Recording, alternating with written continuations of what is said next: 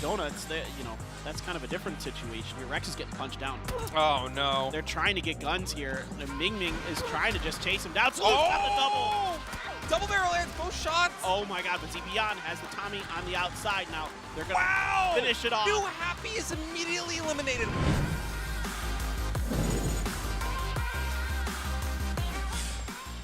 Yeah, you can see there are other members of Tianba trying to set up in rotation paths, but yeah, you got to be careful as a 1v4.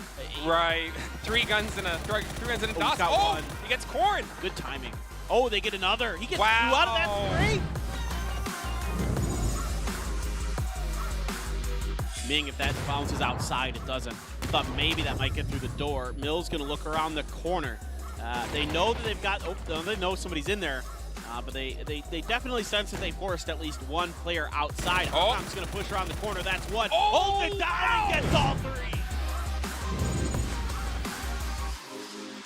They barely escaped that because it was double grenades, but around the corner, Lil Ghost is ready with the fire. Can they get another one? Yes, he can. Look at the way he works that corner. Fantastic shooting out of Ghibli is, you see Gomp struggling to stay alive right now. He will pop the kit, but it's just a matter of time. Little Ghost is hunting him.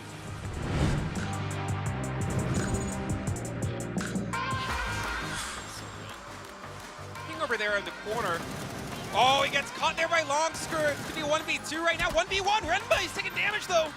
Oh, this is so close right now. Volibear trying to pre-fire just a little bit on the peaks. Can't believe he didn't get taken out there. My goodness. How did he get away with that? He has 4 HP. The Volibear knows he lit him up. And he. Oh, did he win that? I think Shenji got that one. What? How did he win that?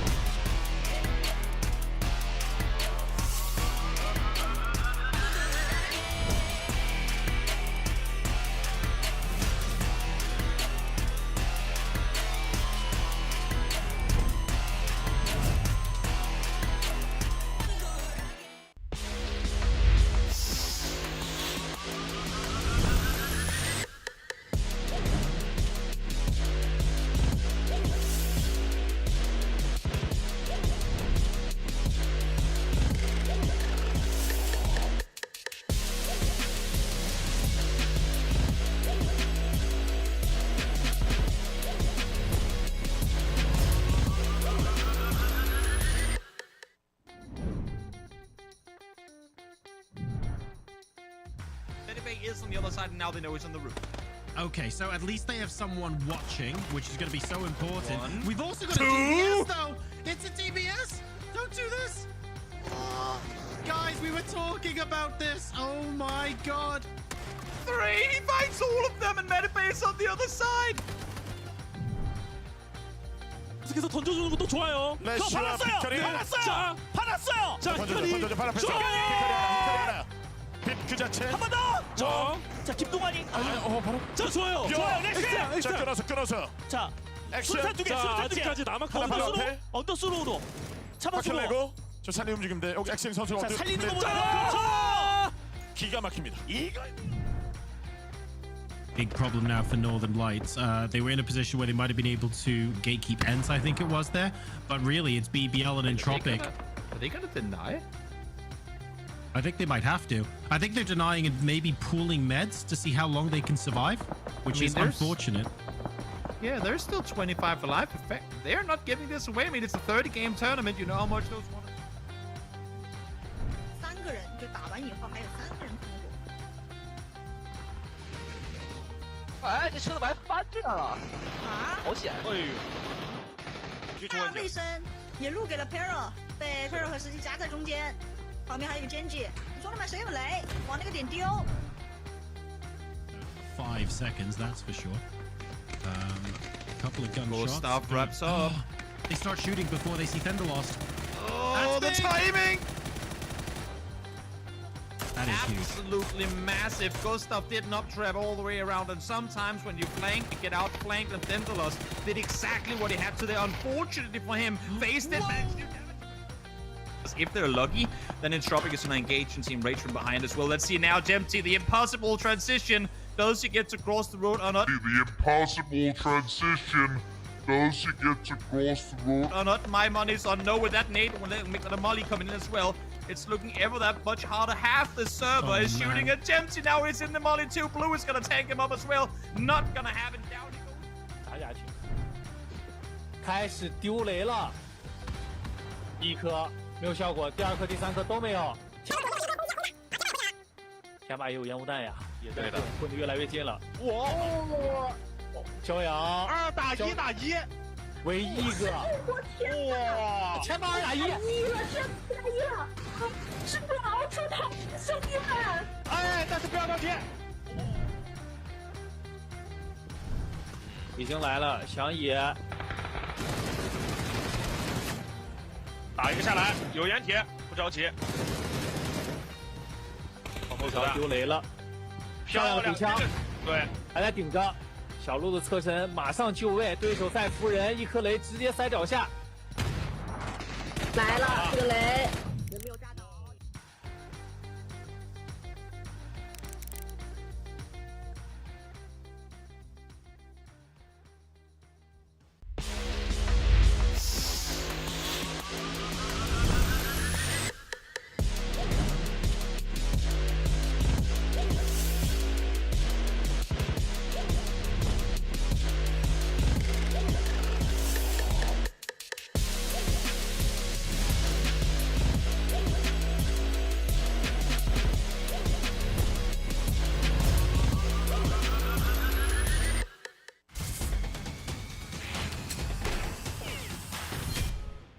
今日の目標は13キルです。13킬을 막.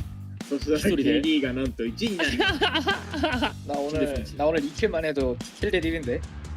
俺今日2킬 だけしても KD1 だよ。俺も3킬したら KD1. 俺も今日5킬.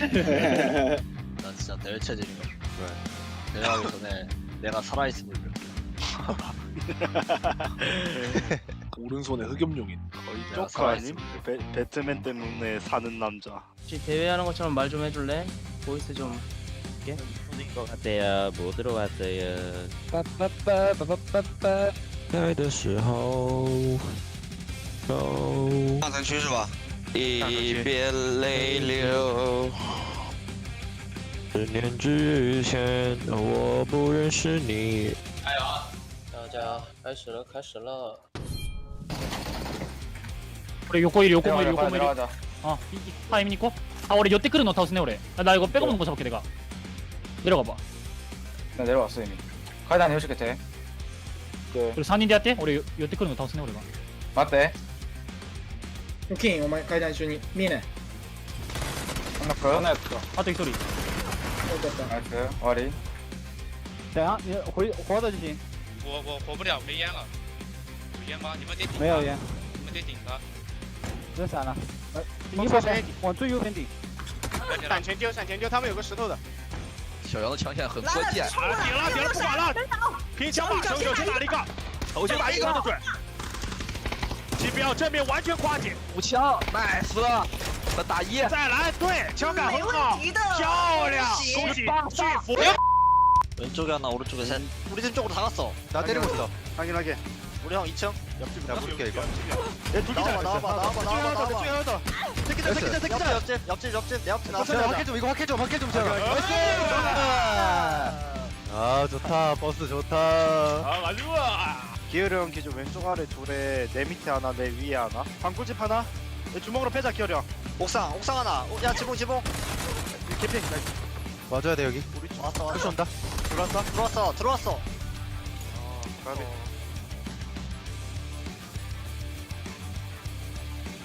같이 갔어요. 같이 시작해서 같이 갔어. 이 둘을 때려 뗄 수가 없습니다. 我帮架，我金标见你，小林能丢雷吗？我没雷了，你们能把那个房子右边窗口先出吗？可以。他们没上，来，我丢雷了。我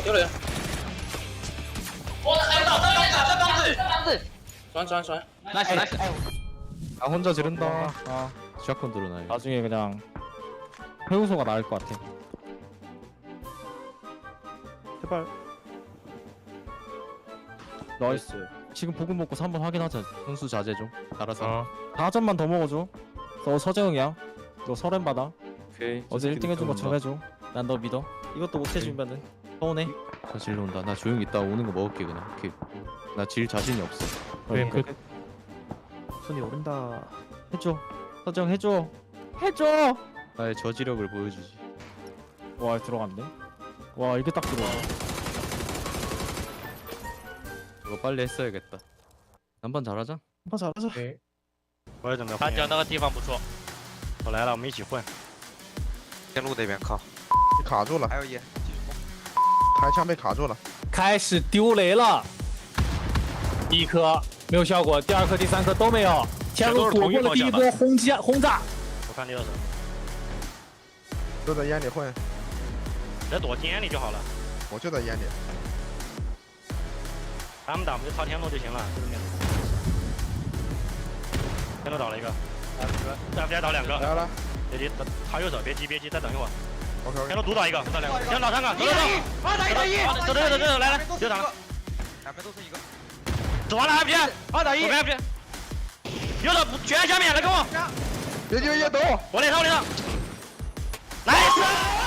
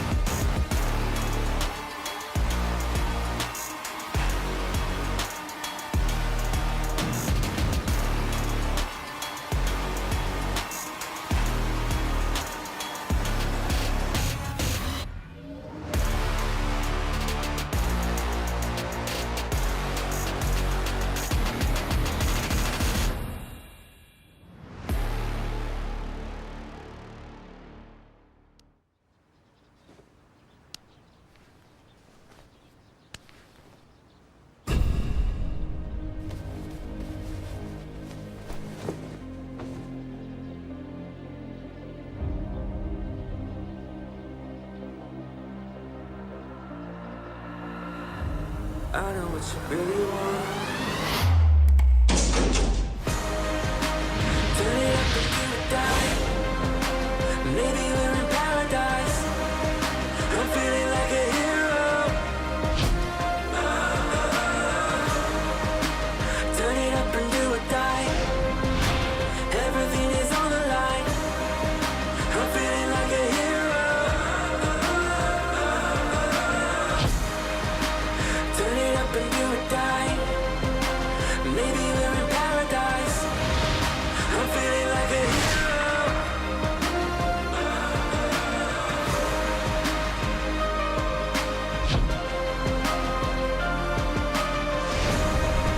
I'm feeling like a hero.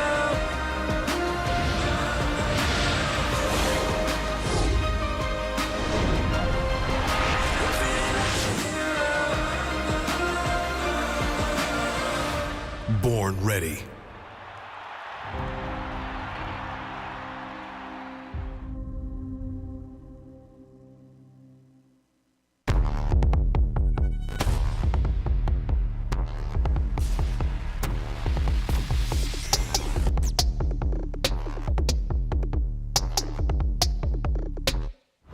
이번 PWS는 좀 저희 팀에 적수가 없었다고 생각하고 이번 PCS6 때 중국 팀을 짓밟고 트로피를 꼭 가져오도록 하겠습니다.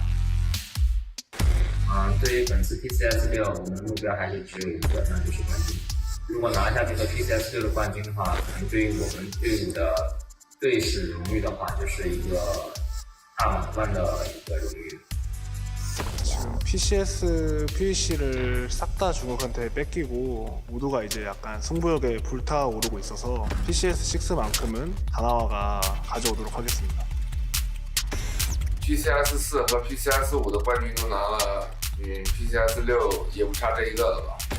如果遇到他们了，小心被我们一波带走。PCL 是亚洲最强的赛区，韩国赛区的兄弟们，你们能不能拿一个冠军啊？ 중국 팀들이 잘한다기보단 그냥 NH 팀만 잘한다고 생각해서 다른 팀들은 별로 잘한다고 생각하지 않아요. UFP 내가 잡으러 갈게.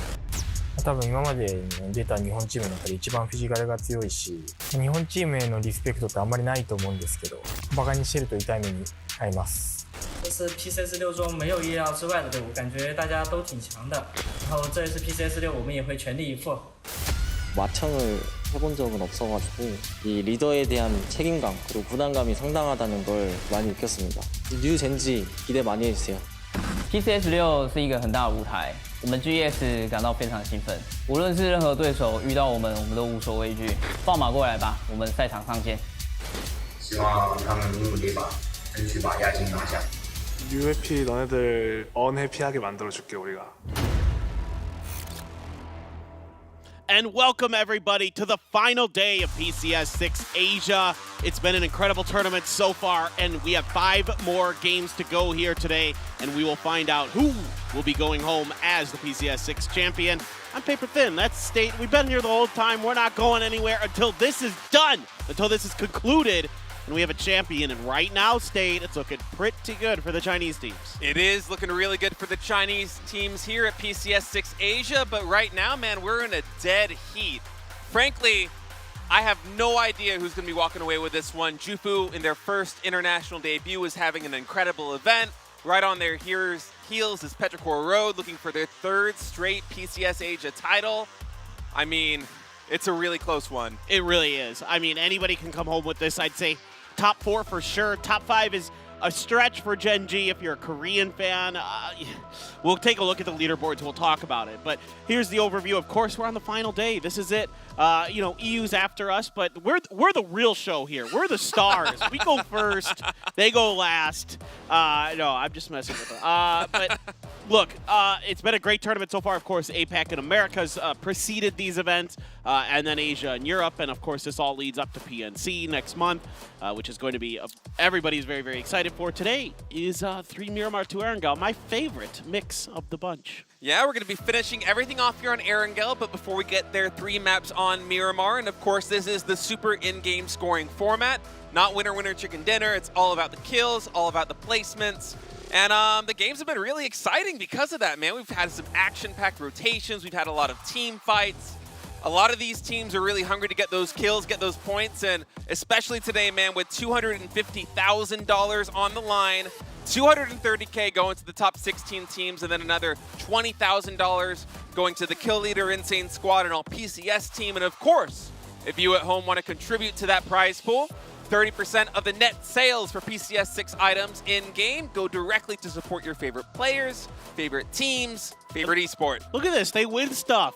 Oh, like, yeah. Like, if you get on, not only do you get the money, if you're like, you know, a cracked player, you get more gear to be even more cracked. This is the rich getting richer, man. Like, come on. This isn't fair. No, I'm just kidding. This is great. Like, a lot of really nice prizes available. The laptops, the headsets, the mice, the keyboards, the desktops, the backpack. I actually kind of want the backpack. I'm not gonna lie. I was eyeing that too, man. I came to work today with this big old red backpack. I wouldn't mind having that Horizon travel backpack on my. I need a bigger backpack. Like, you need a bigger one. I need a smaller one. You want to trade? No, I don't trust your backpacks. I know where you've been. But yeah, some fantastic prizes up for grabs, not just in cash, but also in gear to our players, and of course the PGC points. Yeah, these are huge, right? I mean, obviously, like almost every place you do better matters for the PGC points. It's so crucial, even for a team like Danawa, who their objective this tournament was clearly not to do well in this event. Like, really. I mean, of course they wanted to do as well as they could, but their first objective was to challenge New Happy in Yasnaya, and then everything else beyond that. So for right now, yeah, Danawa's a bit far down in the standings, for example. New Happy as well, they're doing okay, but, you know, they're seeding some PGC points for bigger picture ideas. Absolutely, and here we go, the total leaderboard. Only 4 points separate the top 3 teams, which is absolutely crazy. Tyloo had a fantastic week 1. They've been a little bit slow starting on week 2, but final day, don't count anybody out. Rounding that out, Tiamba Esports at 188 points. They could certainly walk away with this one too. And if you're a Gen.G fan at home, there is hope, but they need to basically be gunning it right from the get-go. Yeah, you're absolutely right. You make a great point. Exactly what I was thinking coming into this was that Gen.G has to come out of the gate swinging if they're going to have any hope. I mean, one good win with a decent amount of kills, and they're right there with Tiamba. Yeah. So then we could really start to talk about it. It has to be in the first 1 or 2 games. And it can't be one of those other, it can't be Jufu, for example, who puts up a big first game if Gen.G's going to have any hope. Like, yeah, they kind of have, Gen.G has to be the ones kind of setting their own destiny here if they're going to have any hope of making a run at this. And if the Korea region has any hope of making some kind of comeback. But I tell you what, it is Gen.G. It is the most storied, you know, team in PUBG esports history. So we've seen it before with FaZe and others where they make these unbelievable runs on the final day. Maybe today's one of those days. And speaking of the Korean teams, the Korean Hopes, Ghibli has had a fantastic start here in week 2. Now, they are a little bit lower in the standings, but man, they have been really turning it up, especially these past 2 days.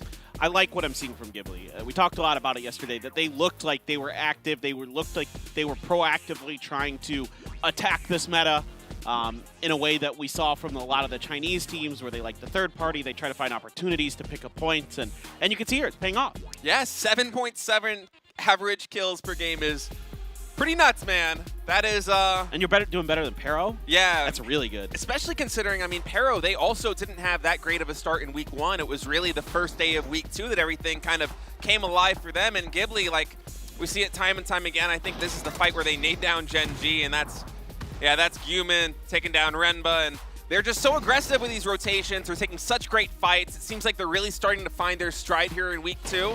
It's unfortunate that their week 1 start wasn't adequate enough to really put them in the running for first place, but this is a fantastic showing for them. I think they're going to be happy with it.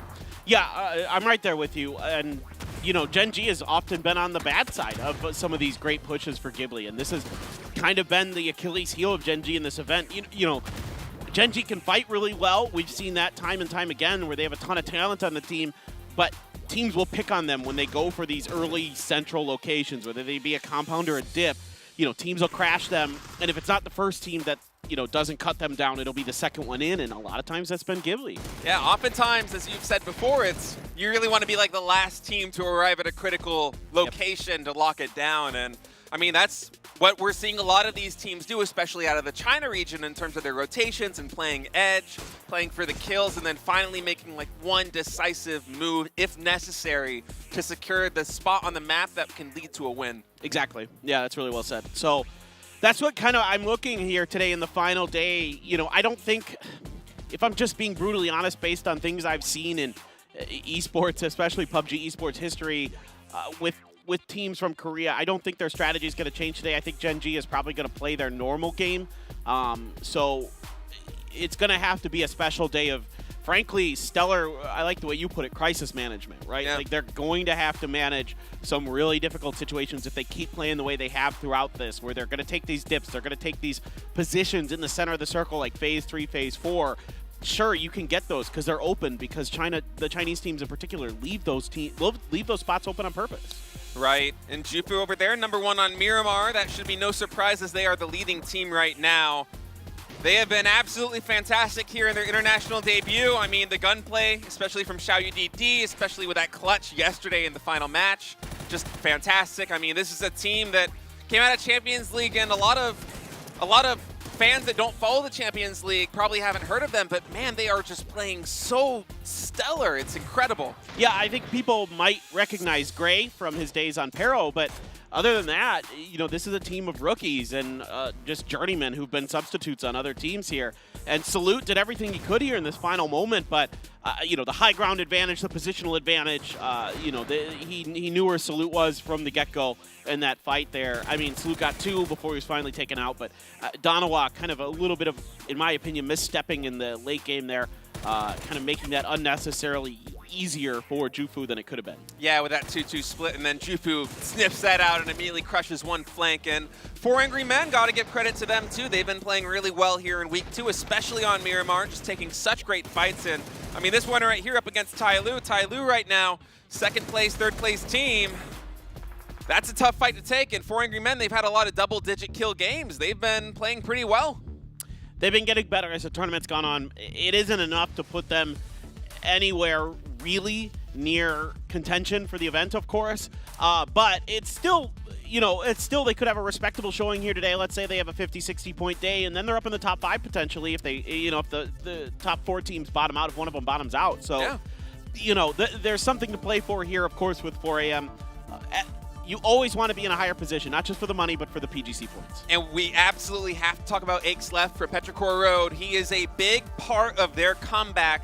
This is a team that struggled a little bit in week 1, had kind of a middling performance, and now is only 1 point behind the point leader, Jufu, at 204. And I mean, 3 average kills a game, 400 damage, half of his team kills. Left is just on another level right now. Yeah, this must just be on Miramar or yesterday, one of the two. I'm not think sure. So, but like, because if I looked at his stats, yeah, I know. I looked at his stats for like the whole event so far, and he's averaging like 1.6 kills per game, which is still really, really good. Yeah. Like that, again, like I talked about yesterday, if you're averaging 1.5 kills per game or more, you're actually destroying, and you're going to be in the, you know, the conversation for MVP of the event. If you're nearing like 1.8, that means you're actually probably the best player at the event. That's usually how it shakes out. Yeah, so those 3 kills per game, probably very recent, but I mean, Petrichor, their road back into the top 3 is also very recent. They're riding a lot of momentum right now. They want to carry that here in for the final 5 maps. And this is exciting, man. Less than 5 points separating these 3 teams, $250,000 on the line. It's going to be a crazy day. I mean, we hope it's a crazy day in a way. You never know. Somebody might just run away with it. Like I was telling you before, the cast state, like there's kind of like a couple ways this will shake out. Either someone's going to just run away with it and we'll know, you know, by like game 4 probably who's going to win today. Or we go into the last game and we have 2, 3, maybe even 4 teams who are in it.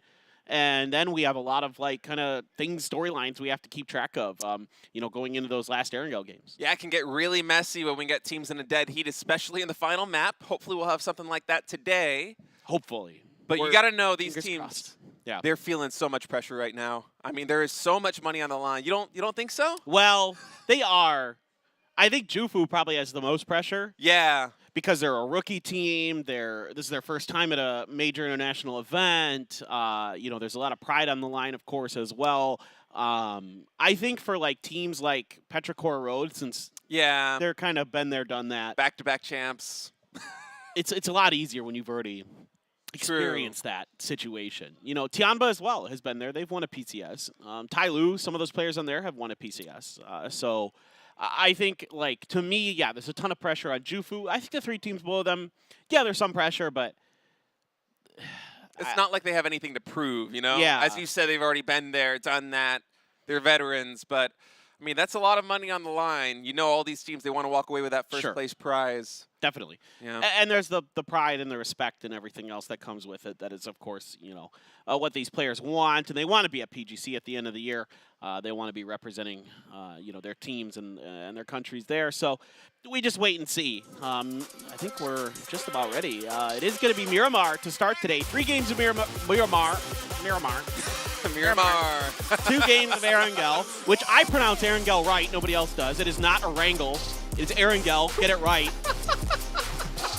As we move on to Miramar, dude. For our first game of the day here at PCS6 Asia. It's the final day. Get out there and let people know as we get hyped for this one, but a pretty fair playing path right down the middle. Yeah. This is actually about as good as it gets almost. You know, it could be a little bit more tilted in like a 45-degree angle, but this is actually pretty good. Yeah, this is upper percentile in terms of normalcy for a playing path all the way from Los Higos up to right here in Picado. And I mean, we're not going to have too much out of play here. Like, the circle can go pretty much anywhere. Everyone's going to get their drop spots, of course. We haven't had too many hot drops here on Erangel. Or, excuse me, now I'm all confused. We haven't had too many hot drops on Miramar. That's mostly been on Erangel, just with Danawa and New Happy. But we have occasionally had some early skirmishes. I mean, Jongu went absolutely insane yesterday. Wiped out a team with a Winnie and an M16 drive-by, which is... He wiped out Tai Lu. Yeah, Tai Lu of all teams. The team at the time was at the top of the leaderboard. He won before them. It was amazing. Yeah. I mean, I was actually watching the map to see if maybe Tai Lu would drop underneath Los Leones again, but they don't. They're an Al-Azhar team, so that playing path just kind of was a weird one in that game. Miramar placement points through all 12 matches of Miramar, since we'll be playing 15 of each map. 43 for Jufu. This is where they've been getting it done.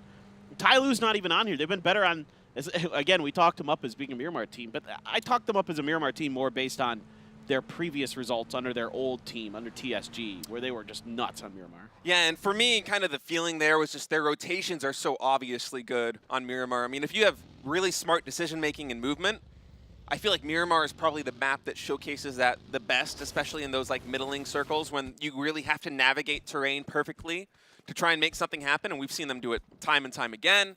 But yeah, they've been, we talk about them again as a Miramar team, but they've been fantastic on Erangel. I think to this day, I'm pretty sure they are the best Erangel team in this tournament. They might still be. You know, there's a couple teams now that are getting close for sure, but yeah, Tai Lu has been a real treat to watch this entire event. Genji's been good. Like, as much as I've been critical of them this event, and I mean that in a loving way because I know how much potential is on this team. I know what they're capable of, and I just think, you know, again, it's a slight meta misread for Genji in their approach to this event that, you know, they needed a little bit of tweaking, a little bit, and they could be right up there competing for the top. Yeah, agree with you absolutely. I mean, especially in the meta in this kind of lobby, you're kind of seeing two different cultures clash in terms of the way that they approach the game, which is the Koreans, as we've harped on many times before. The way they generally like to play a lot of these circles is to fan out, control territory, and in theory, on paper, if everyone executes their job perfectly, it is the optimal way to play. But in truth, in practice, PUBG is a very messy game. It gets very scrappy very quickly. Things fall apart for even the top teams all of the time, and usually the best way to handle those situations, whether it be in crisis management or just winning straight-up gunfights, is having your team together as a unit, and that's something we've seen the Chinese teams excel at, especially in this event. Yeah, well said. It started last year. I can remember particularly, I think it was a Miramar where it was a 4v4 with the Freaka TV, and I think it was Petrichor Road they were going up against.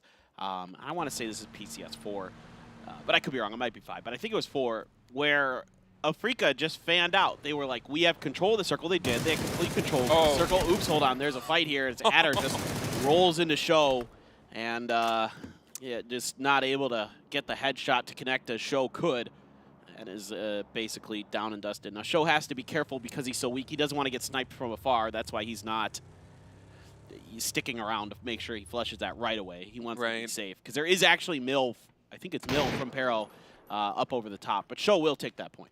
Yep. Anyway. That's going to be another point for 17, but as you were saying... Just want to finish this real quick.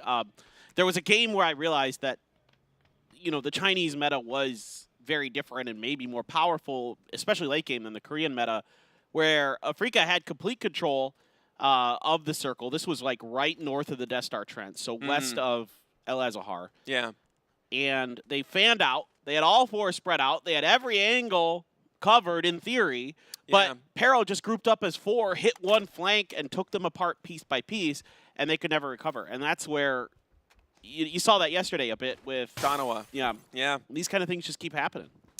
Yeah, just two different styles, and I mean, it often takes time for the meta to shift. I mean, even if some of these Korean coaching staffs or the players themselves are aware of this and are thinking that this is the better style, I mean, you know there has to be some kind of internal indecisiveness regardless, because it's the way you've been playing the game for so long, but it's hard to even make an adjustment like that in the middle of an event, you know? That's something that you have to practice in scrims, that it takes some time to adjust and get used to, the play calling and the flow of the game that goes with it, so no surprise. But Ghibli, I mean, they're on the screen now, and they've been one of the teams that has kind of been more adopting that heavy team play style, moving as a unit, taking big fights, and it's granted them a lot of success here in week 2. I mean, they went from kind of the bottom rungs of the leaderboard all the way up to top 9, and with a good showing today, could potentially even make, I mean, top 5, top 6. It is within reach.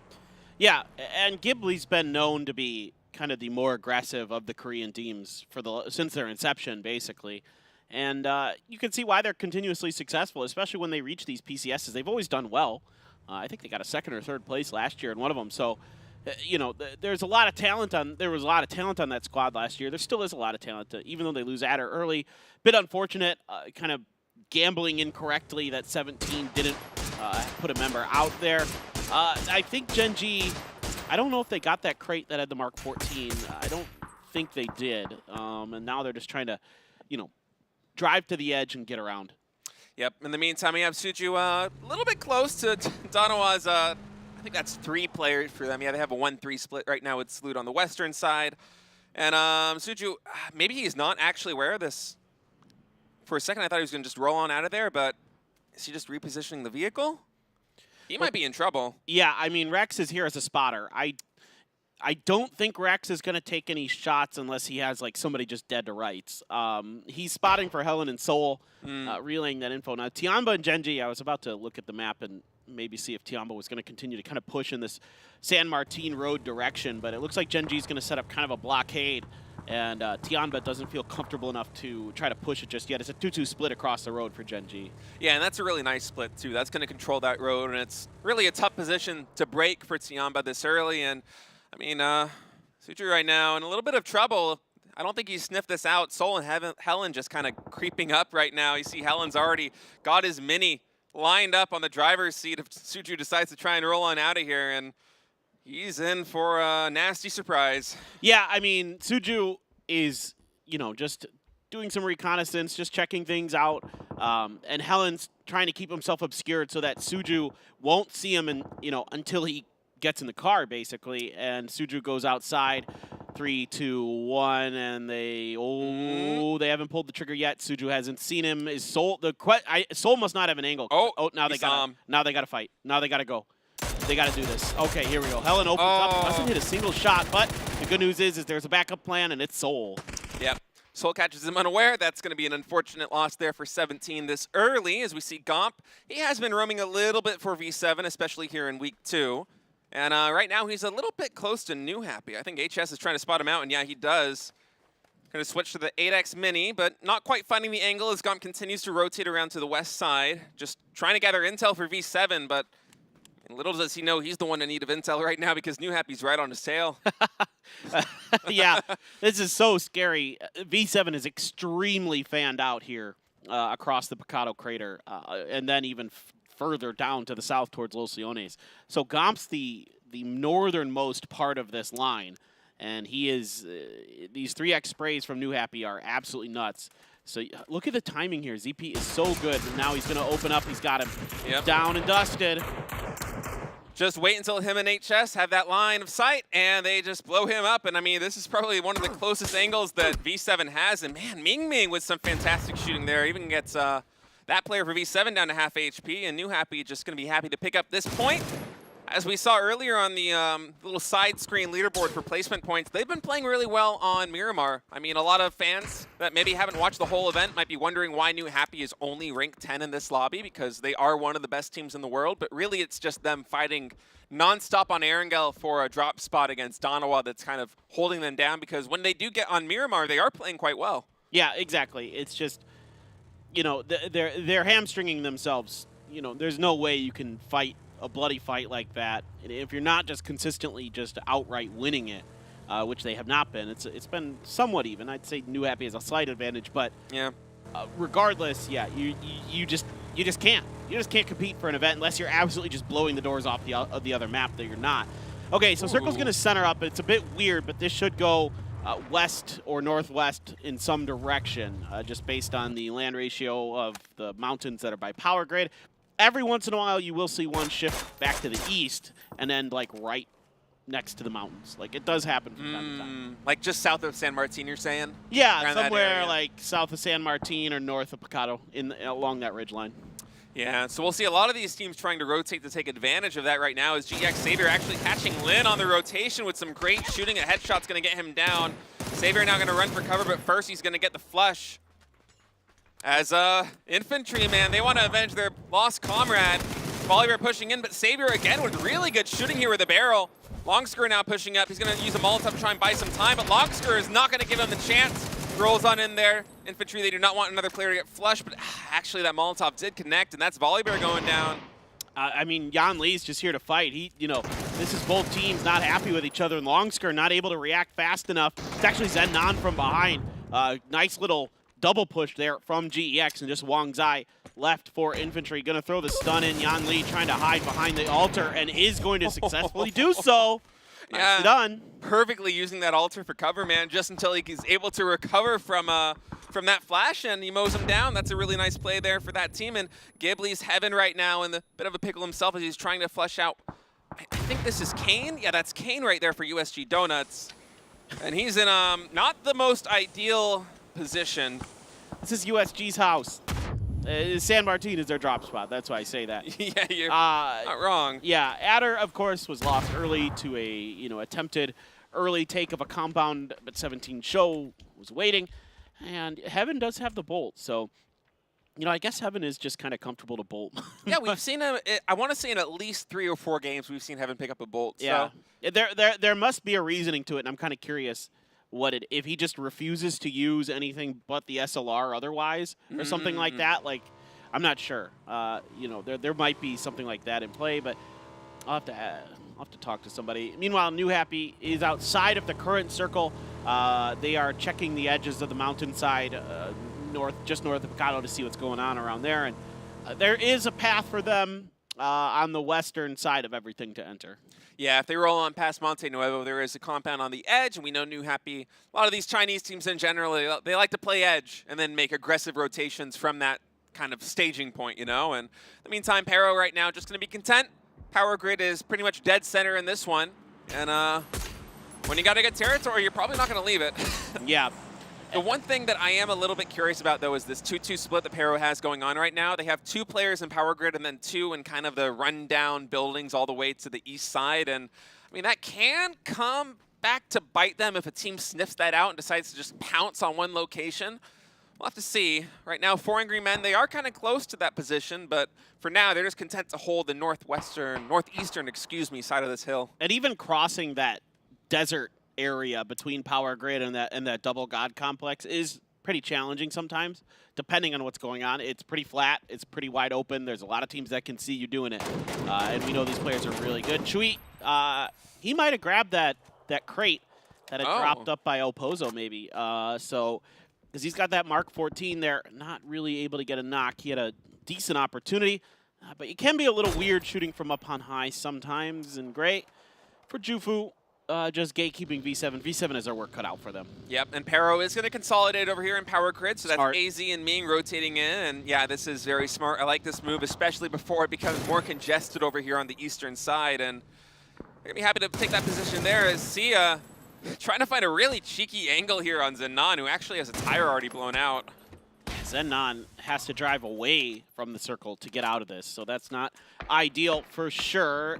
Donawa is also pushing towards the power grid here, just on the heels of Pero, but it was 17 who also tried to make a move. Sola is a decent angle, catches the head of a 17 gaming player, trying to go for another one. Can't quite get the angle he likes, so he's going to have to reposition on the other side of this hill. Now 17, if they can have some clean driving, I think should be okay to get inside of one of those warehouses. Yeah, Pero's quite busy on the north side of this compound right now, as you see Aix left right now trying to take some shots here on KDF, but that's going to give 17 the opportunity to come in on the south side of the power grid, so that'll become a mess in a hurry here as KDF continues their rotation, but unfortunately for them, a lot of the area around this side of the map is already occupied, and they're going to have to find a dip.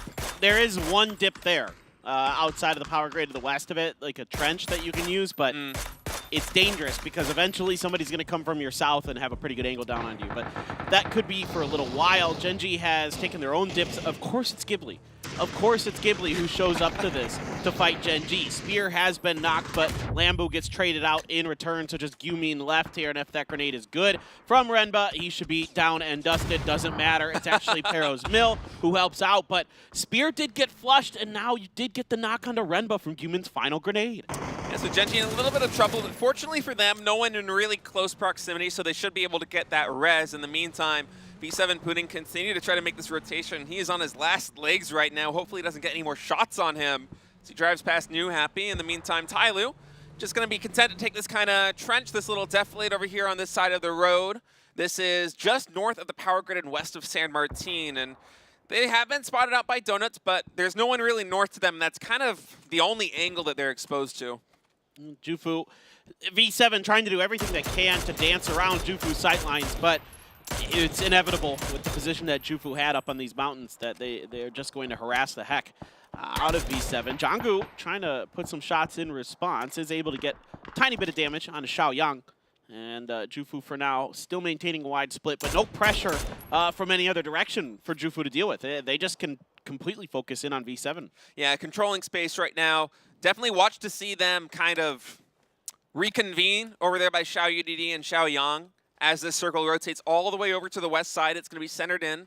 Power Grid is still in this one, so Pero and 17 going to be happy about that. But Gen.G, I'm not really sure how much more terrain they have in that dip to utilize in that northeastern side. I feel like a lot of it is now out of the circle, so they might have to make a rotation soon. We'll see. In the meantime, Donawa taking position over here by 4 a.m. And this is the fight that has to be cleaned up really quick if either of these teams want to rotate into the next circle safely. I like this maneuver here from Veronica 7. You know, they knew they were kind of dead to rights to Jufu if they just kind of kept trying to push in through the valley here. They try to just take the fight to Jufu. They're at least going to hamstring Jufu to some extent. Janggu does end up getting knocked by Hong Hong. New Happy is chilling, watching that fight themselves, probably doing some damage. As Tyloo is going to leapfrog a little bit ahead of a couple teams to get into their own ditch. And you're right, teams like Gen.G and others stuck on the outside of this current circle have a rough road ahead. There are dips and dives here and there. They're not easy. Yeah, they're not easy to hold, and they're also not easy to get to, as we see so many teams just controlling space on the high ground right now. And, I mean, you see it right there with Tyloo. They already lost 2 players trying to make these rotations in now, as 4 a.m. is also going to have to race into the circle. They never did take that fight with Donawa, instead just opting to make the earlier rotation. And it's a smart move, but it might not be enough because there's a lot of players over here on this northeastern side. Yeah, you could see they were kind of angling to see if they could maybe wrap the northern edge of the circle, but there was already quite a few players up there with GEX, USG, and now Gen.G is still playing their edge position. They're waiting this out, and I don't mind this from Gen.G. They're letting other teams go ahead, and I think that's okay because, like you were saying, what happened with Tyloo is they tried to dive for center and lost 2 players along the way. Gen.G already losing 1. Probably don't want to really lose too many others if you want to get late into this game. Renba, a little bit of damage, but nothing too serious as Donuts is taking 2 different fights. Yeah, the problem with this move here for Gen G is exactly what Donuts is doing. If a team does decide that they want to take a fight with you, as we see another good nade incoming from Shaven, that might connect. Sure, that got a little bit of damage in as Anonix is trying to fight back right now, but the problem is if you get bogged down in these fights with the blue closing in this late, it can become really problematic to find any kind of territories. We see Max Zora now, 1 HP from that nade. He might go down to the blue, and indeed he does. Shiva now, GX Xenon giving a little bit of cover there for Gen G as he picks up the knock. Woo! Drive-by shot on the Helen there. A nice little turn for the Freaks. Kari got the first knock. Souls down and dusted. And Kwangdong Freaks able to hold tight in this dip. This dip is pretty defendable from the teams from the north. It's when teams start coming from the south that things typically get a little more dicey for whoever's in there. Gen G, did they get Max Zora? No. I do not think so. Yeah, they lost him, so it's down to just 2. Renba and Anonix, I will say, that duo has a lot of potential. Yeah, that duo can hang with the best of them. But looking on the map right now, it seems like Pero has sniffed this out. Axlef and AZ moving forward, and they want to nade this position. They do not want Gen G on their backs because Pero has to make their own rotation very soon. Renba now on half HP is going to army crawl and try and find some more cover, and Anonix is going down. That means just Renba is standing, and AZ knows where he is. Going to throw the frag, and it looks like that one's good. Perfect. Yep, well, that's... It was a difficult position for Gen G when the circle shifted to the west. There were just too many teams still on the eastern side of everything. They were going to have to fight through quite a few one way or another. And Pero wisely recognizes that they've got a free fight to take against Gen G where no one can really third-party them. Yeah, and that's fantastic because we've seen so many teams get bogged down in these fights on the edge. And hold that thought now as we see Tiamba Esports Tong taking some shots here on New Happy. And this is a critical junction here in this next circle. This is the northwestern side with a lot of playable terrain. Tiamba, they want to hold on to this position. Tyloo Sia right now, I think maybe the last surviving member. Yeah, the last surviving member here for Tyloo. And I mean, there's a lot on the line. This is a top 3 team. They want a gun for that win. There's a lot of pressure on Sia to try to make something happen or at least survive and get some kind of points here, some kind of... He's going to have a miracle 1v4 against somebody, against Maru potentially. Now, Maru is giving up some of their position in this long-range battle with Kane. Kane's still stuck on the outside of the circle. Finally, Yacha is able to steady his aim and take Kane and the Donuts out. But we'll see. Sia's going to open up here, and a little bit of damage done to... No damage done to Gak. I take it back. I thought he was going to connect with at least one of those. He does not. So a little bit... you may be right. There's a little bit of nerves here today. Yeah, there's a lot of pressure on these players, man. A lot of money on the line now as Sia's probably going to get mopped up by Maru. Sunyoung now coming in with the angle, and Sia, unfortunately for himself, has a nade out. That's going to be it for Tyloo right now, and Jufu, they're licking their chops right now as they see that on the kill feed, and they start picking up some more knocks. Okay, Hong has that AUG, and he's under a lot of grenade pressure, though, as you can see Xiao Bei looking to find another one. It's perfect. The second one is right on the money to get the knock. The rest of Jufu not scrambling, but stuck inside of this compound here. They had already pushed out as Hong had gone for that crate to get that AUG, and it may have been a little bit overambitious. Yep. Gray and Xiao UDD trying to salvage the situation over here on this side now. They really want to clean up this southern side because it'll make their rotations much easier moving forward into the next circle. In the meantime, Petrichor Road content to hold the northeastern side right now. They've done a really good job at clearing out their enemies, and I gotta say, having control of this side of the map, even though it's not the most ideal terrain, knowing that you have cover is fantastic, and look at that, circle's gonna go right their way. Yeah, this is great for Pero. They started, they made the early move and just kind of hunkered down on power grid, knowing the circle, knowing how it's gonna move. The likely things that it was to do, and they're reaping the rewards for it for sure. You can see that they're going to take their time with this, make sure they're careful not to overexpose themselves, and just try to kind of inch their way forward. Now Xiao Bei did not kick Kari. This is what I'm talking about. This dip, it's 17 from the south that starts to put a lot of pressure onto the Freaks. AZ comes up, sees a COD briefly, and just some shots in the night. Now they're going to bring their vehicle over here, but that's going to be outside of the current zone, so they're going to have to move it just a bit. Yeah, just got to find a nice little parking spot for that as we see the Freaks just continuing to try and hold this dip right now. Is Akari really battered and bruised. I mean, it's always tough holding these positions, especially with so many teams around. As we see Akkad trying to fight off 17 and give himself a little bit of breathing room right now. And Pero, They're gonna be rotating over to the position of AZ. I like this move. That'll give them a vehicle and 2 vehicles actually. Yeah, they can really just kind of control that top ridge and just kind of take shots somewhat safely. They might get knocks here and there, but I think as long as they don't step too far forward, they should avoid any flushes.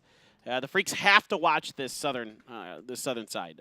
This has to be kind of the point of focus for them, not only because they know there's teams over there, but it is their weaker angle. It's tough for like Tiamba, if you're looking at the map stream, it's tough for Tiamba to actually push over that hill safely because of Pero's position and others. So, we'll see. New Happy, though, has to make a decision, and it is going to be angling towards Maru to try to control the northern side. Yeah, Zapion, the shot caller for New Happy now coming in with the engage. He gets a really nice spray right there on Sunyoung, just caught unaware. Yacha taking a lot of damage, too, and Zapion takes him down as well with a headshot. That's D-Lax going down.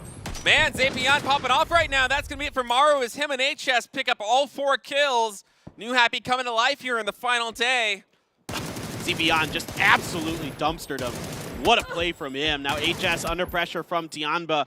Linchut going to be good for the shots. He's going to get the knock onto him, and now that's going to send the rest of Tianba out to try to clean up what he started. He's going to push from the north. They're going to push from the south, and they've got a pretty good encampment here on the New Happy. Grenade out as well. Catches Zepion right after he had started the first aid. Ming Ming's going to get hit. A headshot. He's going to take New Happy down, and that is a good maneuver for Tianba, well-timed. Yeah, now we have Jufu rolling in on that position as well, and Pero, they sense that Tiamba's moved off, and now they want to clean the Freaks out of this position. They are in a pit as Mill's throwing the nade. X-Left giving covering fire right now, and all these frags are coming in. Oh, that's a lot of damage. Hikari and Akkad both on half HP after those 2 frags pop. More coming. Yeah, this is it for the Freaks. There's nothing they can do at that point. Just because Pero has complete free reign to make a maneuver like that, there's just no response available. Tons of frags left, and when you're in a dip like that, it's very easy to get those frags to roll in there. It's like playing mini golf when the hole's the size of a basketball. Just absolutely no problems. Absolutely, as we see Pero just continuing their reign of terror over here on the eastern side of this map. AZ is going to rotate in with a vehicle now and reconvene with his buddies. In the meantime, Pero, they're going to loot up in this dip, take whatever utility the Freaks had, and try and consolidate their position as it's only 3 teams remaining now. Pero with 4, Tiamba with 3, and 17 with 2. Well, nobody wanted to see Pero just absolutely come out here and slap through this first game like this and win it, and try to go for the three-peat for the PCS Asias. And it's up to Tiamba and 17 to try to do something about it. Now, 17 got the benefit of just kind of hunkering down and waiting this out while everybody else fought around them to at least keep 2 up in a potential, see if they could pick off some members of Pero, kind of see if they could kick off the fight between Tianba and, pick up the pieces. Do what Tianba, did last week when we saw them just kind of wait it out and come through at the end and sweep in for the win. Yeah, and Tiamba now using their vehicles to kind of rotate into the center of the circle. They will play the other edge of that ridge line in 17. Still buying their time. You see Show right there, trying to get a little bit of intel, peeking behind that Murado. And Xiaobei now with some shots. He will connect with Ming, but not too much damage. Xiaobei wants to throw some smokes. Well, he has to throw some smokes because they are on the very edge of the circle. So if they're going to get any further forward, or at least buy time for Show's maneuver, it's going to take a little bit of space. And it's breathing room. Good grenade. Gets some good damage. And the knock from Tong after he threw that grenade is incredible. Gets AZ on his knees. Here comes the rest of the movement now. 17 trying to take advantage of this opportunity to push forward. They're going to claim that rock, but 7-7 right in grenade range of it. Show seems to realize it and just backs right off. Very wise maneuver there. Oh, but Tiamba with some really great initiation here. Linchen's going to get up another knock, this time on Pero Merrill. And Pero, they're in a lot of trouble. They're back in the dip that the Freaks were in, and this is not an easily defendable position as we see even more frags come in. That one by Tong. Oh, no, just a flash. Trying to set up for the spray, and that will allow him to take down Ming with 5 HP remaining. Pero on the last legs right now with just 1 player up in Tiamba. They were looking to clean this up. It's Aches left. If anybody can do it, it's him. He has been absolute magic so far this week. Pero trying to scramble around to avoid any confusion here, but Aches left is identified by 7-7 and taken down. Now Tianba, it's going to be up to them to try to win this 3v2. Some grenades splash out. It's going to send Tianba back just a bit towards the edge of the new circle as Xiaobei and Shou look to regroup and see if they can gatekeep Tianba. Yeah, Tiamba just maneuvering really well right now around this circle. You see this angle that they're trying to take. Show and Xiaobei, I mean, they do have the high ground advantage and some hard cover there with that rock, but Tiamba, they have the numbers. And making this rotation, I mean, with 17 Show and Xiaobei not really in the same spot, it could be that Tong and Linshin just peek up over this ridgeline and trade out with Show. They've got a lot of smokes, do Tiamba, so they're trying to, you know, bait out the shots here to see if they could get anything. Now, Xiaobei is getting his grenades called in by Show, who's well aware of those two players flanking out to his right. Tiamba is just trying to push up and over towards this hill as much as they can safely. Here come the smokes. They're really wanting to angle and get around the backside of 17. Now Xiaobei now also fishing for an angle as we see 7-7. Maneuvering, continuing to maneuver. Linshin and Tong, they're coming up on this rock. They know that somebody's over here in this smoke, but they just can't see him. Show hiding in the wings right now, and he's going to come out. Get one knock there on Linshin. It turns into a 2v2. He hears the footsteps of Tong.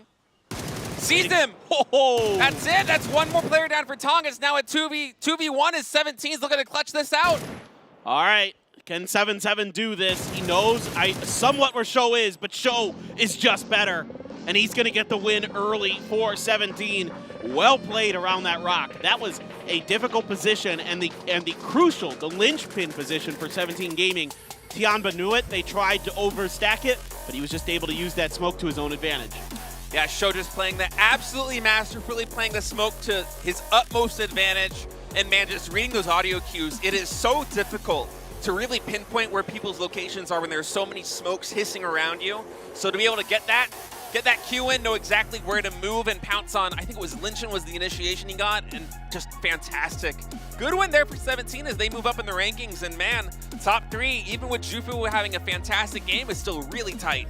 It is. 17, you know, kind of keeping things honest, and a lot of teams breathing a sigh of relief that are at least in position to maybe take one of those top spots. You know, you keep Pero from absolutely blowing the doors off of this thing. You know, everybody's within striking distance. Tiamba as well was one of those top 4 teams that we were talking about, so they could have, you know, really gained a lot of ground on that top position, but 17 is still a lot to play for them, so they're very happy about this win, no doubt about it. Gotta think that Pero's all the way at the top of the leaderboard now after that one, right? That was a lot of Oh, kills. they definitely are. I think they racked up more than 10. I want to say that was fantastic. More than 10. They had at least 10 the last time I saw them. Wow. I mean, this is just this dip is good, but it's just so nadeable. It's just so difficult to hold it. And Tiamba just, you know, kind of, it's like a throw and move, and they kind of circle around Pero. You know, they throw a grenade from one direction and then they move to the left. They throw a grenade, they move to the left. And they just kind of keep circling and shooting and stunning and everything. And the kitchen sink here at Pero. Pero just cannot hold on. It's just too hard when you're in there. Yeah, that's pretty much a death pit. Like, we saw the same thing happen to the Freaks when Pero moved in on them. It's just such a hard position.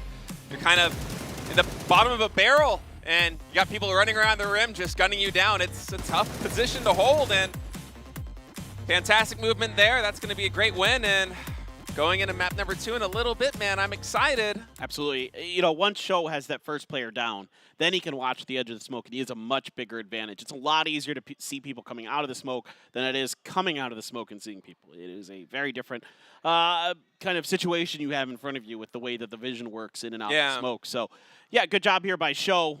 He's been the best for 17 for some time. He's an incredible player, and you can see why he is widely talked about and why he's been at so many different international events. He's really good. 17 gonna be really happy to clutch that out, man. Every point matters here in the final day. We only got 4 maps left. That's it. It's just 4 more maps. It's 2 more Miramars, 2 more Erangels, and then we'll find out who our winner is. You know, again, Pero doesn't run away with it, but it is still rather tight at the top of this leaderboard. The concern now is for Gen G. If you're looking for a team to step up outside of China, they flubbed that game. It didn't go very well. And I'm a little bit confused why they didn't try to move into power grid. You know what I mean? Like, yeah. Some of the buildings were open there for a really long time. Maybe they were aware that Pero and I think it was maybe even 17 that was in there were taking some shots and they just didn't feel well, safe. Pero was there early, but 17 didn't show up till well after Gen G. Oh, you're talking about earlier, yeah, not when the circle was closing in. Yeah, I'm not sure about that either. You know, it's so hard to follow the action and like what the play calling would be for all of these teams, considering, I mean, like, so many players in the lobby, so much movement and action happening, but... Well, it's again for Gen G. They take a dip early. That was phase 2 circle. They took these dips, and they just sit there and pray the circle comes to them, maybe. But that's not winning. That's not a... No one's going to let you do that, especially on Miramar in that position. You're going to get grenaded, as we saw. Eventually, teams are going to funnel into you, and they're going to have better positions on you for grenading and things like that, and you just kind of get cut down. Yeah, it's so much easier to peek from the top of a ridgeline, and like you can see kind of in your mind's eye exactly where they're going to be when you peek over that hill. But if you're down there in that pit, like that head can pop up anywhere and start mowing you down. It's a scary position to be in. Yeah, it is. You're absolutely right. But you can see, you know, New Happy and Tiamba had to do a lot of traversing the map to get to where they had to be. Tiamba in particular was all over the place on that one, but that's what makes Tiamba good is they're active on the map. I get, you know, they're even though they do kind of drop edge, they're still pretty much a team that isn't content to just sit in one spot and wait it out. They're constantly moving. They're constantly changing their positions, and it's what makes them a good team. I feel like every time we see them in the top 4 of a map, they're the ones that have traveled the furthest. Yeah. Like almost without fail. I think even maybe like the 42-kilometer game, I'm pretty sure that was also Tiamba. Yeah, it was. You're right, like, yeah. They love to roam. They love to cover ground. Lynch, just poor guy, just never saw it coming. Yeah, I mean, it's so tough in these smokes, as you said, and also like this angle here for show.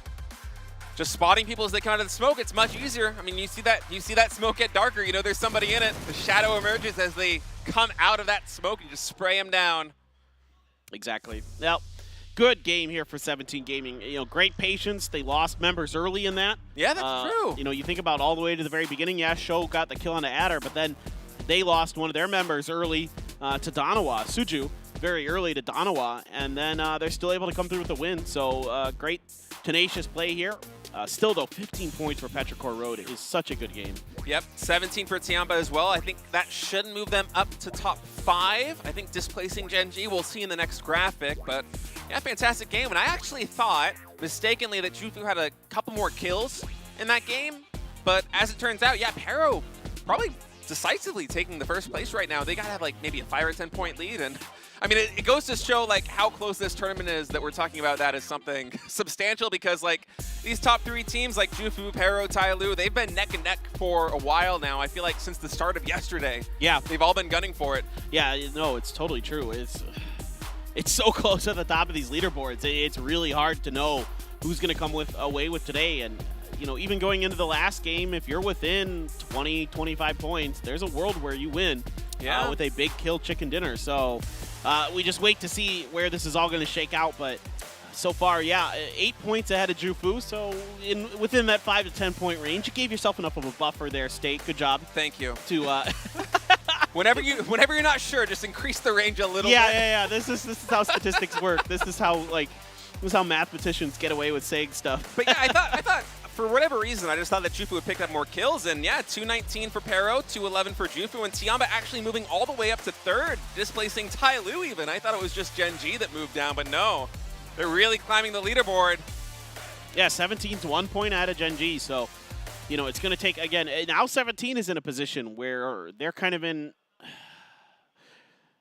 Pero put up a lot of points in that first game. Yeah. This is a problem for the 5th place team on down now. For Gen G, for 17, it would take one of the best 4-game series you've ever seen in PUBG Sports history now to catch Pero at this point. So, unless if I'm being brutally honest, yeah, I think those 2 teams have a very, very slim chance of competing for that top spot. I think really now you're looking at the top 4 teams. Yeah, I agree with you completely. Unless one of these teams starts playing out of their mind and right away, it's probably not going to happen. It's probably going to be between Jufu, Peru, Tyloo, Tiamba, these 4 teams. They're powerhouses right now, man.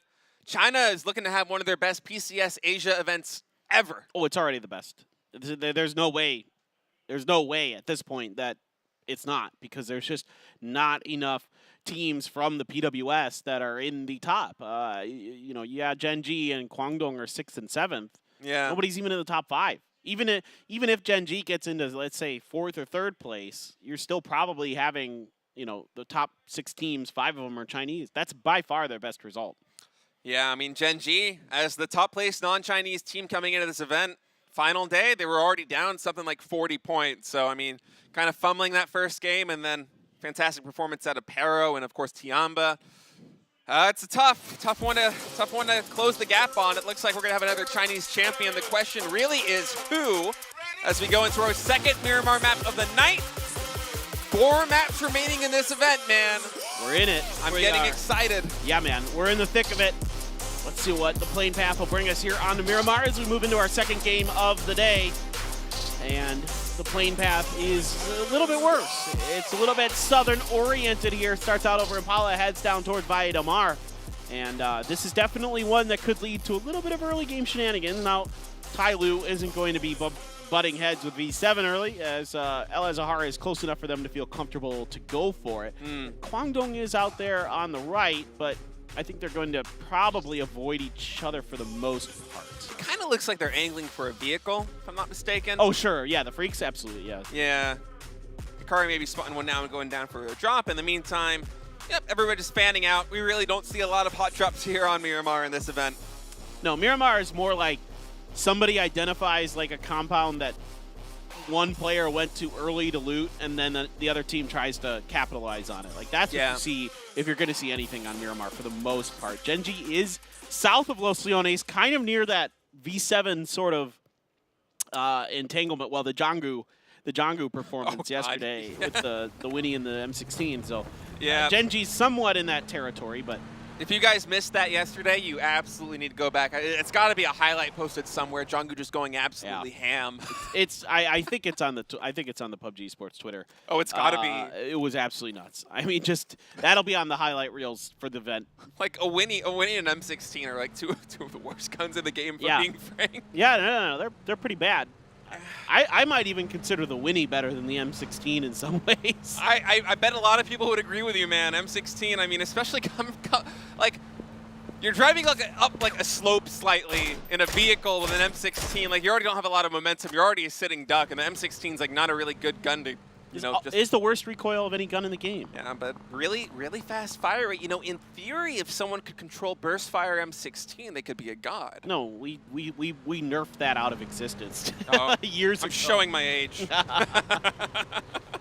That's why they had to give it such horrible recoil, right? It was the burst fire was too good, so they had to. Ming is on his own, and this is kind of one of those situations where I don't actually think Maru's doing this on purpose.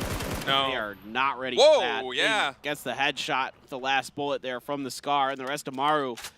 They're angling back, but they don't have any guns. They don't have anything. I was wondering about that. I wondered if they have any guns at all, because, man, that would have been a really nice pick for pretty much everybody else in this lobby if they had weapons and they could roll up and get that kill. But nope, just going to be donating point there for Pero. Caught a little bit unaware on the rotation, and instead now angling over here to the north.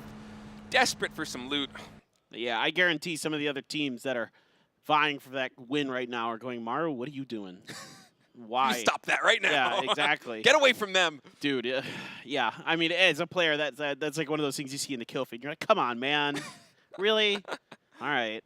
Well, Tong with 6 kills in that one, 869 damage. That's pretty nice.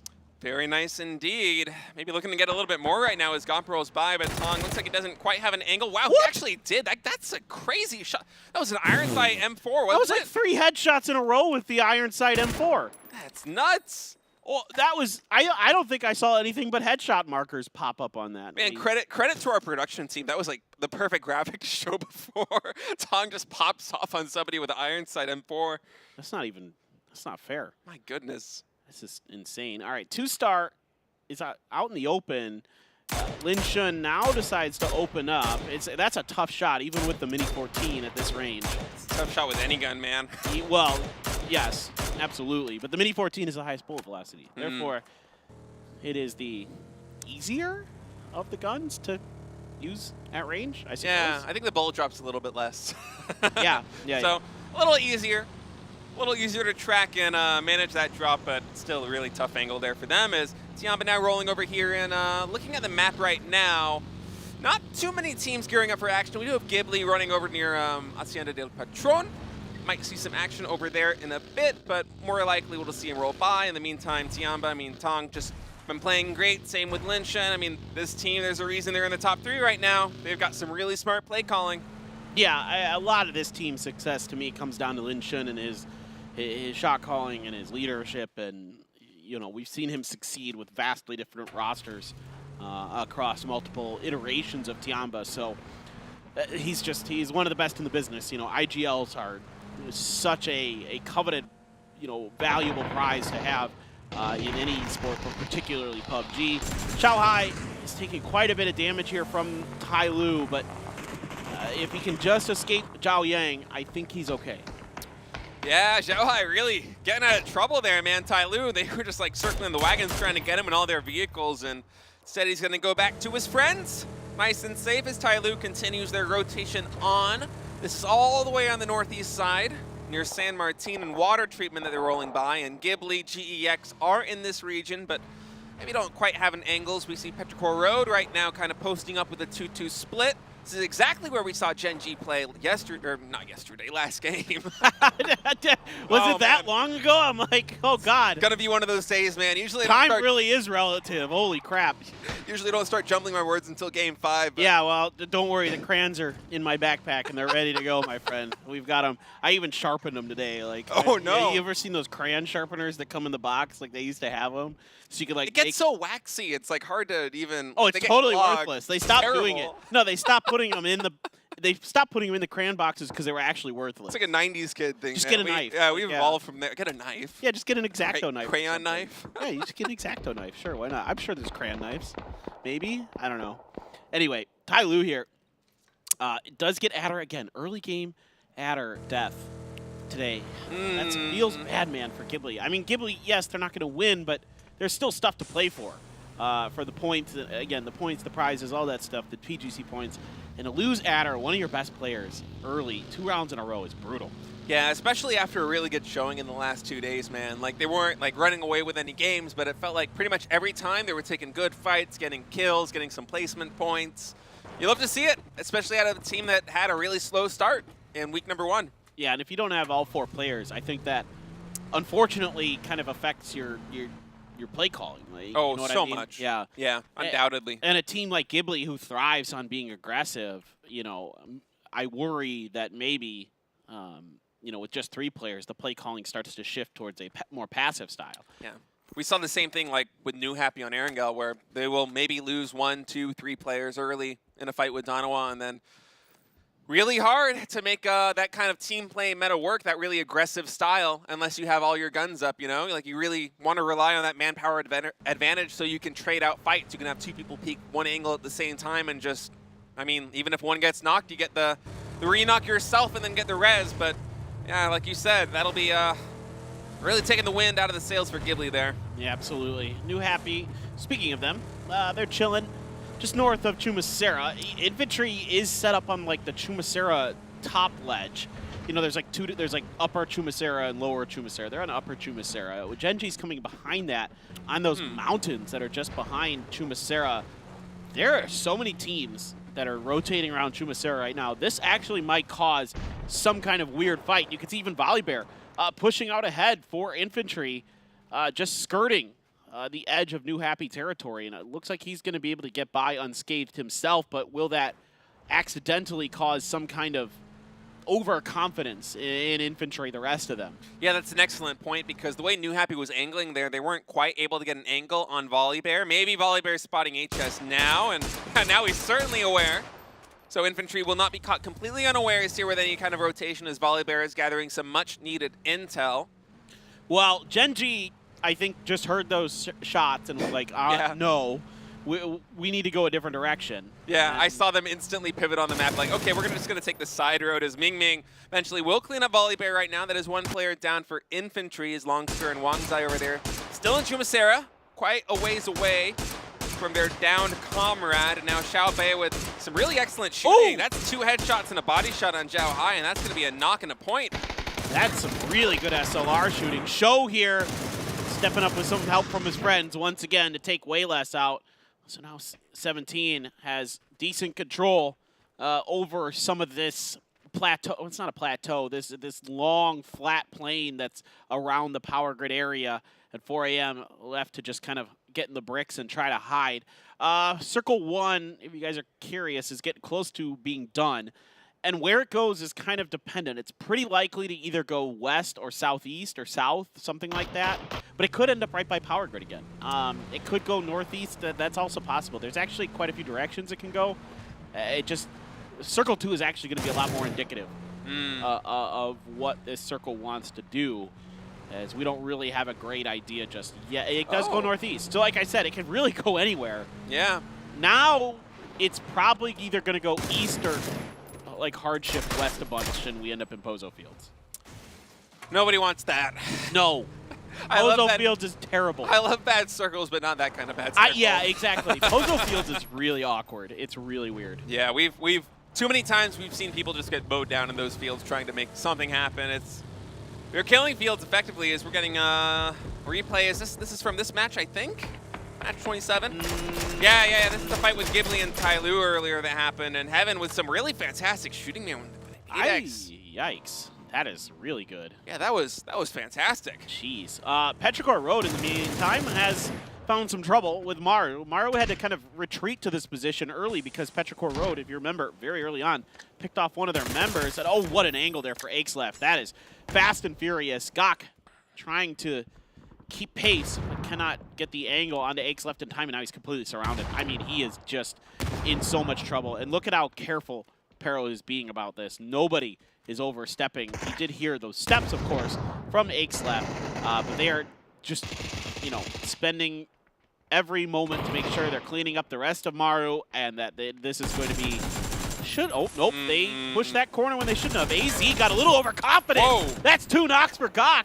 He's still got half health, and I was crediting them. Finally, Aches left gets behind him and saves the day, but that was almost the end of the round for Pero.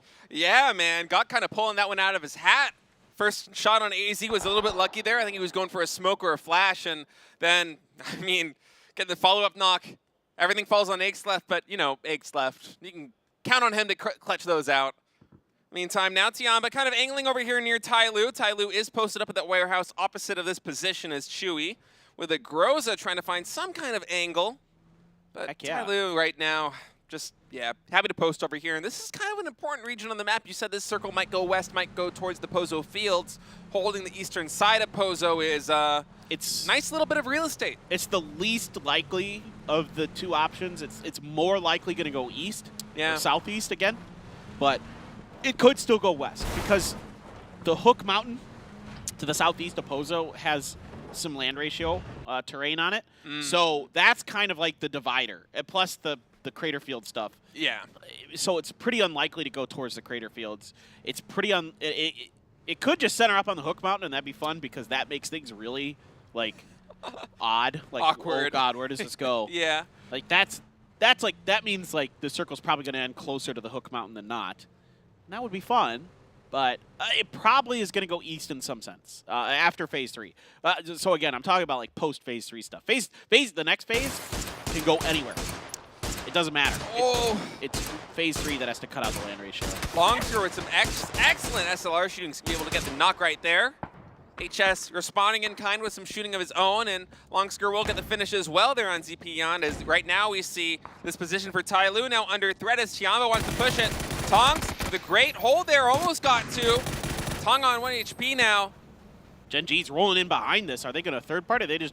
I think Genji's getting ready for circle pop. Zhao Yang just going to get shut down. The Groz is coming to life here for Chui. Sia cannot get it done, though, as Tianba and that Groza are able to do some heavy lifting. Donawa's already set up inside of this hill. Genji's crashing it. Salute's kind of on his own. He's got to peace out. He's got to run.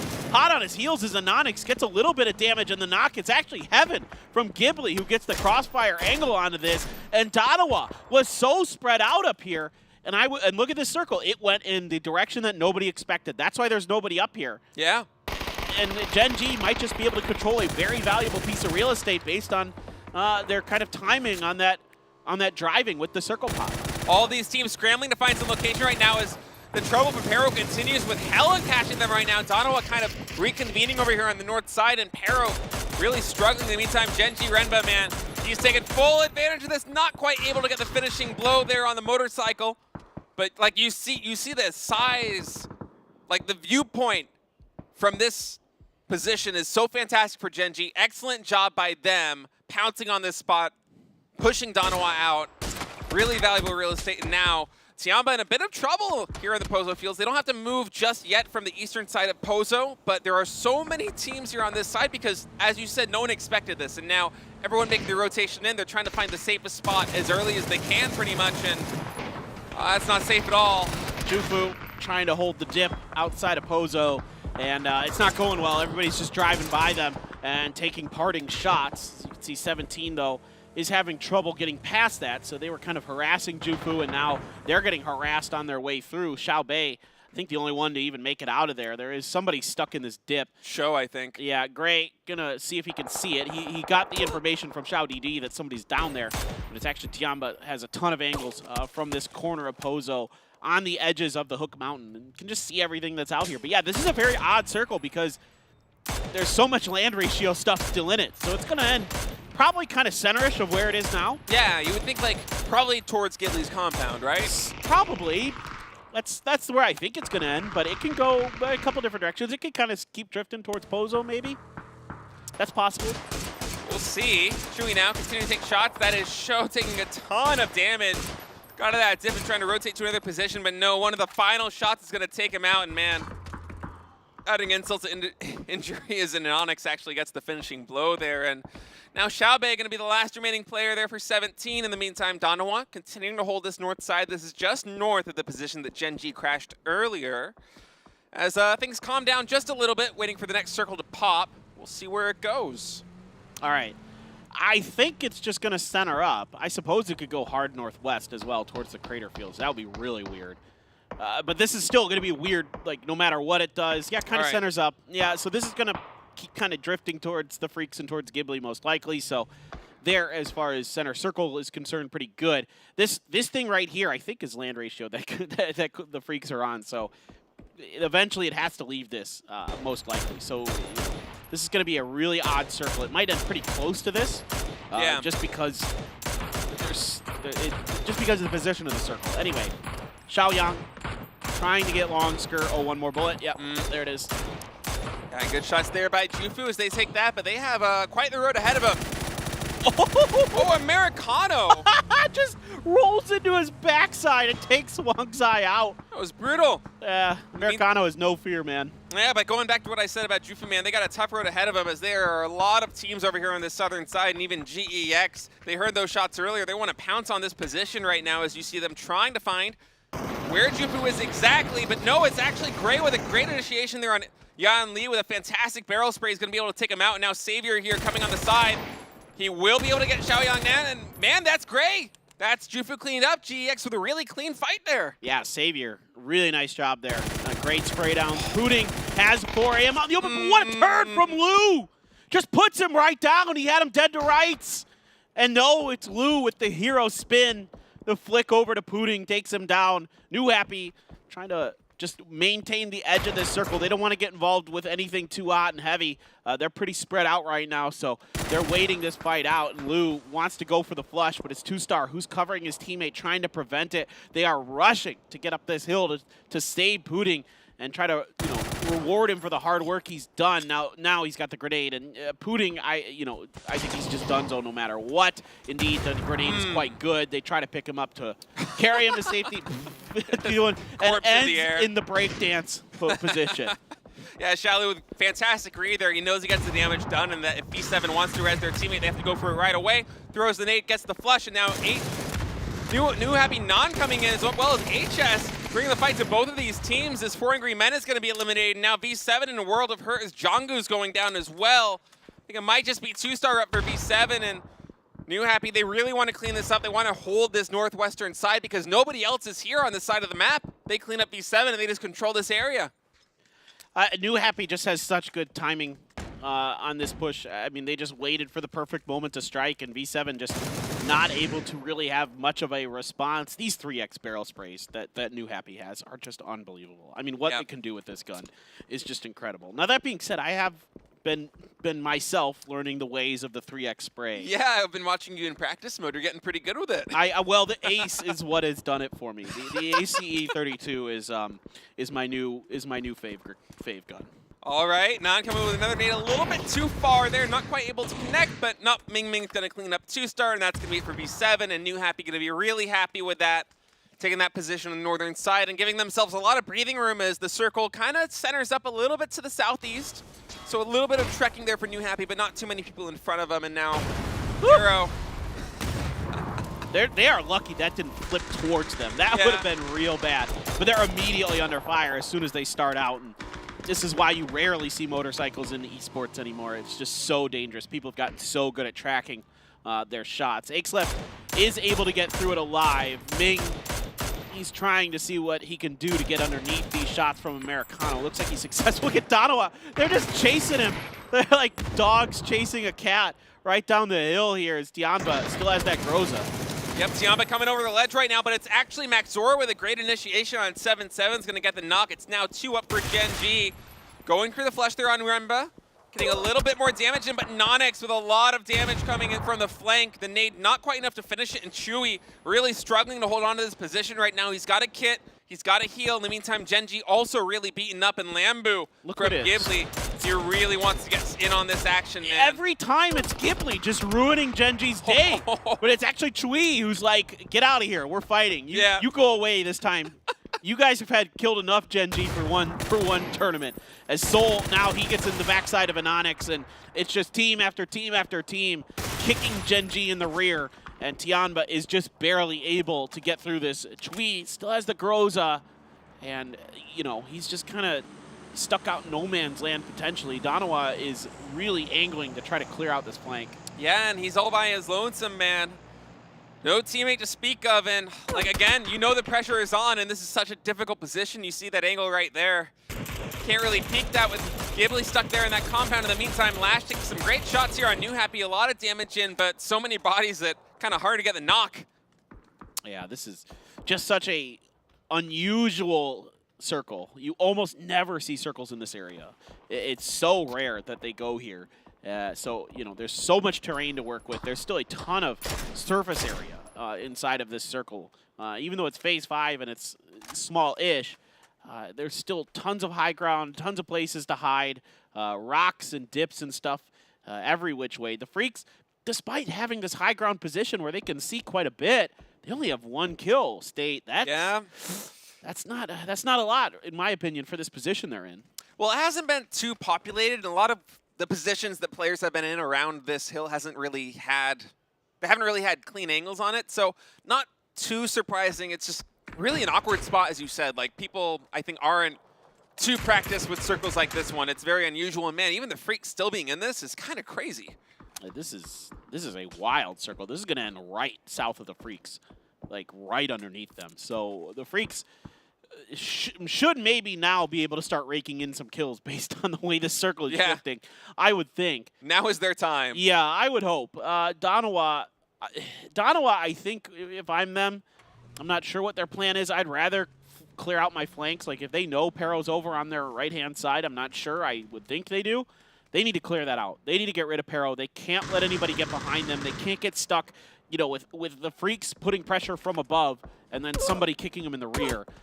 You know, you also have the donuts over on the side to make matters worse. So they do get the knocks onto Aches left. I mean, somebody else might just do the work for them and take them out. Here goes Donowa's push. Yeah, in the background of this, Sheva was able to take down one of the players for Pero, so only 1 up right now. And keep an eye on that because they are still leading the pack with every other 200-point team dead in this lobby right now. And as you said, the Freaks, they're starting to get some shots in, man. They're starting to get those angles, and I don't think that nade's going to connect. It's quite ambitious. I think it might blow up before it gets there. Yeah, that's. I think the trajectory is perfend, but like that distance is just. The grenade only has a 5-second timer, so it takes longer than 5 seconds for that grenade to get there. EN, though, just continues to make it rain here on top of New Happy, and they're trying to find some way out of his sight lines. You know, the ramp is going to offer a brief respite for New Happy there, because they're able to get a heal off.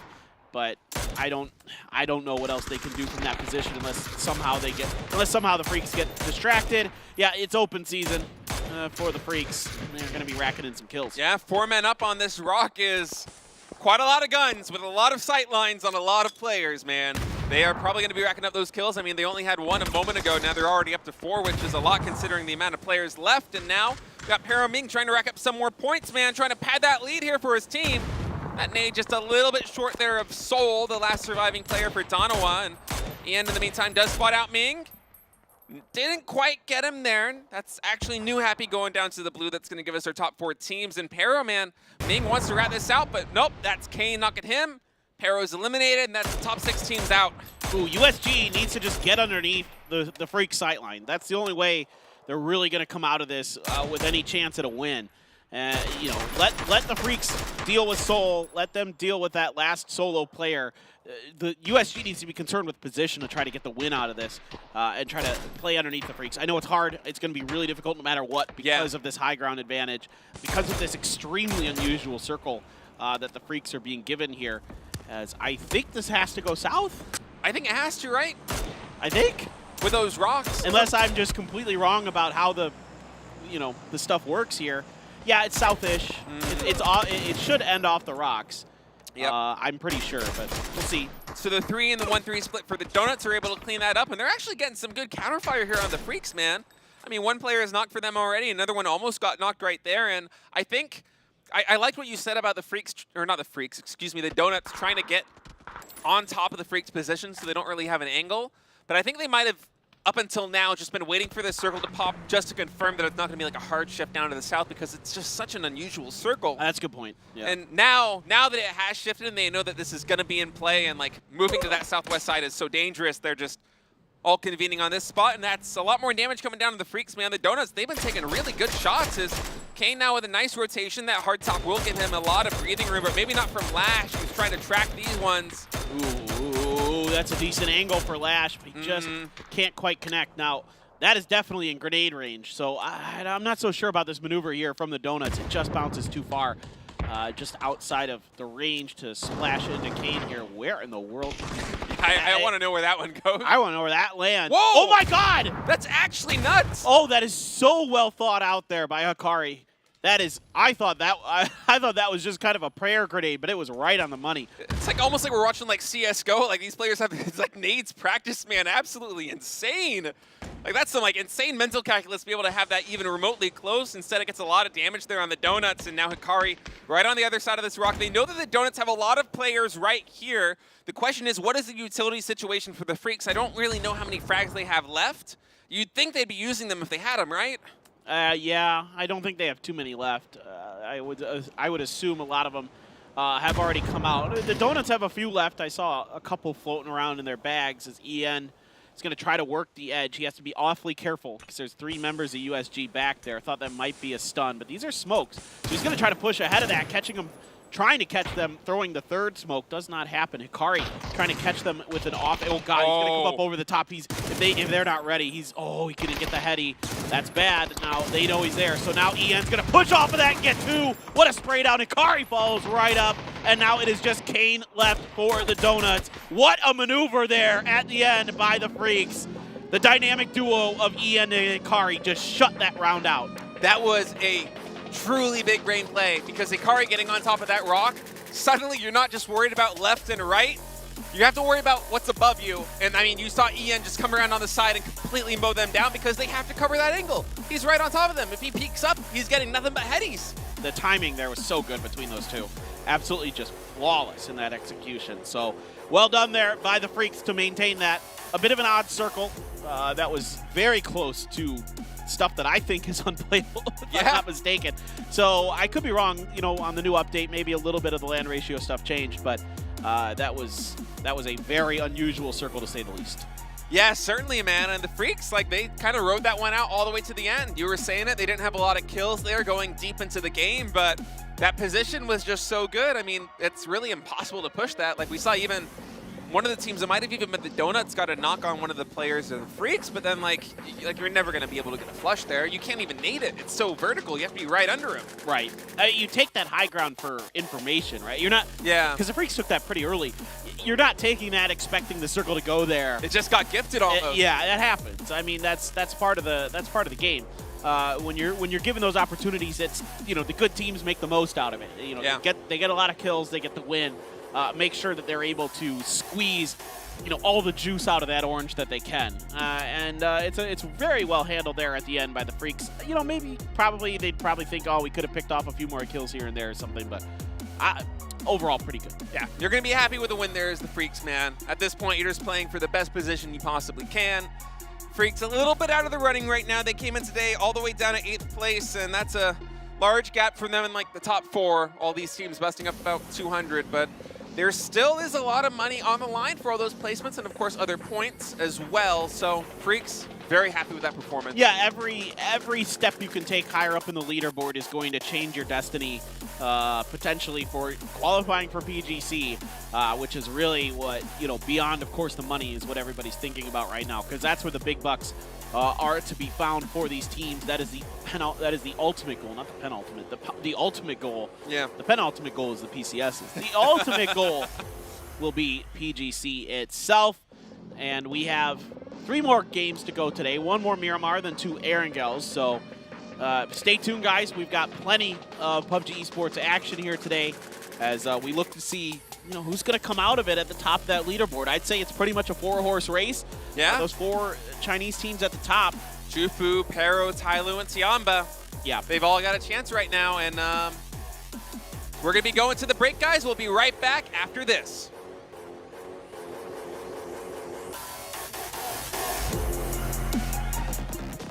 나 못 도와줘. 한 바이. 이거 우차리로 각 걸린다 이거. 핑. 여기 우측가로 우리가 봐줄게. 우측가로 봐볼게. 형이 봐줘.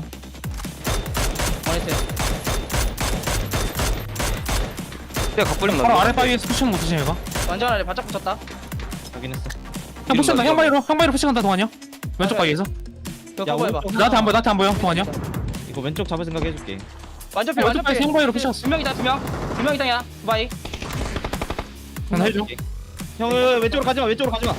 손 넣었어. 나 오른쪽 아래 막 간다. 뺑뺑도 갔어. 거기 둘이야. 바이 둘. 확인.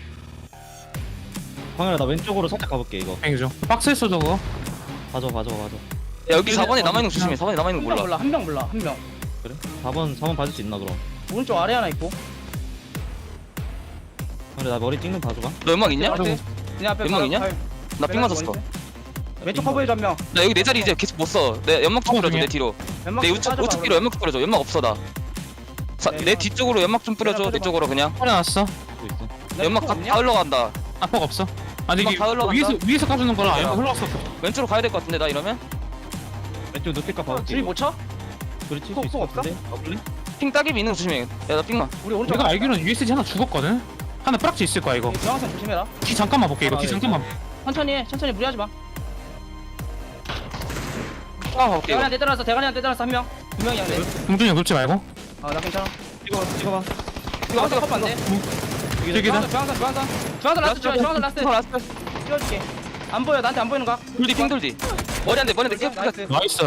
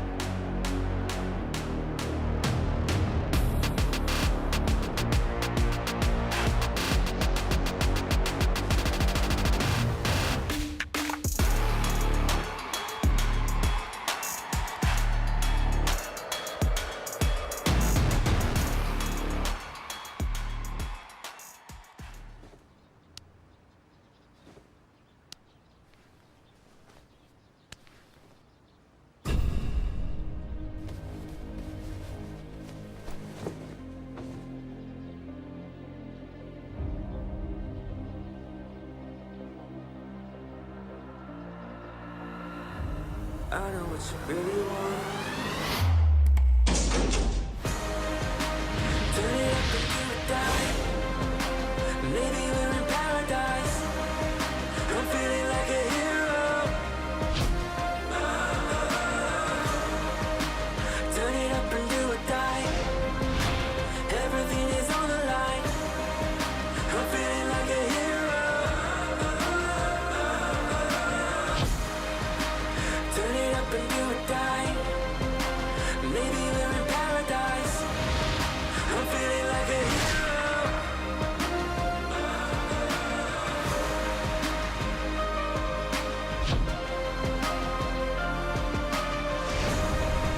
I'm feeling like a hero.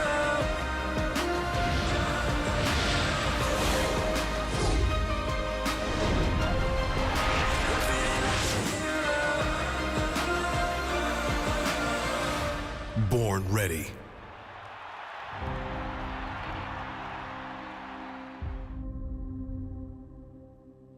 And we're back with PCS6 Asia. The first 2 games of the day are out of the way. We are on to 3 more, and then we will crown our PCS6 Asia champion. I'm Paper Thin, this is State, and a very, very unusual ending there in terms of where that circle went, in terms of how things played out, but it is going to be the Kwangdong Freaks that come away with the win.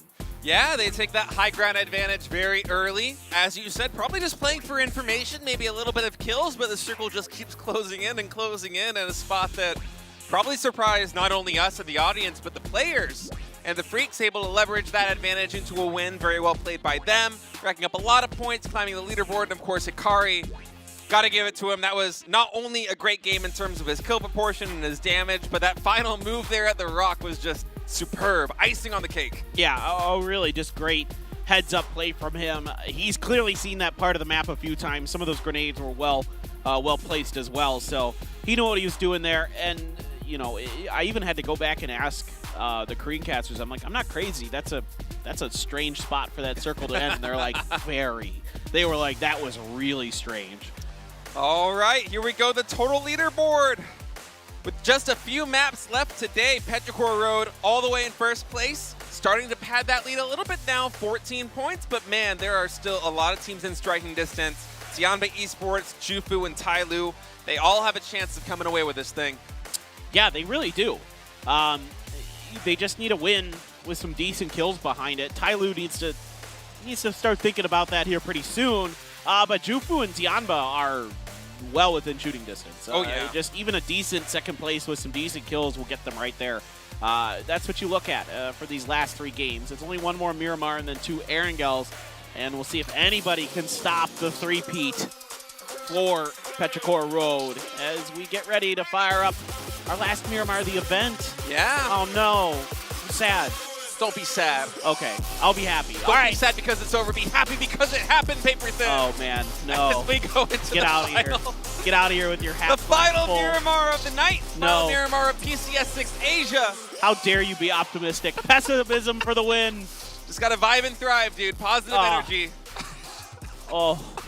I wish you guys could see his grimace right now as we've got pretty vanilla playing path right here. It is quite diagonal, but right down the middle. All the way from military base, military camp, down to the prison. Everything pretty much in play, and as we've said time and time again, I mean, on Miramar, we're having a lot of really slow starts. Sometimes coaching staffs or IGLs or players just in general will catch an inkling of some rotations that players are doing that make them vulnerable to like an early ambush. We've seen some fights like that, but besides that, probably a nice chill start to the final match of Miramar tonight. Yeah, should be. I think I don't see anything too crazy, I don't think. No. I mean, I always say that, and then somebody does something really weird. Like, Volibear is kind of out there for infantry, for example, but I don't suspect that New Happy really is going to punish that. No. I think everybody's okay. I don't see, 17, for example, kind of going out early, other than Suju a little bit, but everything seems to be pretty even Stevens. Northeast Circle, right on top of Tyloo, as now we look to see where this Northeastern Circle wants to go. And after that last game, my circle reading powers feel feel a bit strange, but don't lose confidence. No, we need you. Well, that was that's a very unusual one because that's like, to give you guys an indication, that's like a circle ending right next to water, basically. Yeah. So that's why it's so weird. That's why I'm saying it's strange, is because like circles don't like to end up near that crater field. The other crater field sometimes, but particularly up by the eastern crater, because they just don't like it. Just this is the way the circles work. So again, that circle is like ending right next to water, basically. So that's why it's so unusual, so uncharacteristic. And the reason that those are land ratioed is because if you guys remember back to like Sandhawk, right? Like it had, you remember like current Sandhawk. I used to say old Sandhawk. Now it's current Sandhawk because they brought it back. It has that sheer cliff face outside of Camp Alpha. Yeah. Up on the northwest side, right? And that there used to be circles that ended there because there was no land ratio on Sandhawk. And so it was just whoever at the top just won. I mean, there was nothing you could do if you were underneath them. Is the land ratio equation, it is different in professional PUBG, right? Correct. So, yeah, because I was going to say... It doesn't exist in public games. Yeah, I played a lot of public games. They're kind of crazy, man. Like, Erangel maps that just, like, land on the cliffs, like... Yeah. North of military base or something, well, right on the opposite side of that water. Oh, yeah. I think they toned that down a little bit, but, man, especially on release, that was crazy. Oh, yeah. Circles were really... I mean, circles used to be able to end the bridges. Oh, yeah. That's how nuts they were originally. So many games that so end on bridges. There is some level of tweaking on, you know, the public games, but there isn't the same. It doesn't work. It doesn't function quite the same. So yeah, last game was fun for me because it's just like you don't ever get to see that part of the map in PUBG Esports almost ever. I've seen maybe one game end even remotely close to where that did, and that was years ago. We're pretty much talking about that circle nonstop since that map ended. I mean, like you said, it was like what, like 1 in a couple hundred odds. How easy going there? Just crazy. Very unlikely. Yeah, but I mean, like it's also impressive because, oh, Jesus. I thought he was going to keep sliding for a second. Yeah, that scared me for a moment, but as I was saying, like was really impressive too with how well a lot of the players were able to react. I can't remember who it was that like threw that nade. It looked like it was like one of those practice nades from another FPS game that you like. Kari. You go into like the custom game mode, just do that one nade spot like 50 times over.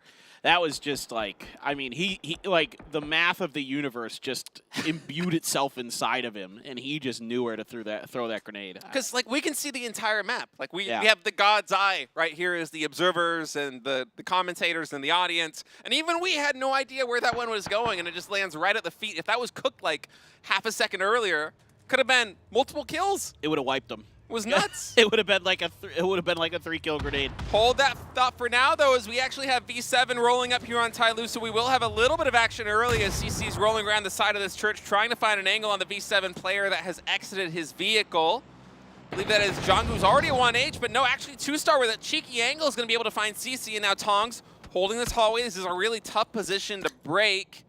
Yeah, these are so challenging to get through these U-building hallways. V7 just seems to have it out for Tyloo, man.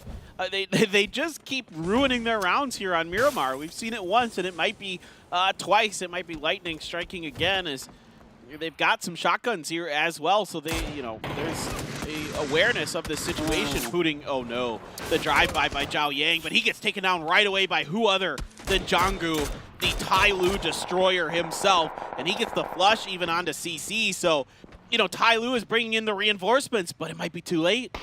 Yeah, Tyloo all the way down to 2 players right now. Is Sia with a nice spray right there is going to get the finish there on Hooting. Tong's also getting Gomp, and here we go. Tong's holding this house. We talk about how hard it is to break, man, even with a shotgun. Not able to make that happen, and that's 2-star going down. And now Jongwoo trying to find the angle on Sia. Gets good damage in. No knock just yet. Barely misses him on the pass over on that window. He's expecting him to maybe rotate to the door, and he will. He's ready for it. Oh! Gets the heady.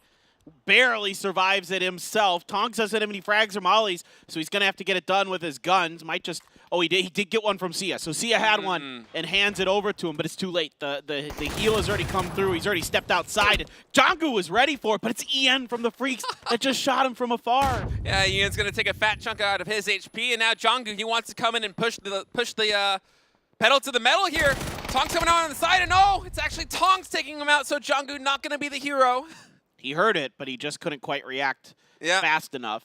Tong's doing a nice job changing his position, not repeaking that window, and giving himself the better opportunity. So barely this time Tai Lu hangs on, but I mean, that right there really puts a damper in Tai Lu's potential chances of winning this event. Yeah, man. They keep getting hurt early. Now 2 players down. I mean, they're at 207. That is on paper in striking distance, but not when you're losing 2 men this early. That makes it so much more difficult because, I mean, like if you lose this map, without getting a ton of points, then suddenly you have to be so clutch on Erangel in the final 2 maps to actually make anything happen.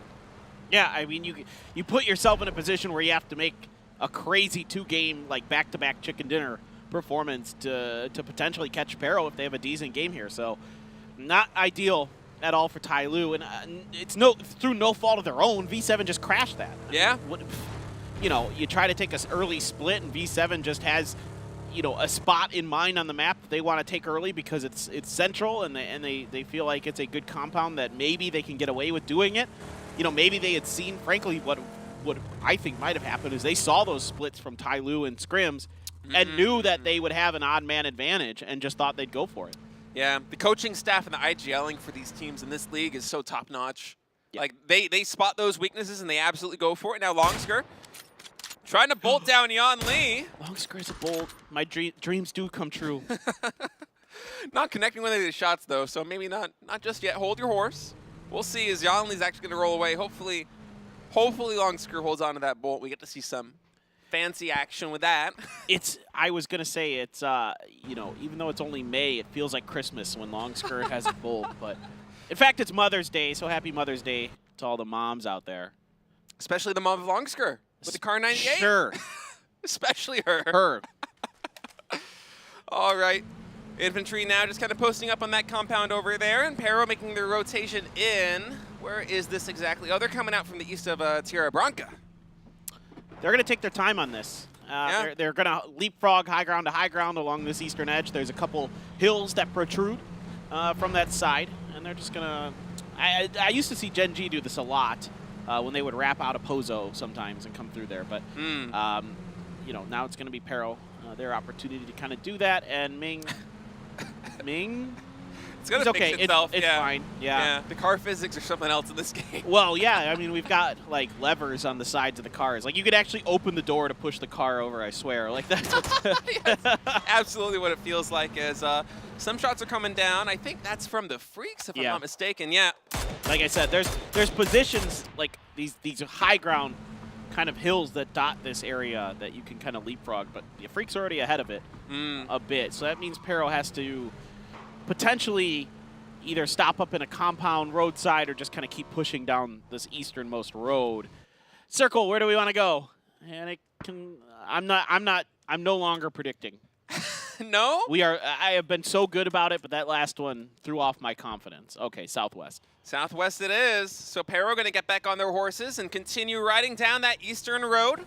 Potentially past New Happy in the meantime. Tiamba also going to start their rotation as well as all of these teams scramble to get the best slice of pie on this nice circle. And here we go, Pero.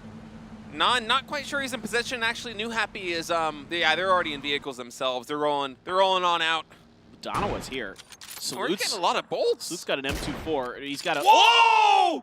Let's go! Salute with a fantastic shot there, man. The Donawa New Happy rival continues with some flair here as Salute gets APN with a bolt. That's absolutely insane that he hit that shot. That's nuts. Just absolutely ridiculous. He has no business doing that.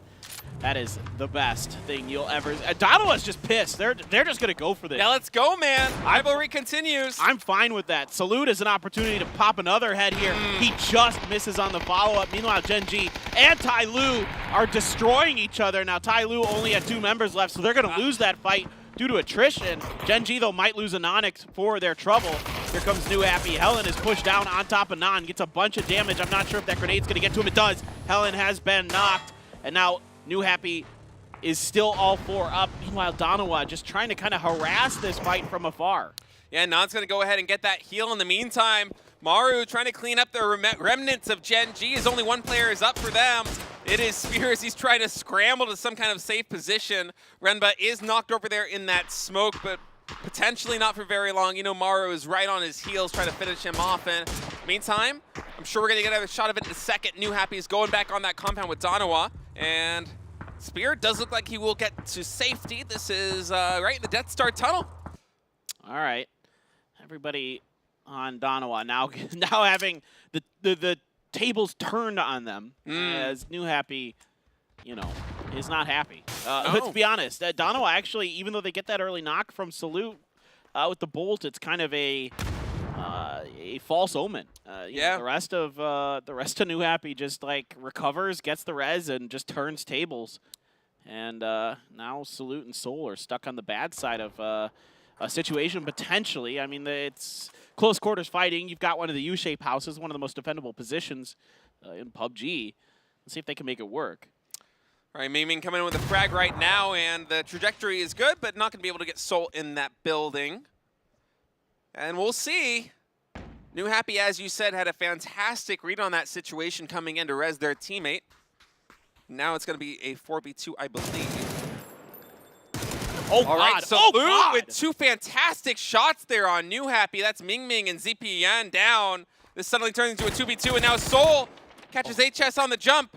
Oh, he's going to go for the grenade, but so is Nan, so he's not going to get punished for that. I thought maybe Nan might try to re-peek him somehow and see if he could get the knock, but now he's going to go for the grenade around the corner. Oh, perfect. What a grenade. So on point here. HS gets knocked. There's the finish for Soul, and now it is just Nan here as the proxy fight for Erangel already begins here on Miramar, way out in the blue. Both of these teams are content to just punch each other.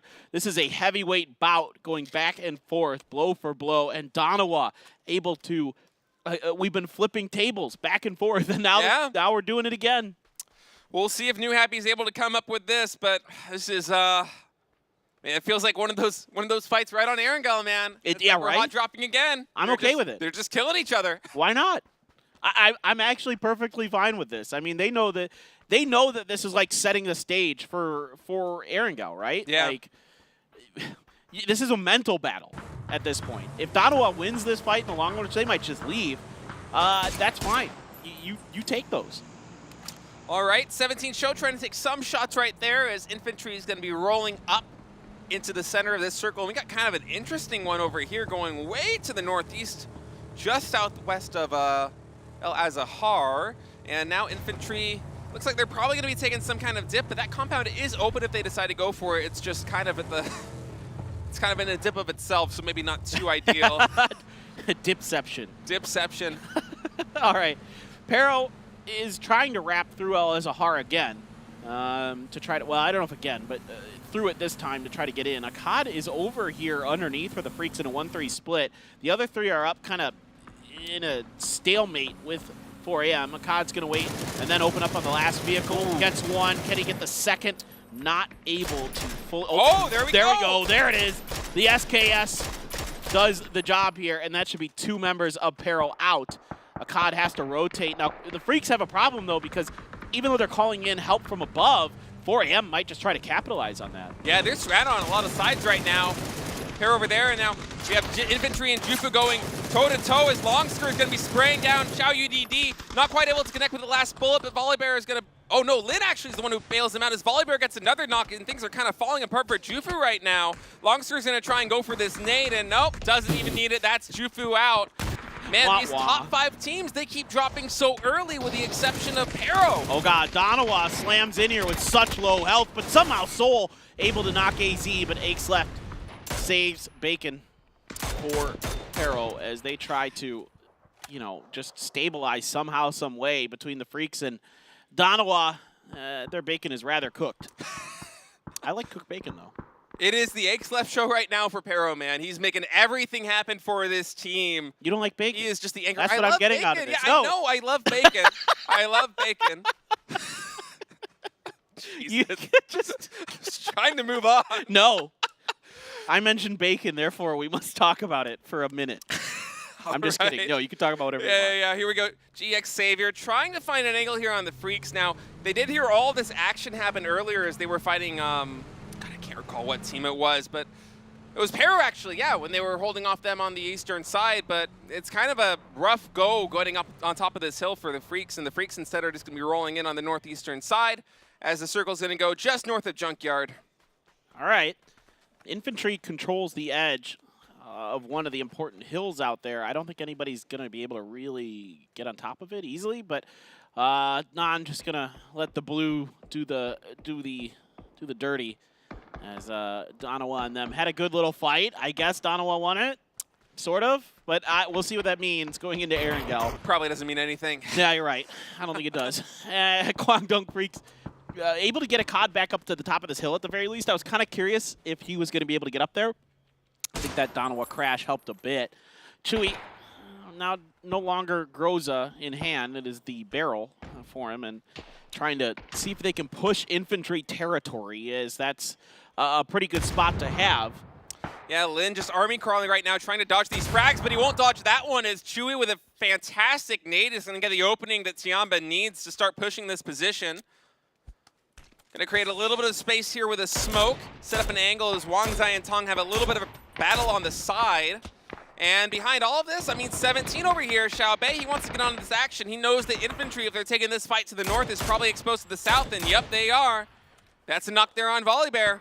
Yeah, it's a nice little smoke from Chewy, by the way, to give himself the opportunity to go for the flush onto Lin safely. Volibear taking a grenade after the knock, and you could see that infantry now just trying to stay safe, trying to see if they can get out of this engagement between 17 and Tianba. As Tianba wants to try to catch Pero. Pero, Ixlef's going to get knocked by E-End off screen, and Xiao Bei takes a few shots. It doesn't feel too comfortable. They're going to reinforce just in case maybe somebody crashes them here at the junkyard. It is a kind of a valuable position based on where it is the circle, and somebody like GEX maybe next phase might try to make a play for it. I don't know. Yeah, and for Pero right now, they're really in a pickle. I think AZ might just let the blue take him. That's kind of what it's looking at right now, but realistically, like, what are you going to do from this angle? Like, you see Ian holding this, and no, AZ actually going to kit. He checked. He's going to try and go for it maybe, but... Did he see Ian? Because he might try to leave if he didn't. I think he knows. Well, he has to, yeah. But he might be trying to, like, see if he can kit to give himself an opportunity to make a run up the hill. Like, maybe he can, like, outweight the Freaks, but I don't think that's possible at this point. No, yeah, and we'll back off now as AZ is going to try and go out, but I'm not sure how many meds he has. He will be able to take this off his teammate. I think that's Ixlef's corpse that he's healing from now. Does have 2 more kits in the bag, picking up a med kit and some bandages. Now dropping the bandages, 2 more kits. Nice little inventory micro there as he's going to make the long trek back into the circle, but... It's just so steep. Yep, movement speed is really slow on these slopes. Not sure if he's going to be able to make it in. Yeah, he wants to save the med kit for when he gets in. 3 more. I think he's got just enough space to get in, but I don't know if there's room to be safe. Well, with the Freaks leaving, maybe there is.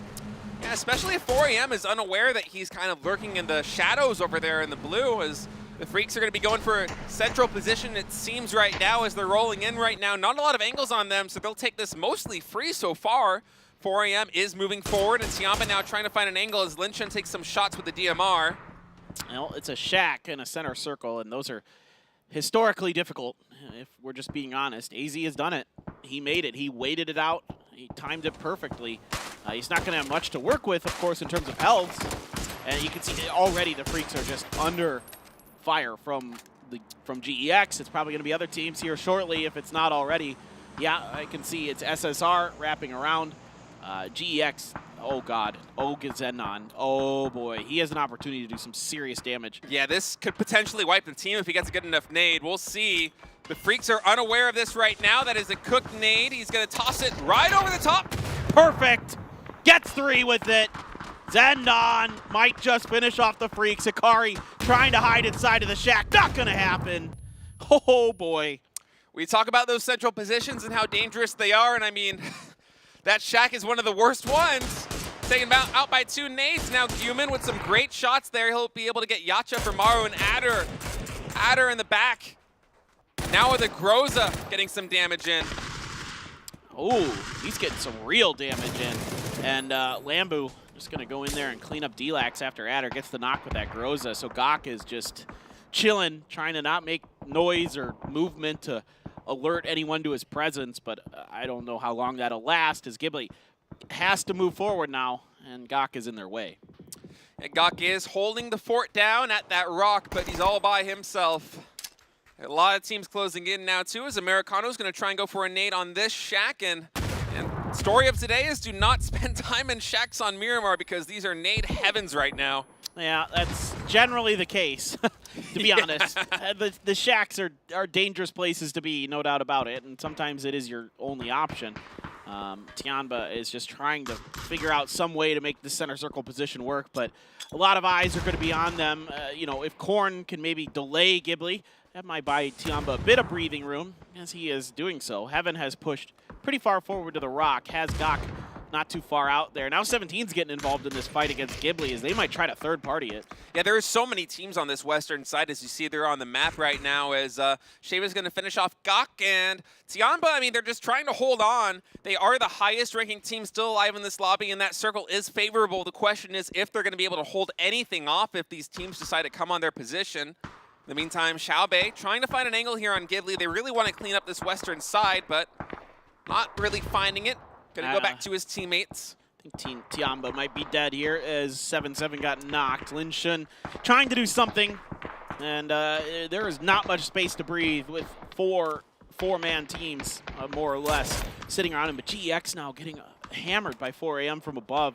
They realize that GEX still hasn't left that compound. They're still trying to use the edge of that hill to keep themselves safe, but that grenade, if it is on, there's no way. Okay, that's way too far. that's a bit ambitious. That is an ambitious nade indeed. And now we have Wayless trying to rotate in and find an angle. He knows that these guys are, as you said, trying to play that ridge line, and maybe with those 2 frags in the bag, he'll be able to get some good nades in. But it is 4 AM kind of doing a 2-2 split right now, as over here we see USG Korn and Sheva trying to fight off Ghibli, but right behind this is LZ, as well as Xiaolu, and they're going to get a good initiation here. That is Korn going down right near the blue. Return fire coming in from Kane will get LZ. Korn just caught a little bit unaware. He will pay the price for that. At least his teammates are able to respond in kind to 4 AM. Xiaolu trying to go for the res. Wayless gets 2 headshots and is able to get the knock there onto SSR. The rest of GEX is trying to pressure him, seeing if they can keep SSR running, but Xiao Hai with some great cover fire gets a knock. Yan Li headshots him, puts him on his knees. Grenades exploding now in the faces of GEX. Wayless kept alive long enough that he's been able to get in grenade range. Yeah, that's the second frag though, and it doesn't quite connect, so now a little bit low on utility is Wayless, as Xiao Hai still knocked over there really close to the edge of the circle. In 4 AM, they're going to have to make a judgment call, and it looks like Xiaolu and LZ will try to move over and get some cover here for these nades that Wayless is throwing in, and he's going to get the flashbangs and now try and push his position, but that's so many gunners up for GEX. Yeah, without Xiao Hai to cover him from up above, he can't make that push safely. There's just too many angles here that GEX has. Now he's getting a little bit of help over the top from 17, but that might not be help he truly wants in the long run. Meanwhile, Ghibli is trying to kind of inchworm their way forward into this circle. Yeah. GEX here under pressure. That is going to be a trade one way across both teams, and 4 AM on the full push, but man, oh man, GEX, they play good defense. I'll give these guys this. They may play a bit passive, but when they're pushed, they can often hold their own. Yeah, they are shutting that down right now, or at least they were. Now only 1 player standing left for GEX, as 4 AM has 2 men up. In the meantime, 17 and Ghibli, this proxy fight continues for the western side. This is just Suju and Little Ghost trying to push this position. That frag a little bit too far, will get the re-knock, but not the kill. 4 AM is out in the background, as is Ghibli Esports. Yeah, this is... Oh, no, excuse me, 4 AM still up, I think. Yeah, barely. 17, though, trying to recoup. Xiaobei did get knocked. 4 AM is just throwing everything they have at GEX and at 17 Gaming.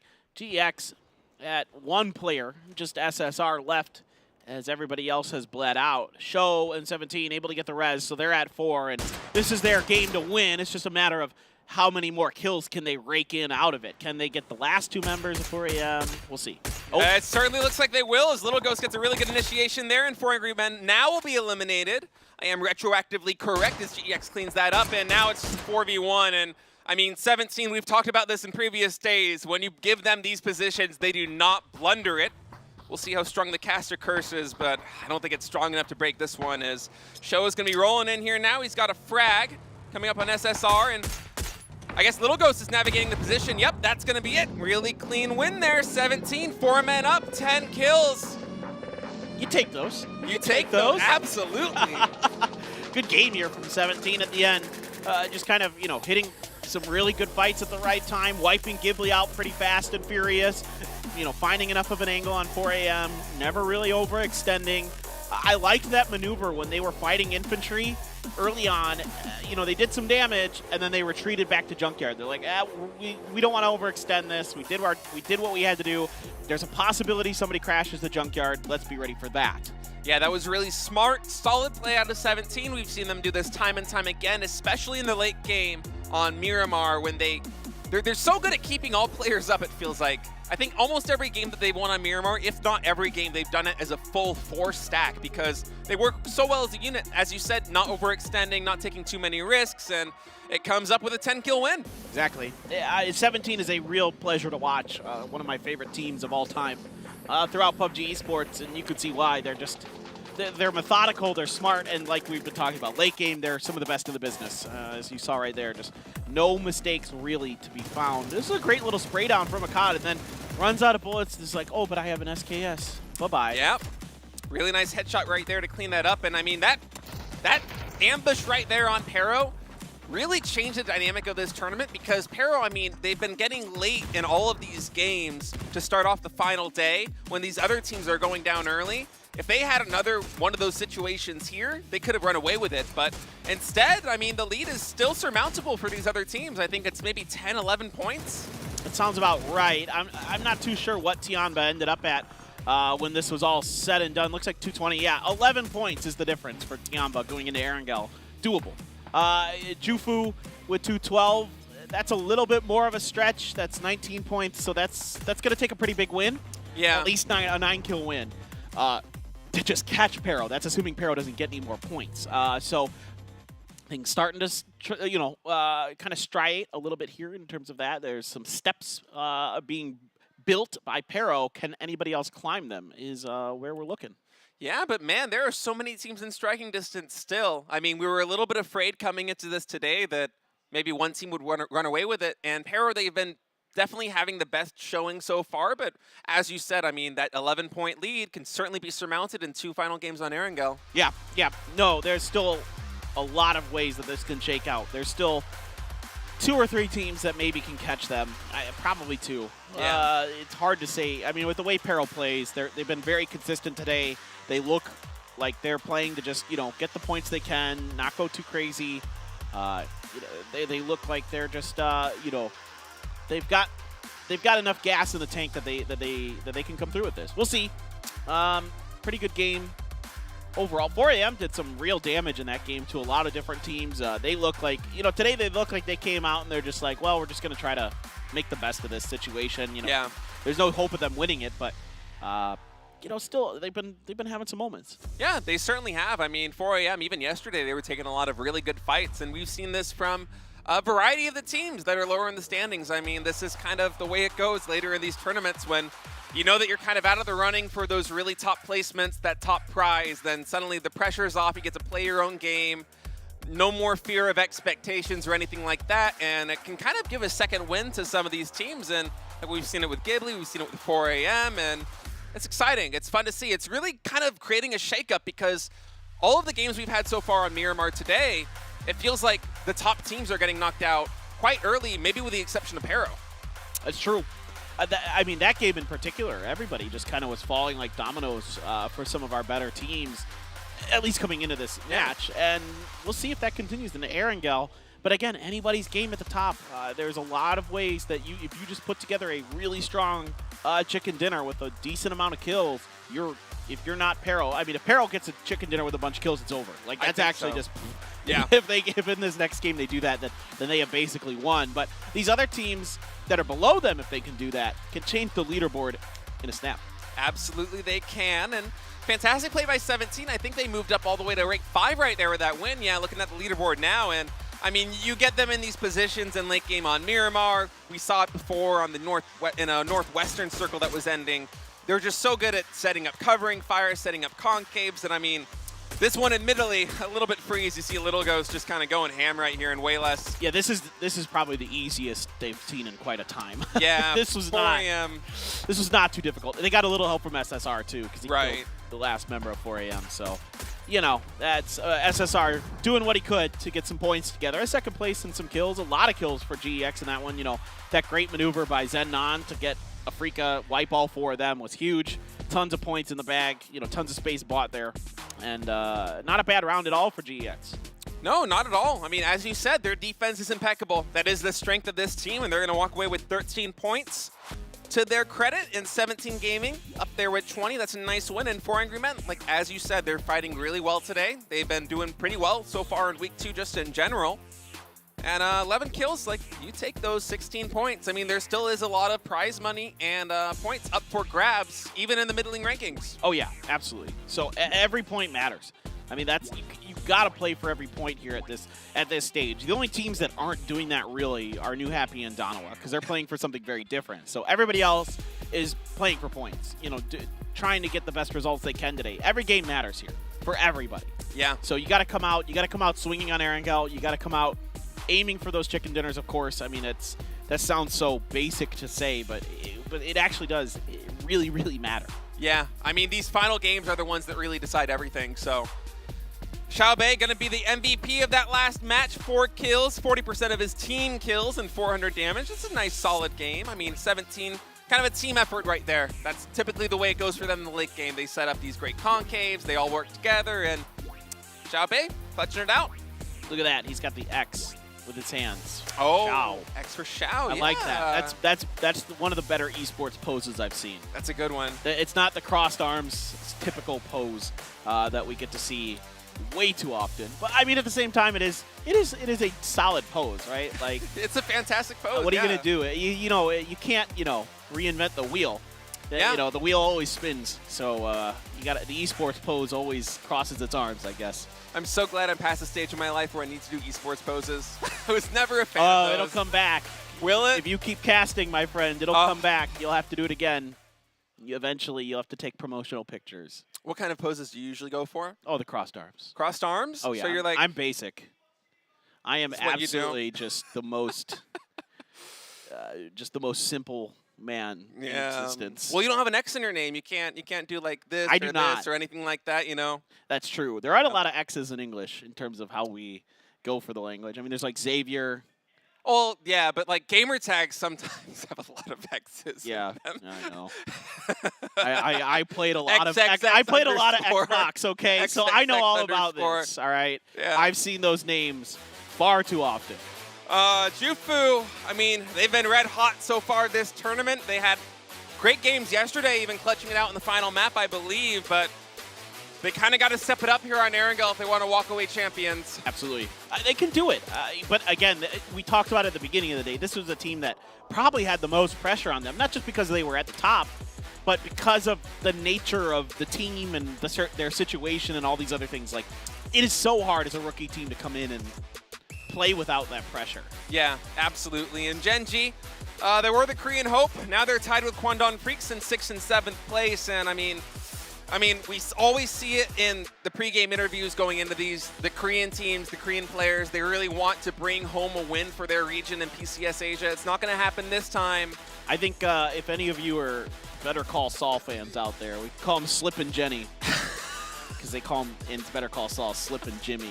But anyway, that's a very obscure joke. That's a niche one, That's man. really niche. I appreciate that. Thank you. There's like 5 people in the Twitch chat right now that are really happy. And I appreciate them. You know, all 5 of them. There's dozens of us. All right, Erangel. Hey, we're on 2 more maps to go, and that is it for PCS6 Asia. Who is going to take this one? Who is going to come through with the chicken dinner? Can anyone stop Pero from the 3-peat? We are not on Miramar. That is a bamboozle. We are absolutely on Erangel. Oh, did it say that at the bottom? I missed that one. You're fortunate. We are on Erangel. Here we go. A very western plane path, though. Yeah, this is really quite west. I mean, pretty much Prim to Severny, and that's not too typical, and we'll see what happens over here. I mean, the story of Erangel so far in this tournament has been Donawa hot dropping as well as New Happy, and we had quite a bit of action. Even in the last game, that rivalry kicked up again. I'm okay with that. And I actually totally appreciate the fact that those 2 teams kind of accidentally bumped into each other and then just decided to fight it out. Yeah, they're like, oh wait, this is Yeah. You? Yeah. Oh, we're going. Yeah. Like that's when the gloves just drop and everybody just goes for it, and I'm okay with that. Yeah. Because at this point, the madness has succumbed. All of us, you know, like we've all succumbed to the madness, and we might as well embrace it. Yeah, like Danawa, they're one of the best teams in Korea. New Happy, one of the best teams in the world, without a doubt. I mean, you see them at 8th and 13th place, and you might be scratching your head, but yeah, it's really just the rivalry here on Erangel. Yep. Every single time we're hot dropping Yaz, and even when we can't drop Yaz, we drop here in the gas station. Go! Left, right, no! Punch him! Oh! So man. Luke got the throw kill on the Ming Ming. HS though as a Bison, that's a huge problem. That's it for Danawa. That's it. They can't now. Bison's one of those goated guns here in the early game, man. That plus the pistol, and yep, Danawa, Soul's making a run for it. Where is he gonna go? Run away. I mean, he could go to the houses on the left, maybe, but he's trying to use the hillside to obscure himself from New Happy. Well, that didn't go Danawa's way, but they all dropped at the gas station, and as everybody who plays this game knows, those gas stations don't have the best loot. No, not even in the pro lobbies. Nope. And there was 2 guns there, I think a pistol and a Bison. Yep, and something to throw, apparently. Well, those help. But those are basically good for 1. Those are one and dones. Yeah, actually, we have a knock all the way on Pero already here to start. And I mean, we talked about how a lot of these other teams, they need Pero to kind of get like a wrench thrown into their engine here in Maru. Kind of doing everybody a favor. The bottom-ranked team doing a lot of damage to the top-ranked team as that's Ming going down Mill. He does have an M4, but who knows what his med situation is. Looking at the X-ray, not a lot. He's going to try and make something happen. He has to, but nope. Delax with a headshot. Things are falling apart for Pero right now. They are going to clean them up. Oh, look at this. They've got a VSS in here, and they are going to spray through, take the points, and Aches left and AZ, basically the only 2 left for Pero. They're going to crash him, and it's Delax who can't get close enough. He's going to get shut down by Aches left's AK. They're going to come right up the stairs, and they're going to take him down. Yep, Aches left, even with all his skill, can't handle this. That's too many players coming in too early, and now AZ, last remaining player for Pero. He's going to have to rat this one out if he wants to get any points for his team, and suddenly, that 13-point lead that Pero has is in jeopardy, and if you're Tiamba, if you're Jufu, if you're Tai Lu, you're really happy about this. There is a member of infantry that is either driving at or around this. I think he's driving past it off screen. I'm just looking at the map, and it's Longsker. Okay, I think he wants to try to rake in, like, whoever survives this. AZ has gone pretty far out there, though, so if he's going to get anyone, it'd be 17 is also driving in this direction, so there could be some, like, unintended dominoes that are falling because of this fight between Maru and Petrichor Road. Yep, here we go. The kill top 5 leaders from the previous match. Of course, LZ, I mean, 4AM. They got 2 players up there with 614 and 220 damage. Did a ton of great fighting there in that last match. Love to see it, especially from these teams that didn't have the best start in this tournament to come alive here late. Fantastic. Longsker always nuts. Will he be able to connect? Not quite there with the barrel. Or with the DMR, excuse me. Switch that gun pretty quick. They all sound the same. Yeah. Those 7.62 guns, man. What's an SKS in a barrel? There's 2 sides of the same coin. Yeah, totally. Not at all. Does AZ only have the pump? Still? I don't know, man. Like he just looted another 2-story, didn't he? It's hard, you can't tell when they have their fists out because it doesn't show what the potential secondary gun is. So it's hard to say for sure. Infantry is just keen to try to hunt whatever's going on. Sungyang still has that VSS. They want Pero done. Yeah. They're pissed. They're hunting, man. What happened between these 2 teams? I have no idea, but yeah, they're certainly looking for him. Oh, he's got an AK. Okay. Yeah, that's more serviceable. Well, the pump's fine if they try to push his house, but yeah, out in the open. All right, he's gonna go for the M4 instead of the AK. I think that's an interesting choice. I guess it depends on like what the loadout is. I mean, if you get like 4 grips on the M4, a lot of players prefer it. As Show right there with a nice pick on Human, dodges the US 2 as it rolls in. It's going to be a nice point there for 17, and kind of a really awkward situation here with a couple players from a variety of teams. What is going on down here? I have no idea, man. I mean, like, this is pretty close to center circle. It's just like southeast of Potato Mountain. This is Well, 17 had to have seen Maru's vehicles that are up on top of this hill, right? Did they not? Do they just feel like they need every point they can get? I mean, this might just be 17 just thinking if we win 2 games in a row with massive points, there's a world where we win this event. Yeah, maybe. I think that's actually their thought process here. I think 17 is playing for the win in this, unless they just actually have no idea of the situation. Hikari falls. Somebody told him the F is honking in a vehicle. I think he flipped his vehicle. Yeah. Based on his position on the map, because he's south of the bridge on the military island. I bet. Like Cad's gonna get $1 million bucks. He was on a motorcycle and flipped it. We've all been there. Cad will get him up off screen as we continue to have AZ just kind of hiding it out. And I mean, if he can pick up any points right here, there you go. That's one. And Suchi's like, oh, really? Really, man? What is going on? Like, it doesn't seem like the players for 17 are really aware that these are occupied, because, like, Suju would have been checking his corners as he went to the second story of that house. And oh, Show! Oh, he only gets one. Little Ghost is going to get a second. Chewy able to get Show knocked, and they're trying to defend him, and they will so fairly successfully. It's just Chewy left. Little Ghost very beat up. Xiaobei still full health, but didn't get that one in the window. Another one hits the ledge, doesn't come through. Little Ghost gets his heel off at the very least. Trying to track where Chewy's going to come from. He really wants to keep Show alive here as best he can. Oh, did he see it? Here comes Xiaobei for the reinforcement. Hits the head and gets the finish. This is just a wild game here, State. Yeah, it is bizarre, the movement that we're seeing, especially over here in this portion of the map. And I mean, that's Tiamba out. So Pero, the first place team, has one player alive right now. AZ's hiding in a house with a shotgun. Tiamba, they're completely knocked out of it. And suddenly Jufu, Tyloo, and 17. I mean, 17, if they get these reses up, like you said, they might just be playing for a really high kill. They have to. Back-to-back wins. I mean, they have to. I get it. Yeah. But this is giving them an opportunity. Like, if the top two teams, one of them's already out, and Pero, one player left. Yeah. No, I mean, look, you got to play to win. I mean, even if there's a 1% chance of that happening, you got to go for it. Yeah. And I respect it from 17. It's tough to do that. That's why the percentage is so low. Not just because you're so out of it in terms of just points, but also because of the pressure it puts on you to perform with high kill games. And speaking of teams that are having a lot of pressure put on them, Genji loses Maxora. Yep, feels like Genji's been having a really rough go of things lately, especially in the past couple of days. I mean, they had a fantastic start in week 1. I mean, even match 1, match 2, match 3, they got top 2 in all of those. What the heck? Wait, what is this replay?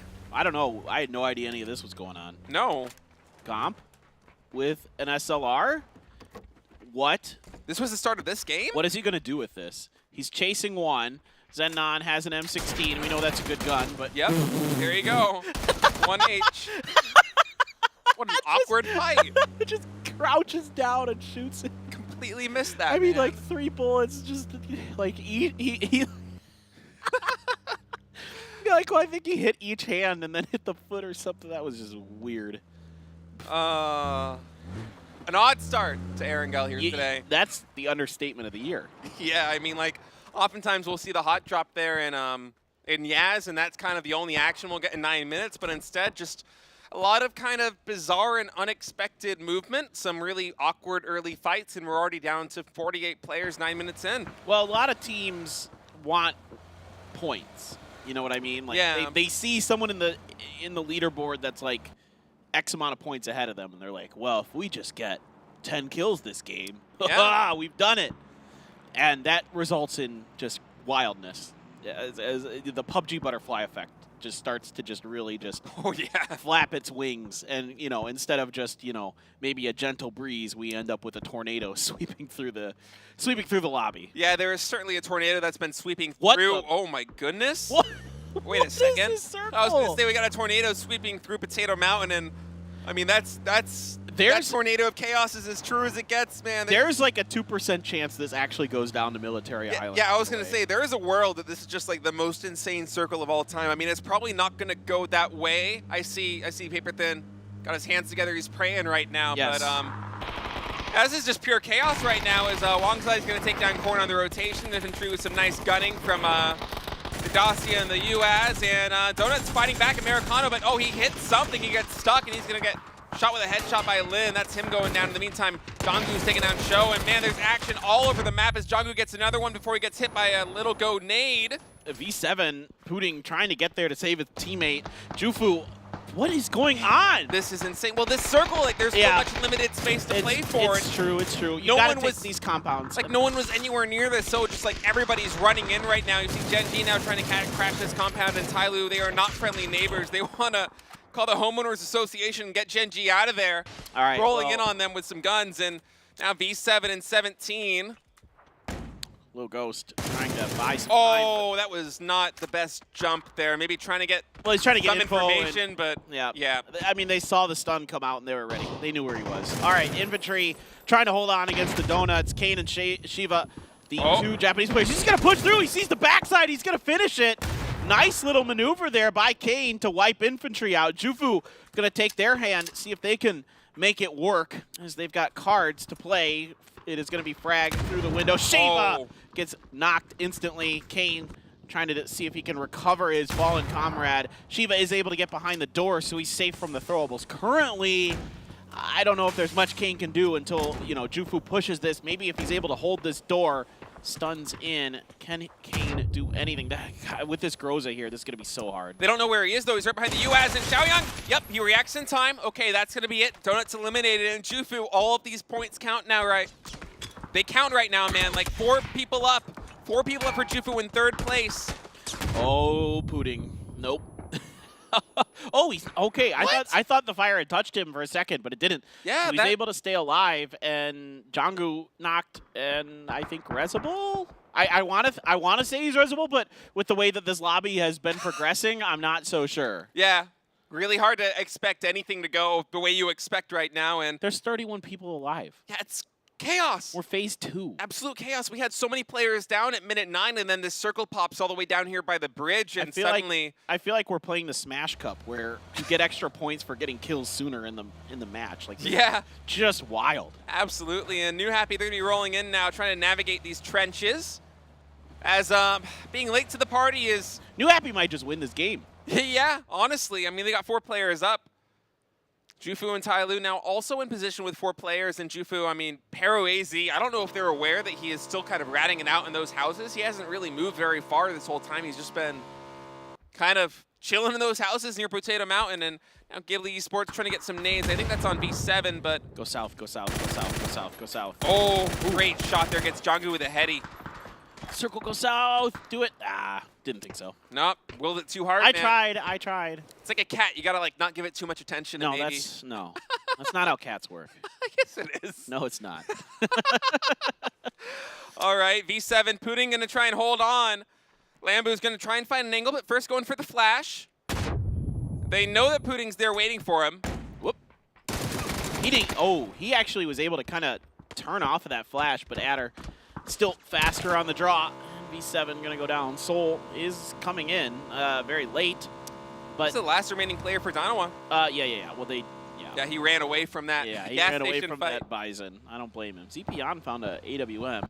Very useful, but this part of the circle, oftentimes, if it keeps shifting towards the coast, comes down to who has the compound that's in the circle, to be honest. It is a very awkward spot of the map because there's not a lot in terms of, like, foliage and trees and hard cover, and it's relatively flat. So if it keeps going south, now if it goes back up towards the farm, it's a little bit different, but down here, south of this road, it's tough. Yeah, it's why we saw when the last circle popped, so many teams scramble for these positions and so much chaos ensue because they know exactly what you said. If you're not in a compound and the circle is going the wrong way, you're in a lot of trouble. So everyone just trying to play the dice right now, hope for a lucky roll, hope they get that next circle to pop on them. And looking at the circle right now, I mean, Tyloo, they got to be happy controlling the locations they control, and AZ also probably content being alive over here. I mean, if he had to make harder rotations, he might very well be dead. Oh, AZ's still alive. Yeah. That's amazing. Been ratting it out in these houses for what feels like the last 10 minutes. He's just chilling. He hasn't had to move. I mean, the fight started here at the very beginning of the game 15 minutes ago, basically, and he's just been able to kind of, rat it out, as you said. Jufu, though, still 4 up. I mean, Jufu and Tyloo have got to be so happy with how this game is going right now because they are really in a great position to get a win, particularly Jufu with 6 kills already found. You know, these two teams are looking at this game and going, there's almost no way AZ does much more with this game. Tiamba's already out. Now we've got a really big opportunity to maybe move up the leaderboard. Yeah, I mean, this is pretty much the best case scenario for these teams. Pero and Tiamba going out so early. Of course, Pero just with AZ up right now with an M4, a shotgun, and a dream in a house, praying that the circle continues to go his way as we just wait for this next one to pop. No one really wants to give up their positions. Everyone's just encroached and entrenched. Yeah, this one has to remove as much water as it can. And we're changing outfits just because AZ is, trying to keep himself entertained, trying to keep himself warm, trying to keep those hands warm. So let's see, where do we want to go? How much water are we going to remove? Soul actually just crossed the bridge. Oh, wow. Soul went all the way south. Because he needed loot. Alive. He wanted to go for the loot that's on the side of the bridge. Oh, you think it was the loot? I bet it was. Yeah, well, I guess running from that gas station early and then making a long trek all the way down here is... He had nothing when I saw him on the motorcycle. He had like one first aid kit. Oh, wow. Oh, Renbo with some fantastic shooting there on Gak. Didn't get a good angle on it, but that's Gak going down. Another point for Gen G. Well, soon if that's a frag. Yep, it is. He's done. Nice little roll down the roof of that shack. CC takes him out. 6 kills for Tai Lu as well. So both Jufu and Tai Lu putting up some good kills in this one state. Still have all 4 alive, but Tai Lu's got a slightly better circle position. However, because of their 2-2 split, they have a tough choice to make. Which compound do they fortify? I guess you have to go for the northernmost one. Right now, I think they might just be content to take the split because there are so many teams that are already in the circle in compounds that like the odds of one of them getting crashed, I mean, although they are high, it might be manageable. Like, it's unlikely they're going to have a situation where one after another team comes crashing your compound, right? I'm worried about that northernmost compound, though, because it shifted east. That, they don't know the exact situation, but they can guess there's got to be teams on the west, at least one full 4-man that might just try to crash that because there's not much else that's playable out on the west-hand side, right? There's that one dip in between the farm and their compound, and then a little bit of hillside to the northwest of the farm, and that's like it. Especially hearing GEX shooting now at Jufu. Yeah. They're very aware of the situation and expect to see those Doritos for Tongs and Zhaoyang just fixate on the west. So they do not want to get caught unawares from any push, but I mean, this is working in their favor right now. Jufu and GEX fighting, and especially once they see the kill feed and they realize that it's Jufu in this corner, they might change their game plan a little bit to try and hold that off because you don't want Jufu to run away with this just like you don't want Pero to. I think Jufu's just going to try to fight GEX based on how they just drove at them. Yeah, it does seem to be that way. That's going to be tough. AZ trying to just rat whatever he can for points. Yan Li has to grab his vehicle and move it forward, and AZ is absolutely going to shred Jufu. Only gets 1, though. I thought he might get at least 2. Ooh, that was almost just an absolute disaster. I feel like it already is. I mean, they're in the blue. They lose so much tempo on the rotation. That's a great play for Pero, really damaging one of the teams that's in striking distance from them. I mean, that's a huge wrench in Jufu's system now, and you see they're struggling to hold on to this position because they only have 2 guns that are inside the circle fighting GEX. Yeah, Hong getting knocked to the blue. Savior gets a knock of his own, and things quickly falling apart. Although Tai Lu getting involved in this, they want these kills. They actually left their compound to reach out over the hill to put some damage down. They get Zen Nan down and dusted, and now it's just Xiao Yang for Jufu out behind that other hill. GEX 3 up, but they're stuck on the bad side of the circle as it does shift even more south. It starts to drift south of the farm even. This is going to be a wild one. Yeah, absolutely. As we see Tai Lu continue to maintain the 2-2 split, Zhaoyang and his teammate, they really don't want to give any ground over here on the western front. Zhaoyang from Jufu also trying to take some shots there on GEX, but I mean, that flank by AZ, it did some serious damage. Only 2 players up for Jufu now, and really the question for them is where do you go? I think they have a Dacia, and they don't really know what compounds are open. I mean, the north side of farm, although not ideal rotating out of it, is open right now, but like they have no way of knowing that. Yeah, and that would be a huge gamble to go for that. Certainly. Well, we'll see. I mean, Jufu might have to go for that. Like, and it'll be funny because they'll get there and be like, wait, nobody's here? Yeah. That's actually probably what's going to happen. But you do have New Happy. I think they're just going to angle for the hill outside of farm to the southeast. Is what it looks like. Soul's dead. I have no idea where that happened, but Zapion with the Om actually finished them up. Yeah, I mean, Soul is just trying to get whatever points he could. Not a lot he could do in that situation. And here comes Jufu. They're actually going for the hill. They're going around. Yeah, and here comes GEX. Yonlin gets taken out immediately by CC with some excellent DMR fire and SSR. We saw this nade just a moment ago by CC. Can he do it again? He can. That's SSR going down. That's so good. Man, he has that practiced. That's Perfect so nading there right now. It's just Savior up for GEX. He's going to rotate down and try and get on this compound, and Tyloo, they know it. CC comes out of his house, lands a fantastic headshot, and that's it. He's trying to get over this wall and to get the loot there, and what a play there from CC. Those grenades that he has worked up right on the pinnacle of that roof to get it to roll over properly is just incredible. Yeah, and Tyloo, they made that 2-2 split work perfectly. We had a lot of doubts. It was scary, but... Yeah, they got help from AZ. Yeah. AZ actually completely saved that. You know, who knows? GEX and, you know, Jufu might have beat each other up pretty equally anyway, but AZ absolutely just gave them the opportunity they needed to go out, you know, do even more damage while all that fighting was happening, reach out of their compound, and really solidify their fortifications. And Jufu actually made it quite deep during all of that action with Tyloo. They came in from the north, as you said, and they went all the way down to the dead center on the south. Oh, they took this shack. Yeah. Oof. I've never seen that go well in the long run for anybody. Beggars can't be choosers. It's true. That's absolutely true. Well, they could have chosen the north side of the farm potentially. I mean, I think in the long run that's probably not ideal either. But no, as soon as you rotate out of there, you're dealing with Ghibli, and yeah, problematic is that's a hell of a parking job there for Slash. And as we see the circle actually center up over there on the south side of farm. So Jufu right on the edge right now in their little shack. The Freaks trying to make something work themselves since they're going to be going for the res right here. HS going to have to make a move now for New Happy, and it's just Akari. A little bit of help from Akkad. Guangdong is pretty spread out right now, and it is going to be Akkad who gets the knock on to HS. Looking to go for the flush, but he has to be careful. There is that AWM out there, and he knows it. He saw it in the kill feed earlier when Soul got taken down. So he's got to be very careful about how he's peeking this. You can't afford to give that an opportunity to get that instant knock. Oh yeah, that thing is absolutely deadly, and KDF now making the rotation over here to group up with Akkad, and then they're gonna have to find their way in. Luckily, New Happy is still a little bit bruised from these fights. Hikari and Akkad doing a great job of kind of keeping New Happy occupied and allowing for this rotation to come in, and right now they have to gun for a position in the circle. They really want to make sure that HS bleeds out. That's what they're throwing all this utility at the situation, but I think New Happy is able to get to him just in time, and they will get that res with literally one tick left on HS. Unbelievable there for New Happy that they're able to recover.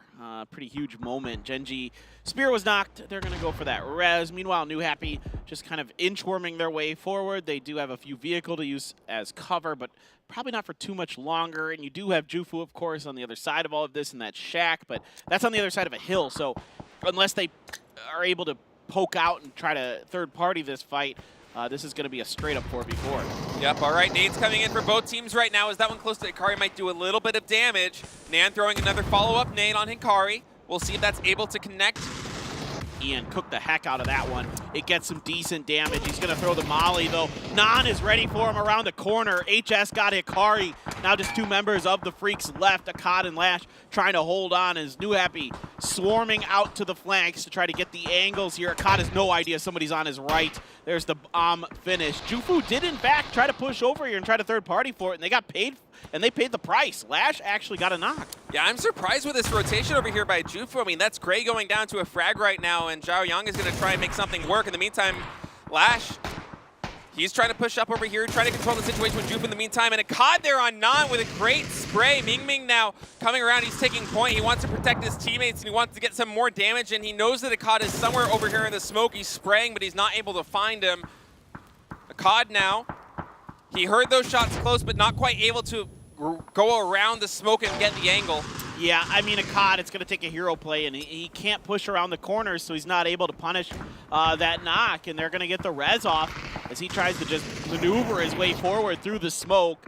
And here comes Xiao Yang. Genji does get taken off screen. It's New Happy, Akkad still in this smoke, and Xiao Yang gets taken down by HS. Now all eyes turn towards this smoke line. Akkad trying to wait it out. He does not have much longer as they just hammer into it. He is basically done. Yeah, he is not long for this world. Army crawling in a bunch of smoke surrounded by Molotovs, with New Happy closing in on his position. But I mean, this is still a little bit of a problem for New Happy because, I mean, Akkad, he's got 3 more smokes in the bag. He just used 1 right there. If he continues to create space like this and they don't flush him out, yeah, it's just, there we go. That's it. That's it. That's done. I was going to say, like, if he slows down the rotation too much, it could be problematic. But, I mean, as it is right now, New Happy going to clean that up. 10 more bullets, and then as they're rotating over to the eastern side, excuse me. And as it is, Tyloo, Ghibli, New Happy, all happy to take their own corner of the map. All right, well, you know, there's plenty of utility in some respects. Zepion is just fully level 3'd out. Wow, he hits that shot. Tyloo now on notice. He's got a Groza to back this up. So Zepion, they're putting a lot of eggs in his basket as he looks to see if he can pop another member of Tyloo with this AWM. CC has to throw smoke. He sees the head momentarily, shoots to give his teammates a little bit of cover even, as now New Happy is going to crash this position. Grenades out here for Tyloo. That is perfect from CC! Right on the money, non-follow suit, and now it is all on Zepion for New Happy. What a grenade here from Tyloo. Let's see if ZP can do anything about this. Tyloo with absolutely impeccable defense there. That nade was perfect. You said it right. Zepion now at 1 HP. And man, Ghibli, they hear all this action. They want to 3P this while they still have the chance. Lambu pushing out just a little bit. But man, the defense from Tyloo absolutely impeccable. They're right on the cusp of Pero now. 224 points, 12 kills already. What a moment there. 12 kills is a lot. You're absolutely right. And my word, I mean, Zepion's able to get in the circle, but, you know, where does he go from here? It's going to take a little bit of help from Ghibli, potentially, or something like that. Still another circle to go, as this game feels like it's just been non-stop. I mean, just absolute chaos. Yeah, that is absolutely correct. We'll see where our final circle goes. Just, yeah, I mean, Phase 8 doesn't change too much, and just kind of centers up. Lambu in. Yeah, I like this position for Ghibli a lot. It is not unwinnable for Tyloo by any means. And of course, APN, if he's able to wait this out long enough for these two teams to kind of butt heads. I mean, with a Groza and a AWM, pretty much anything is possible. But for Tyloo, I mean, the pressure is on. You really want to come up with this win. Yeah. This could be the difference between winning this tournament and walking away in second place. Yeah, that's exactly correct. And, you know, everybody else wants to win for their own reasons, but here Tyloo, so much is riding on this, and they're just going to go for the grenade finish. I think those are going to be off. Indeed, they are. Zepion pushed over more to the right than they were expecting, and they aren't going to be able to do that. Xiao Yang only has a mutant here behind this level 3 gear. That's a really strange setup. Not sure exactly how that one unfolded, but it is what it is. Not sure about that, as Ghibli, they really want to get an angle on here. They know that Tyloo, Tongs goes down to Lambu right there, and I mean, these knocks, if they create any space, this is also forcing utility usage out of Tyloo. I guess not in this case, as they're able to carry him out, and Zepion, fight's going off right now. That Molotov looked really good. We'll see if it's able to connect. Just short, it seemed. Yeah, something like that. It doesn't look like it actually did land next to ZP, so ZP waits. He's really just trying to buy. I think he's just enough on the edge here that he doesn't have to move until Phase 9 begins to close. So he's putting the impetus onto Tyloo to make a move. And Ghibli has done a good job of making sure that they really can't get much done. That grenade, if it's far enough, it's not. It's short. So if the throwables aren't good enough for Tyloo. Yeah, they have a pretty good idea of where he is, but like you see the terrain right here, I mean, those nades quite close. Zepion going down to about 30 HP there, but the problem for Tyloo is that if they go all the way to try to flush him out, they're suddenly exposed to the fire of Ghibli, especially Adder there, who I believe is on the roof or the second story of that building. Yeah. And, I mean, you just can't afford that right now, but Zepion over here in the southeastern position, such a problem, and here we go, Tyloo, they're getting in the US. All right, they got to make a move, and they're going to make it now. It's a grenade out for Lambu. A couple grenades out here for Ghibli. Galliang tries to back up. Not going to be good enough. Lambu's second is going to be on the money, and they're going to go for the finish. The vehicle blows up to boot here as he is going to get that. Zipian coming alive. He's got Sia down. CC falls as well. Tong has almost no health, and Ghibli is moving in for the kill. Yep. Everything falling apart there for Tyloo right at the end as Ghibli just cleans it up. And I mean, they knew that Zapian was going to be a problem there at the end. They were never able to flush him out. And as soon as the fight commences, he peeks up and with a gross and AWM. That's a lot of trouble. And now, 11-point difference between Pero and Tyloo. They really needed that win. But this is an exciting final game we have cooked up for you guys. A lot of teams in it. A lot of things can happen. A lot of ways that this can shake out. And, you know, Pero wiping their brows a bit after that one because Tyloo not able to come through with the win despite a numbers advantage. You know, Zipian just keeping them in a really awful position, to be honest, because they can never flank out as much as they probably would like. They're never able to really push and take space that they need. And not only was he a problem in terms of being a potential threat later, but it also forced them to move closer to him to try to get in nading range, and they use so much utility as well. I mean, we saw the utility coming out of Ghibli. One of their players had like 4 nades at least, just chucking them down on that US. So really just tough draw there. Tough draw in the circle, tough draw having Zipian just barely in, right on the other side of that ledge, giving him cover from the nades, and weren't able to make it happen. Instead, Ghibli walks away with a win. Yeah, I mean, Ghibli's, you know, doing a great job in the late game situations. I mean, all the credit in the world should go to Tyloo in that game. They got a ton of kills. Yeah. They really managed. Difficult 2-2 split. It can be a difficult 2-2 split. I see those compounds get crashed and taken all the time in situations like that. So credit where credit is due. Tyloo had a great game. It just, you know, it wasn't enough to get that win and catch up to Pero, which could have made things real wonky at the top of the leaderboard. But for now, what was it, 11-point, 12-point difference? I think it's 11 or 12. It's right around then. It's barely double digits. And I mean, right on the heels, another team in 3rd place. I mean, this really is going to go right down to the wire. I mean, is Mario going to mess with Pero again in the early game? And are they just trying to just absolutely ruin their chances? Like, are they just keen on keeping them away from the 3-peat for some reason? I mean, Mario might be kind of playing a sort of a late game, hey, we want some of this territory for the next event kind of thing. Like they might be kind of saying, hey, you don't get this for free. Like, Pero hasn't been bothered in this split outside of the farm at all this event so far, and maybe there was something to be said about that. I'm not too sure what was going through Mario's mind, if I'm being completely honest. I didn't expect that leading into this game. Not at all. And they kind of bullied them too. That was a pretty tough fight. And we're going to go to a commercial. Don't go anywhere. When we get back, the final match of PCS6 Asia.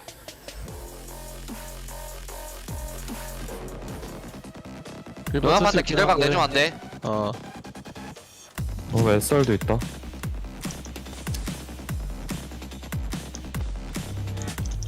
하이로 쪽 돌리는 거 체크된 순간 이번에서 동해보는 거 막을 준비해줘. 광동 끝? 끝났다. 아니 앞쪽 딱 맞는다. 서서는 너가. 나중에 점한테 말 맡아서 폭 같이 까 이거. 나폭 하나 있다. 나폭 하나 이거 가져와. 나폭 6개. 내주고 있다. 계속 농협 쪽 폭 던진다. 얘네 농협한테 물타 많이 써서 아이템 별로 없을 거야. 지훈이 형 나야 돼. 10초. 확인했어. 점 우리가 더 가깝다. 용형 아직 정리 안 됐어. 이렇게 기어 올 거야 형들. 파란 선으로.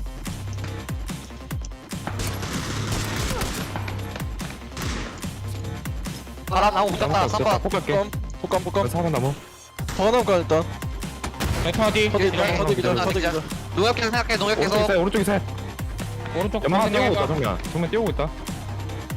뭐야? 농협 하나 붙었다. 연막 하나 붙었다. 오른쪽 붙였다. 라스트 연막. 연막 폭 갈게. 언연막?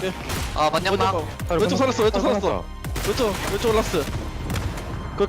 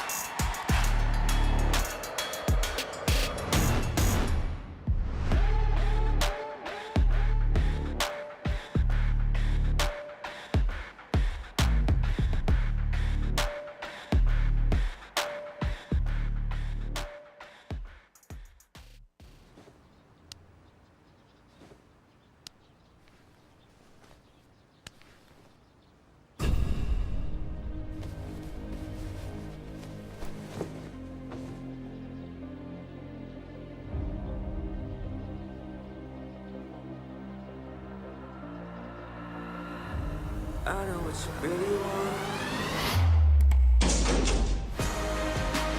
Turn it up and do it die. Maybe we're in paradise. I'm feeling like a hero. Turn it up and do it die. Everything is on the line. I'm feeling like a hero. Turn it up and do it die. Maybe we're in paradise. I'm feeling like a hero.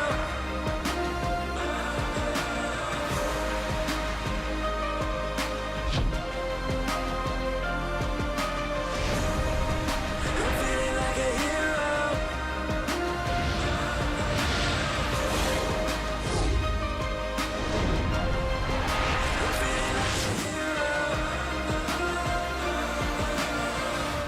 Born ready.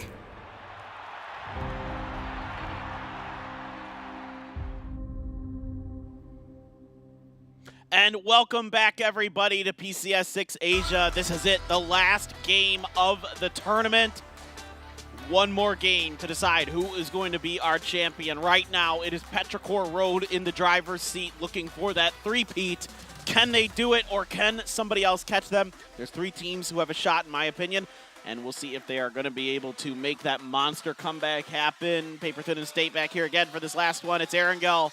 And then that is it. That is all we have for you. Yeah, we will crown a PCS6 champion very soon. Tyloo, Jufu, and Tiamba, though, all less than 15 points from Petrichor Road. It's doable. It is very close. I mean, if Petrichor Road, if they get bullied again early by like Maru, or even lose 1 or 2 players, like if, for example, if they lose Aches left early, something like that, it's possible that one of these other teams could come out and win it. I mean, that is a nice cushion, about a 10, 15-point lead among all those second, third, fourth place teams, but very dangerous. That's putting it mildly. It is dangerous, especially for Pero now, with Maru doing something very unexpected in that game, something we haven't seen yet this event. So for Petrichor Road, you know, you got to be kind of scratching your head a bit going, oh boy, what do we do for this last game? Do we try and do some kind of different drop? Do we have to avoid them just to make sure that we're not, you know, sacrificing, you know, so many points so early and opening the door for the rest of these teams? And here you get the match leaderboard. Tyloo and Jufu picking up some much-needed points. That's going to put them in 2nd and 3rd place, just within striking distance from Petrichor Road. Ghibli, of course, with a really nice win, though, man. We've seen some fantastic stuff from them in week 2. Yeah, they've looked a lot better this week, and credit where credit is due. At least in my opinion, just like the eye test for Ghibli. I don't know if the points actually back that up, but they seem to be doing pretty well here. So Heaven is going to be your player of the match there. 3 kills, a ton of damage to back that up. So Ghibli, you know, doing what they got to do, controlling that farm, and then, you know, keeping everything at arm's reach. So they're never really under too much pressure. They created a really nice buffer zone for themselves, an area of control around that farm, and I mean, they played it to perfection. They got that final circle. They just took the north side. They waited for ZP to kind of ruin everybody's day, and then they just went down and melted them. Exactly. All right, so like State mentioned, 15 points separate Tiamba and Petrichor Road. I guess there's some weird universe. No. No, I don't think. I mean, 17 Gaming, they've had a fantastic day so far. They've won 2 of our 4 matches. I was just thinking they've done really well today. Yeah, it's great for points. They did. Yeah, and then I did the math again, and I was like, oh, no.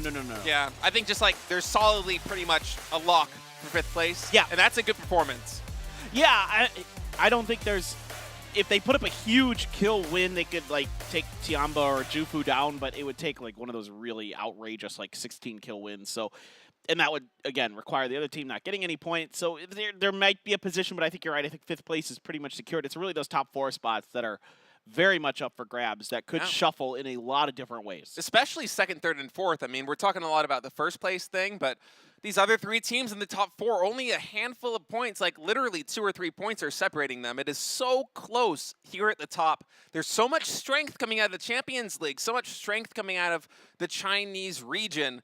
And they're just showcasing it here at PCS6 Asia. I mean, their play is fantastic. Yep, I mean, they have such great timing. Their senses are so well attuned to when they can hit, you know, a spot or a third party a fight compared to the other regions. You know, it's just too passive now for the other regions. The PWS plays more of a central kind of control a dip or something like that, or you know, try to dive center circle. You know, mid game, and it just isn't working. It just does not work against these Chinese teams, which are just too skilled. Or it doesn't work against Ghibli, as we've seen do to Genji many, many times. All right, here we go. It is the last game of PCS6 Asia, match number 30. Right over Yaz, so at least it's easy for New Happy and Donawa. You know, they don't have too far to go. Yeah, they get to have a nice, proper brawl at the start of this one. No gas station brawl where someone just gets a PP Bison and nobody else gets a gun. Yeah, that was a bit sad. Yeah. Let's have a proper fight. Yeah, let's have a proper fight. All right, so one thing that I want to keep an eye on is Maru, where exactly they go. They are going south again, so I don't know if they're going to try and contest any of Pero's dropping locations like they did last game, but it certainly is in the realm of possibility. Then Tailu, Jufu, and Tiamba. Jufu also going down south of the plane path. Tiamba going to be happy to take over this western side, as is Tailu. So quite a few top teams in close proximity to each other, and as we have seen with Maru before, they've been kind of a wild card here so far in Erangel, and the fight begins. Yeah, they've picked a house, so they're going to go for it. Rex doesn't have anything. He is trying to get out of there before he gets shot. And yeah, he's got you know, there's a Tommy. Ellen's done. Soul comes up behind. Oh, turns and gets another. Has to reload. He's got time for it. HS holds with that 1911 around the corner, trying to get a bait out. What a jump from Nan. And he's going to get the follow-up from HS. Nice little setup there with the pistol. Rex trying to go for the pump. He has to be super, super careful. Knows he had an opportunity to go for the angle, but nice little footwork there from Nan. Keeps him safe. Yeah, nice little footwork indeed as these players kind of dance around each other. But the problem now is for Donawa is, I mean, if you're going to let New Happy get these reses, things are going to fall apart. He knows he's going to try and push. He does get one there with a pump. He's going to go for the flush. He's not even going to fight for HS. Either he knows where HS is and knows he can get these flushes, or he's just trying to ruin their day. Well, maybe a little bit of column A, a little bit of column B. Yeah, exactly. He's really weak. So even one bullet from this 1911 could finish it. Oh, he runs out of ammo. Just got to push the corner. There you go. Rex is going to win it. And actually, Donawa can get everybody up except Savior. Who, of all the teams to make this maneuver, of all the teams to do this state, it's the most passive, maybe the most passive team we have in the lobby. It's GEX. Yep, but they're just setting Savior, man. They know that these teams like to cannibalize each other in Western Yaz, and Savior, I guess, wants to get a free kill. If he's been watching the kill feed, he knows that Donawa is up, and they probably don't have any armor, and yep, there you go. That is one. Soul just probably punched his monitor. I mean, he has just got to be so mad about that. This is such... I don't want to say this is bad manner because GEX needs points, but this is kind of bad manner. It's pretty funny though. We got to give him that, man. It is kind of Savior picking these up. Like these Donawa players, they have no heals, they have no utility. Like nothing's really going their way. Savior's just kind of ruining their day right now, and it feels like every time he gets up these knocks, he's like finding a quarter on the ground and picking it up, putting it in his pocket. Just like, yeah, I'll take that. Yeah, no, he should. Look, all things considered, like, you know you have an opportunity to get points off of these fights. Like, we saw this with Buriram United at PGC, where they would just, you know, wait for the third party to kind of kick off, and then they'd come in and clean it up and take the points. That's kind of fine. I mean, that's part of the madness. Like, that's part of the game. Like, yeah, you got to take the points where you can get them. We'll see if he's able to spot Helen here, who's army crawling right in the side of the shack. Helen can't. Such a weird start to this game, man. Even popping the tires on the dossier. Yeah, it's just it's insult to injury. Now we're just getting rude. Yeah. I mean, this is very unexpected in a lot of ways for Donawa, I'm sure. Like they win this fight clean. They're going to get all 4 up, and then this guy shows up, and it's like the last game of the day, and they find GEX finally is like, well, maybe wait. He can get points? They finally put 2 and 2 together. Yeah. Yeah. They should have done this earlier, in my opinion, but... It's especially brutal, though, because it's Donawa. Because, I mean, like, it has been, like, maybe 60-40 between New Happy and Donawa landing there in Yaz. But Donawa, they finally get a win, a clean one where everybody's up, and then, yeah, GEX Very sad. Well, so be it. This is last game? Yeah. Yeah. previous Oh, match. this is grenade. This is going to be this grenade. Oh yeah, this nade was nuts. Yeah. I mean, Tyloo's defense here was absolutely insane. I love the play by New Happy, just going for the kill right here and having Zapien with that trying to create space. But look at this nade. Oh yeah, hit us with a slow-mo. Love the production team here. Unbelievable. Cooked perfectly. Perfectly. That camera angle, the body flies right at it. Like, it literally couldn't have been better. Like, that was the perfect nade. Just fantastic. Oh, what if this car runs somebody over? No way it did! Ah! God, can you imagine it hit Tongs too? I missed that in all the chaos. Oh my god. We were so hung up on the nade, we missed everything else, but that last game, man, that was a chaotic finish. It was chaotic from like the get-go pretty much. Yep, it absolutely was. That was just one of those games. Yep. It almost feels like an APAC game, how crazy it was. Not sure if we've gotten a shot of it yet on the main monitor, but the circle is, if you're wondering, dead center on Pachinki. No, it doesn't matter. Unimportant. Unimportant. Circles. Yeah, what do those matter to this game? Who cares about that? Yeah, who knows? I don't know. All right. What is 17 Gaming these last couple games has just tried to do these splits that have just been absolutely punished. Now, Lil Ghost, does he have an escape valve out the back? Does he have a vehicle? I mean, he might throw some utility and then just bolts out the back side of this. Suju just rolled up, and he got a knock there on Adder. That's a good initiation. Yes, but I think that's a pickup. Maybe. We'll see. Maybe I mean, not. it looks like they're actually trying to fight this out. A 2v4? Well, I mean, all right. The logic made for 17 is like you got 5th place pretty much as a lock. You have a huge game here, you can break into the top 4. Yeah, no. I mean, I guess this is fine. You take the fight, and they are just going to call in the rest of the reinforcements. Let's see if they can make this work. Skibbly did get the res onto Adder, and now things kind of take a momentary breather. Show gonna try and make some nade happen. That was a nice one, but Guman in the side room could be safely guarded from that. That's 17. They have a lot of men here now, a lot of manpower. And Donuts might get in on this action as well, as Shiva's got a really nice angle there with the SLR. Yeah, Shiva should be punishing somebody here relatively soon. 4 AM showing up to this party. Everybody needs kills, everybody needs points. Yeah. So every ounce of fighting that occurs anywhere in the middle of this circle is just going to attract the attention of everybody else because, you know, now, you know, it's like too little too late for so many of these teams. Ghibli's almost down. It's just Lambu left here as Heaven and Yumian get balled. Lambu, oh, good shooting there onto Show. Not quite ready for that angle that Lambu was at. Yeah, Lambu holding down the fort there in that warehouse, getting a really good job done. That's, yeah, oh, Show. Not quite able to get the flush. The follow-up's just not quite there. Oh, no. He didn't get it getting himself at least. Yeah, I thought he did for a second. So did I, State. So did I. It was a deceptive angle, and now Korn coming in with a frag. He's looking for one. I think he might see Little Ghost there through that window. That nade does get some damage in, and yep, he does. It's a nice spray down on Little Ghost, catching him unawares. Oh my god. Well, okay. Ghibli's dead. Let's see if 17 can hold on against Donuts.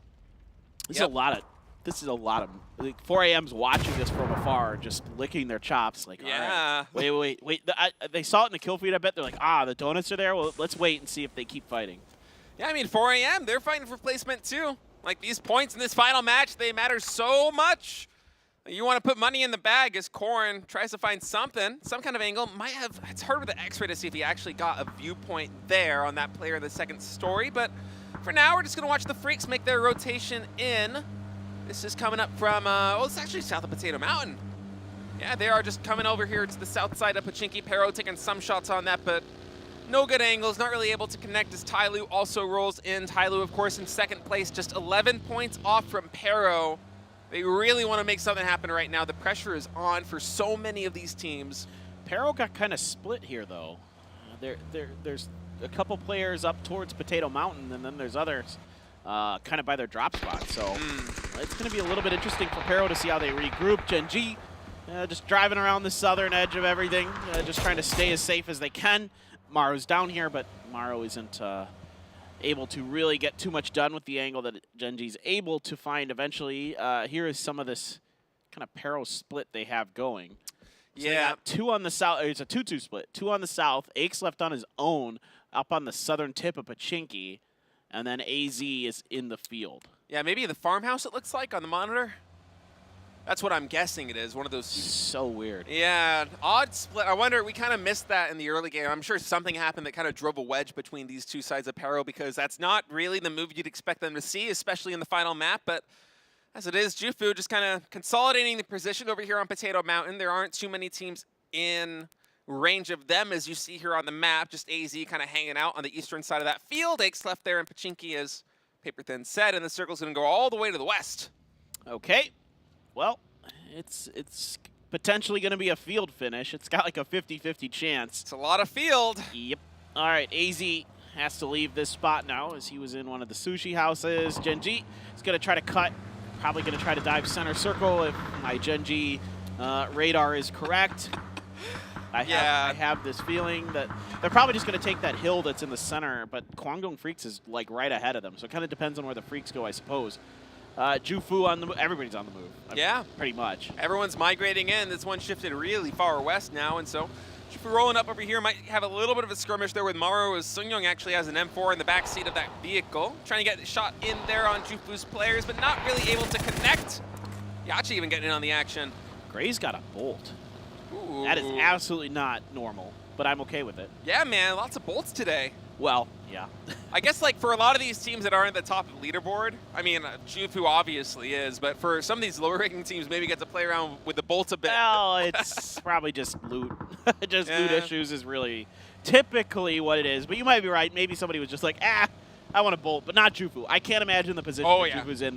That was an intentional decision. Unless there's something I don't know about Gray that they've been saving it. It's a secret strat. Yeah, it's a secret strat, maybe. All right, Jufu going to be happy to post up at that compound, as 4 a.m. and 17 kind of in close proximity over here on the west side of Pochinki still. 4 a.m. never really was able to flesh out 17 after all of that fighting for those houses. And Petrichor Road now the team to beat. Yeah, they've been able to group up at least. So that's the good news here for Petrichor Road, and they're trying to play it safe, staying just outside of Pachinki, underneath the hill. And they're going to wait it out. Hikari does find a knock onto Americano. 4 a.m. going to try to crash 17. They want to get them out of the way. They want to try to get some points. 17 holding on for dear life. Maybe there's some hope that they get a few more kills just to make sure they stay out of the Freaks, I suppose. Yeah. Xiao Hai gets shot in the back. 17 also has quite a bit of utility in the bag, so maybe with a lucky connection here and all the 4 a.m. players on this side of the house, they'll make something happen. Looks like Xiaobei is going for that, but maybe not able to just connect with them on that nade. Yeah, I don't know if it got out the window. I think it might have bounced and not gotten through because he got stunned right as he was throwing it. Maybe. Smokes galore as the bodies hit the floor. I don't know why I went with that. That was a good one. I'm glad he did. Thank you.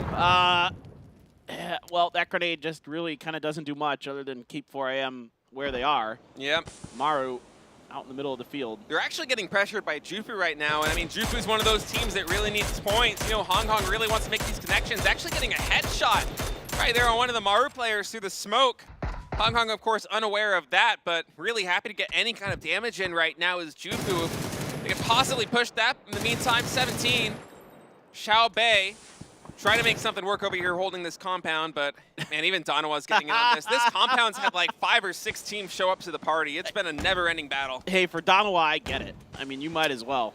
Yep. I'd say, if I'm Donawa, I'm just pushing this. Just screw it. Just get in here and get hot and heavy. The spray down from Rex is going to get the finish onto Wayless as the res was being attempted. Grenade out here for him as well, but it's going to splash on the door, not get indoors where 4 a.m. resides. Circle is going to go to the southeast in the middle of all of this, so Jufu in a very, very nice position, potentially. They're going to have to regroup, though, as Maru and others are pushing them. Yeah, Maru's driving right by Jufu's position right now, and Jufu, they sense this. They're trying to get away, but they got tires out on their buggy, and Sunyoung's going to wipe out Gray there because of that. Jufu really with not a lot of momentum on that vehicle. Maru's getting hungry, man. Yeah, man, they're taking out so many of these top teams. I like to see it. I mean, I really like to see it, but it's too little too late again. Like, everybody, like, is starting to play, like, kind of like maybe you would hope they would. Like, they're going for kills, they're getting aggressive, but it's like the last 2 games of the day. Yeah. All right, Suju just holding this angle, and he does get the headshot for his efforts. Not quite able to get the knock there, though, and taking a little bit of damage on the backside as he rotates into the other side of this house. Xiaobei trying to find one. Oh, that was overcooked. Wow. Almost burned his hand with that one. Yeah, really. That's like me trying to cook any real food. Like, it just comes out burnt. Oh, the peak is so good from Xiaobei. Xiao Hai is knocked, and you know, 4 Angry Men is now stuck trying to get through to the other side of this compound. You know, they've got one building, but 17 is on the other side. Meanwhile, Donowa is just going to cut past him, but V7 is right there waiting for whatever happens out of this fight. Yep, Jonggu now with an angle there on Hell, and he's going to take him out no problem at all. Trying to go for another one, but nope, not able to do it in the backside. 4 Angry Men is eliminated, so 17 did clean them up, and now Pudding trying to lay down the hurt there on Donowa. Gets a great angle on Rex, a lot of damage, but no knock just yet, just one bullet away. Oh, the drive-by from Salute on the back of the buggy. It's going to get the knock in the finish here, as Rex does find himself on the ground. Salute the only one standing for Donowa. Gomp up the hill. Suju watching him in the back. Hits a couple really good shots, but isn't able to get the knock here, as 17 was able to finish off 4AM off screen. Salute in a buggy, trying to just go somewhere, but not going to happen. He just gets ripped apart as Onyx finishes him. Going to a better place. The lobby? Well, not the next one, certainly. No, there's no more lobbies to be found. No. That is the conclusion of the tournament for Donowa. All right, 17 trying to get out of this compound. I mean, V7's gatekeeping them just a little bit, but they got Pero on their heels as well in the southwest side of the Pachinki Hills. Yeah, I mean, they're going to try to pick this up, but you see Gomp should have just shot the tire there. Yeah, probably should have. I'm a little surprised he didn't. Probably just didn't quite register. I think he was like trying to line up the heady for when the buggy stopped. Doesn't matter. They should have this pretty well down and dusted. He's got him pinned against the blue. Yep, there you go. That's well done here by V7. But Pero's looming out here. They were looking, if there had been a knock on a V7, I think they would have committed to that fight. Oh, absolutely. Especially there with Aches left on the front. Like, you know he's going to go for those kills. In the meantime, Korn getting Gomp right there. Trying to get another one with a car. Not able to connect there with 2-star. Oh, he does with the red dot, though. That's some nice shooting there with the barrel. Fantastic heady. 2-star going to create some space with smokes, and V7's in quite a bit of trouble. Yeah, 2-star, the only one left. Korn right next to him, stunned to kind of mask his movement, but it's Tiamba who could see 2-star from a long distance away. Now 2-star is fortunate that Korn hasn't opted to push any further forward. Korn does have the better side of the circle. Has probably worried himself about Tiamba. Those shots that were hitting 2-star, he's probably got those in the back of his mind as well. Where's Tiamba going to go? Looks like they'll be rotating clockwise over here towards V7's position and potentially setting up for a fight with Pero, depending on where they decide to go with this. I gotta say, it's been really quiet for the top 4 teams so far in this lobby. Pero, Tyloo, Jufu, and Tiamba not with a kill to their names. Yeah, they're playing it safe. You know, they're trying to get to that end game, trying to play for that win. Those 10 points for the chicken dinner, oh so important. Gok did find a knock onto the Freaks, who were kind of stuck on the edge here of that mountain, kind of where Maru was earlier, almost a little bit further right. But Jufu also is going to put a ton of pressure down, so a lot of smoke's going to have to come out for the Freaks to try to keep that safe. Korn is knocked for the donuts for his hard work, taking care of V7. And that reveals Tiamba's position to Pero, so they know they're right on their heels over there to the west side. Maybe setting up for a fight later. I'm not sure how much playable terrain there is. He didn't break it. Oh. Oh, no. Tongs, not like this. It didn't break. That's rough. No, he didn't have enough speed. Oh, he's going to die for that. Sia gets shot down as well by Maru. Tyloo might just find themselves out of competition for this event because of a hay bale. That is a heartbreaker. Yeah, that one broke. You got to have enough speed, though. He didn't have enough speed. That's all there was to that. That was not a glitch. There is a certain amount of speed required to break those. Sorry, that's the truth. Tiamba now rolling in. Looks like they're going to crash this compound here for Donuts as all guns are ready. Chewy coming out on the side. That nade does get a lot of damage and no knocks just yet, though, as Chewy's trying to find an angle to get some shot over here on Shiva. Americano now making the rotation in to back up his teammates. Some smokes helping guard the cross here for Tiamba as the airmail comes in. That's an excellent frag. Shiva does move away from it, but at 25 HP. Now the blue is here, and Tiamba not, I think, able to get as much done in this early part of the fight as they expected. Kane even gets a knock. Americano trying to push around the window, and that is going to be the flush on its tongue. 7-7 goes down to the blue. Lynchen able to get Kane 2-on-2. As both teams, or excuse me, a 2-on-1. Americano trying to push out now. He has the edge of the blue, but he has 2 members of Tiamba to deal with. It's tough. It's a difficult position for sure as Lynchen's just kind of holed up in that house right now, but he can tank the blue quite a bit. Looks like he will be going for the res on Kane. The question is, did Chewy actually sniff this out? It seems like they might not have an idea. Oh, they know now. They certainly know now. Look at this Americano comes Americano! out though. Oh. He gets one, but not the other, as Tiamba is going to be able to clean them up. That brings them to 224 points at the cost of 1 man. What a timing by Americano. He almost ended the game for Tiamba. Yeah, that was really close. A little bit faster on that flick to the left, and maybe he wipes that team off the board. What a play. What an attempt. Tiamba, you know, how banged up are they going to be after that? You know, how much fight do they have left in them? They're only, you know, now they're tied with Tai Lu. They're only 11 points behind Pero. I think they're going to be able to get all their reses at the very least. GEX has found themselves right next to our current leaders, but this hillside does separate them for now. SSR is going to see some players. Yan Li actually opens up. SSR held his fire to try to keep himself obscured from Pero, but I think AZ might have seen him. I think GEX is going to push this, man, and this fight has a lot of implications on the result of this tournament. But no, GEX actually going to throw those nades and back off. In the meantime, Maru going head-to-head right now with Jufu, trying to nade this little passageway that Jufu is setting up here with the smokes, but Jufu, they're wise to this. They're not going in on it too far. And actually, it's Pero getting the initiation here on GEX. They chase him down after they back off. Well, GEX took too long, and infantry got angles on the GEX, and then GEX started fighting infantry, and now Pero is going to third-party that, and that's GEX indecisiveness kicking him in the butt. Yep. Last year, watching Jufu 0-1. All right, let's see if he can end the day here for Jufu. He's got an opportunity. The grenade is out. If it's on the money, that could be the end of it, and it is! Lash wipes out Jufu. They will finish the tournament somewhere in the top 4, but a matter of where still yet to be determined. In fact, it's going to be 4th because Tai Lu is going to get ahead of them. Man, fantastic nades there as Petrichor Road. Volley Bear actually gets Yan Li right there with a nice shooting on the mini. See that angle right there, just a beautiful one. Wide open for him. And Pero, they want those kills, but right now they're kind of happy to play this safe. You know, they have a large point lead. They just need to outlast Tiamba and Tai Lu, that's it. Truly, 12 points. They're going to wait this out. Zenon is in the blue, and there's nowhere for him to go. There's no way he's surviving this. There's literally no way. Zig and zag all you want. You will not escape the inevitable, as the circle's going to come all the way down here on the farm, and Genji's the only team with a compound.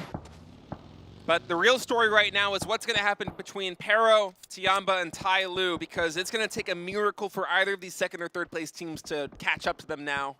It's going to take just an unbelievable performance. I mean, you know, especially for Tai Lu, who's only down to 2 players. That's going to take just one of the craziest things you've ever seen. Yacha begins his bombardment of the Freaks. Akkad knocked, gets headed. He is basically done unless somehow Lash can make this work, but you got to stand up to res. Lash doesn't have a helmet either. That's a feels bad, man. That's what happens when you take all this damage in these dips. Like, yeah, man. You lose your armor pretty quick, and Pero, they're going to be making this rotation in right now. Looks like they might be diving infantry's position, but no. 2 players going down right now. Eggs left the gunner, trying to make something happen. He gets knocked as well, and Pero just getting absolutely dominated there. They're eliminated. This opens up the potential for Tiamba and Tai Lu to come through in 1st place. All right, Tiamba smells blood, and they're going to try to wipe Tai Lu out. Zhao Yang taken down real quick by 7-7, but it's Yacha from Maru who continues to be an absolute thorn in the side of these teams. Tiamba almost going to go out of it. This could be the end for the 2 teams trying to catch Pero. Lin Shun trying to go for the heal. He has very low health, but Yacha not keen on letting him get through. Throws the stun, but he takes the worst part of that damage. Has to pre-fire to try to keep himself alive. You can see even Wang Zai from infantry trying to get into this fight. CC has 0 health, but has to push forward. State, this is precarious. This is crazy. He's going for the kills right there on Lyncham and not able to connect. The rock shielding him just barely enough, and there's only 1 player up for Tiamba, 1 player for Tai Lu. Their tournament lives are hanging on a thread right now. They want that 1st place, but this is such a difficult situation. Well, I mean, what is Gen G going to do about this? Because now I'm seeing them start to maneuver out of their compound. They might come in and just wipe everybody off the board and just try to go for the win and try to get ahead of Guangdong Freaks, maybe even 17 if they can put up some big numbers. They're going to get the knock onto D-Lax. Slinshun just trying to stay alive for dear life, and CC does not want to allow Tianba to get ahead of them. If he gets this kill, they are going to take second place for theirs, and he almost has him. Oh my god. That Molotov is so close. The fire, that's going to be it. Tianba Esports is eliminated. Tyloo now in sole possession of second place.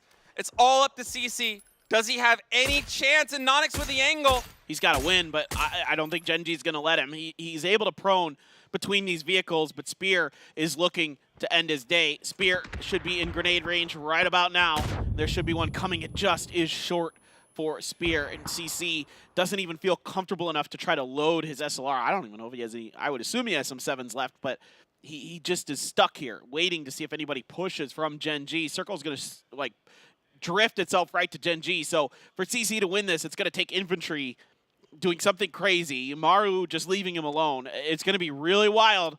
There's a world where it happens, but I don't know if we're living in it. Yeah, exactly. There's a 7% world state. The game just told us. 7% of worlds in the multiverse. Yes. That's better than your Iron Man's champion. chances, man. So we got that going for us. Oh, poor CC's got to make something happen. Maru, oh, this is how it starts maybe. Gak is knocked right now. Yacha's also taking some damage. We're not quite getting the angle. Spear trying to find something, and Nonix is actually the one that's wailing the hurt there on Maru, and if he's able to clean that up. I don't know if you can get this res. I don't know if Anonix repeaks this. I think he might have the angle, but I'm not sure. Maybe not. Okay, he does not. I thought he might be able to see just enough of the head there. Well, now he can. Yeah. The soft cover of the bushes maybe was obscuring it from his vision. That's Gak going down again. Yacha the only one up, and CC, I see the fire on the map coming towards him. Yacha's going to try and run in, but such a precarious position. Well, Yacha trying to army crawl. Nope, not going to. Nope. Once you crest that hill, Anonix going to dial in with the headshots. Infantry. All right, infantry has to do a ton of damage, and then CC can come through and win this. But CC is stuck on the outside of the circle, and Spear is firmly camped on top of him, making sure that he doesn't get too far. There is a bit of a gradient in the hill, so CC might be able to stay behind it. It's hard to say for sure in these situations. He might have to take the backpack off. It's a very gentle slope, and yeah, you're right. He might actually need to take that backpack off to keep himself completely obscured from view. As it is, though, Spear giving him a little bit of breathing room. I'm not sure if CC was able to identify this or if he just knows that now is the time with the blue closing in. It looks like Gen G's sights are largely on infantry, and I mean, CC, he didn't even have a vest to his name. Hopefully he has one now after he's able to loot this crate. Yeah, he's got level 3. He got a level 3. That is huge for him because those body shots can do so much damage, and he right now just needs to stay alive. I think he was out of 7.6 ammo because he switched over to the mini here. Yeah. So, you know, things are not going especially amazing for him, but good enough. He has 2 mollies, no frags, so that's also a little bit worrisome. The frags are going to be so important, so powerful.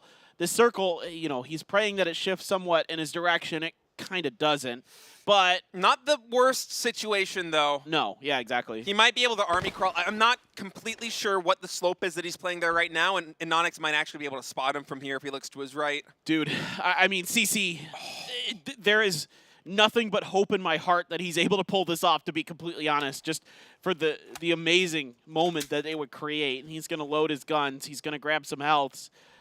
Is he going to ditch the backpack is my question. Maybe not yet. I mean, it is still sometimes kind of hard to see, but that level 3 backpack, sometimes it just sticks out like a sore thumb.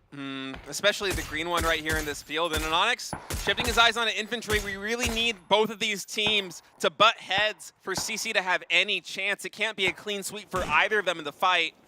I mean, everything that we've been talking about is kind of null and void if infantry just dies here, to be honest. I don't see any world where CC is able to 1v4 Gen G. I mean, even a second place CC would need, and I don't know if there's enough kills on the board. He'd have to pick up some off of infantry, and he's basically playing for the win, I assume, clearing some space in the backpack because he has a absolute monstrous amount of 5.5 sitting inside of there. What does infantry do here, though? Yeah, infantry, they're almost cornered right now. It looks like they're finally going to try and make their move as Wang Zai's rotating in the vehicle. Renba trying to shoot through the smoke, actually gets a lot of damage in it, and Onyx does get the knock there on Wang Zai. He's going to go down, as is Lin, and infantry's eliminated. Right now, it's going to take a miracle for CC to come through with this. It would be the greatest moment in esports history if he's able to do it. Gets a bunch of damage into Renba, but Onyx can see him. He's out in the open, tries to get behind the tree. Not going to happen. Your final game winner was Gen.G, but your PCS6 Asia champions are going to be, for the third time in a row, Petrichor Road. Absolutely phenomenal performance. The 3P is real. After a slow start in week 1, they just come to life in week 2, and they clutch it out. Phenomenal play, top to bottom. Unbelievable. They're amazing. I mean, Left is just so unbelievably talented. AZ coming in here as a new shot caller for this team, doing a great job. Mill and Ming, solid role players for this squad. But I mean, Left, just what he's able to do individually. This team, you know, as the leader, the owner of this team, what he's able to do, putting it together is just beyond belief. Truly a one-man show at times, but it takes a true team to repeat 3 times in a row, and China continues their reign of terror in PCS Asia. Well, this was a real just claiming of territory here for China. I mean, they swept through the lands, and they look great. I mean, the style they have, the way they perfected this aggressive, you know, edge third-party sort of, you know, when to take fights, when to push situations, style that they play is clearly superior in this region. Yeah. Arguably, China is, you know what, it's not even arguable at this point. Oh, they are the It is strongest the region in the world. They are, in my opinion. The play that we've seen this weekend and last weekend is just... Yeah, they won PGC. They dominated PCS6 Asia. I don't see how you can't think that they are the best region right now. It's just incredible. They're nuts. They're amazing. And it's a pleasure to watch Petrichor Road. You know, 3 in a row dominance like this is rare in any kind of competition. Oh, yeah. So it's truly a thing of beauty to watch a team like this operate, to continue to just, you know, coming into this week, they weren't really even on my mind. They had 91 points coming into this week. Yeah. Tyloo had close to a 50-point lead. Yeah. If I'm not mistaken, it might have even been more. I don't quite recall, but just the tenacity to be able to break through that, not let it get inside their head, but continue fighting for the win here in week 2. One of the most fantastic weekends for any team of all time, and such a clutch fashion. Unbelievable.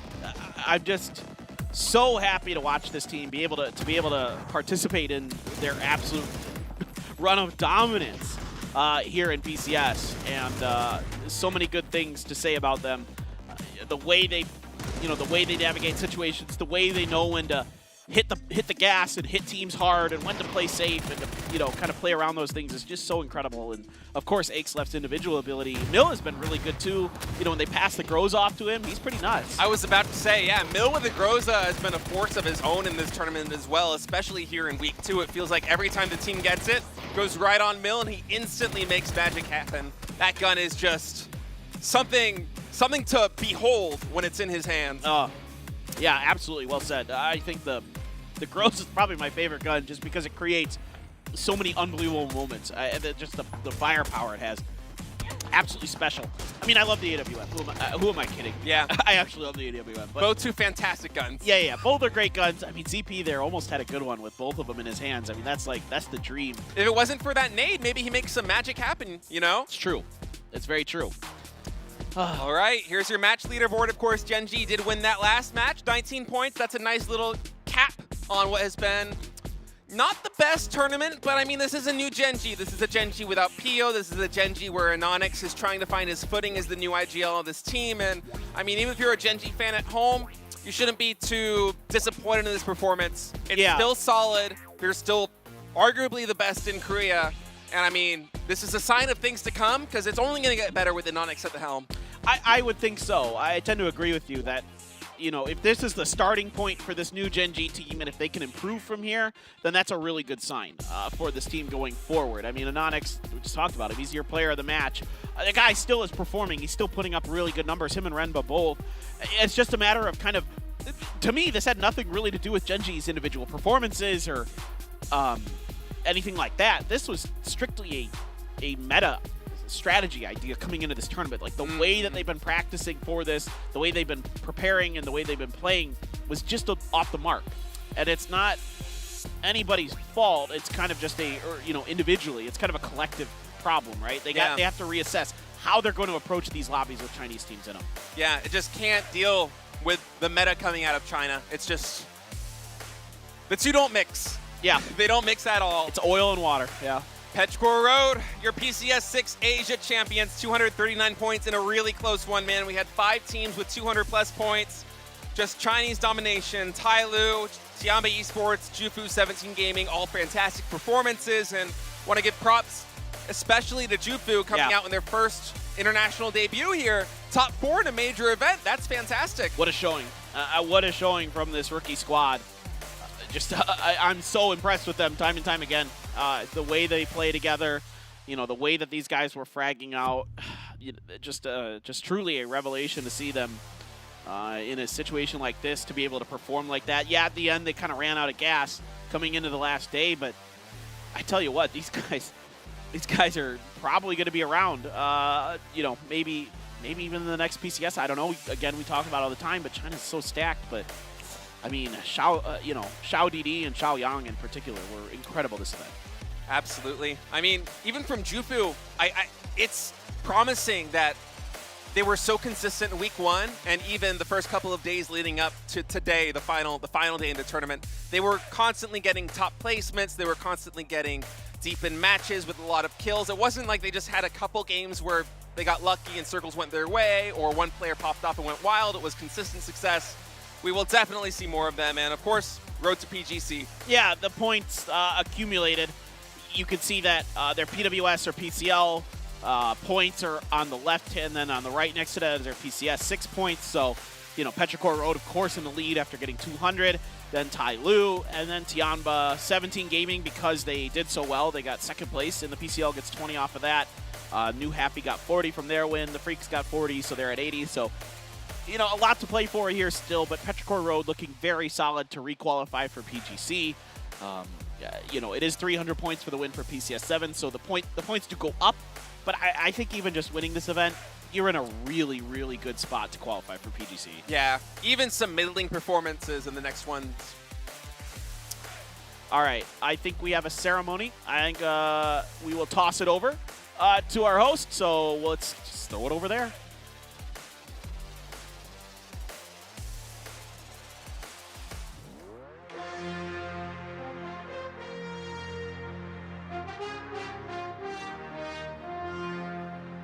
챔피언이라는 단 하나의 목표를 향해 2주 동안 쉼없이 달려온 16개 팀. 16 teams have performed for the last 2 weeks, and it is finally the last day. PCS6 Asia has ended as of today. And we will go with the achievements for today. With the winner for the Insane Squad will be Tai Lu. Chinese team's Tai Lu has been selected as the Insane Squad.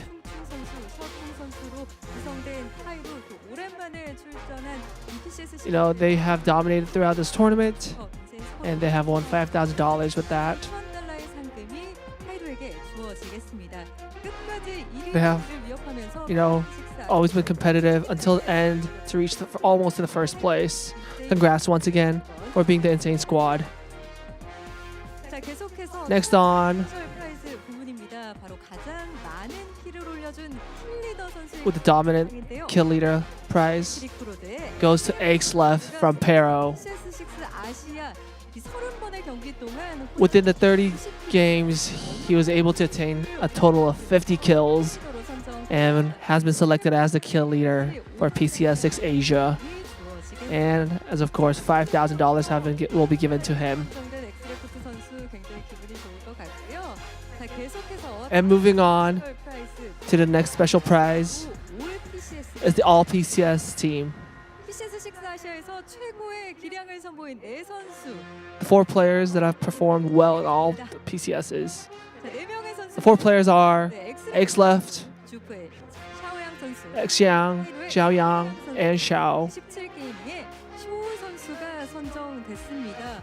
모두 중국에서 All players are from China, and that's just the significance of how China has dominated in PCS6 Asia this tournament. 경기력을 팬들에게 선사해 줬는지를 확인해 볼 수 있었던 올 PCS 팀의 4명의 선수였습니다. Congrats once again to all the 4 players for being in the PCS team. 자, 이렇게 스페셜 프라이즈 부분 팀과 선수들 저와 함께 확인해 보셨습니다. We have seen all the different prize awards. 아시아의 주인공을 Now we will meet 차례인데요. 바로 우승을 차지한 with Pero 패트리코 로드 선수들 지금 as a champion of PCS6 Asia. 네, 시간 갖겠습니다. 퍼스트 나와주시죠. 축하드립니다. 고생 많으셨습니다. Congrats once again for winning PCS6 Asia. 언급을 안 할 수가 없을 것 같습니다. 정말 대기록을 이번 PCS6 아시아를 통해 세우셨습니다. You guys made a significant record by winning PCS4, PCS5, and until this PCS6. No, you guys have become the champion. A phenomenal winning streak that you guys have made and achieved. Congratulations, Mil. How do you feel about winning 3 times in a row in this Continental Series? 成为连续3连冠的感觉如何呢？黄一鸣的问题啊？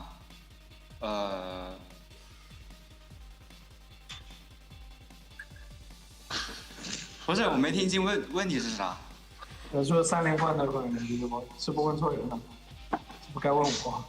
是错兄。就心情挺开心的，然后毕竟是第1个冠军。 일단 기분이 매우 좋습니다. First of all, we're very happy about it. 더 기분이 좋습니다. No, winning 3 times in a row makes a significant record. 패트리코 로드로서 첫 출전한 PCS 시리즈였는데 Ming, it's your first time as a member of Pero, but you dominated this tournament. 감회가 남다를 것 It must feel different for you. How do you feel, winning as a new player of Pero coming into this tournament? 对这个有没有什么负担呢？还好吧，就是队友太猛了，然后没了。 부담은 별로 없었고. There wasn't a big burden about it, but I was just able to perform well with this tournament. AZ, we would like to talk to you. You're the new IGL of Pero. How do you feel about it, winning this tournament as a new IGL of the team? 得到了很多分，那可以知道你现在得到冠军的感想如何呢？挺开心的吧。 기분이 굉장히 좋습니다. We're just very happy about it. 이 팀원들을 믿고 이렇게 좋은 경기를 펼쳐줬기 때문에 이런 3연 우승이라는 대기록도 세울 수 있었을 것 같은데요. 또 원년 멤버인 마인롱 선수와 엑스레프트 선수의 소감도 굉장히 Mil and Xlef, as the original members of Pero, we would also like to ask you, how do you guys feel about winning it 3 times in a row? 就我们3连冠了，然后非常开心。我们这次本来打得不是很好，后期根据教练的调整。 打得越来越好了，这支队友都很给力。 일단 저희가 3연승으로 계속 우승을 차지할 수 있어서 너무 기분이 좋고 저희가 초반에는 좀 힘들었는데 We struggled in the beginning, the very first, but actually we were able to dominate us coming up and going up through that pace, and winning it makes us feel really happy about it. You guys ranked 15th in the very first day of PCS6 Asia, but stepping little by little to the first, you got to the championship. How'd you manage to not fall and just go up from that point on? 选手，你们从第1天开始以第15名，然后从最后1天以第1名，然后可以一直看到你们越来越上升的样子。可以这样子理由，你觉得是什么呢？就因为我们一直都比较慢热打比赛，然后后面根据教练的调整做出了改变，然后兄弟们打得越来越好，然后我们就拿下了。 코치진이 저희에게 많은 얘기를 하고 Our coaching staff has helped a lot with a lot of feedbacks, and because of those feedbacks, we were able to gain information and know more about the different teams, and because of that, we were able to maintain the championship. I think. 곳에서도 패트리코 로드의 우승을 위해서 정말 물심양면으로 많이 도와준 분들의 또 언급까지 마인롱 선수가 해주셨는데요. 하지만 이 선수의 기분이 그 어떤 선수보다 굉장히 궁금해요. You know, we would like to listen to, 우승에 있어서 you know, being the MVP of this tournament, Xleft. You know, can we ask you how you feel as the MVP of this tournament? 感想怎么样吗？你没开麦，周姐，你没开麦，你我没开麦。 OK，感想我想一下，就这个3连冠对我们来说真的是，就感觉拿着非常感动嘛，因为在线上这个原因，大家打的也非常的闷，能够及时的调整过来，然后拿到这个冠军，我真的是觉得非常不容易。然后这个 MVP 以及这个3连冠是我觉得今天这个节日能给我妈妈最好的礼物，就这样。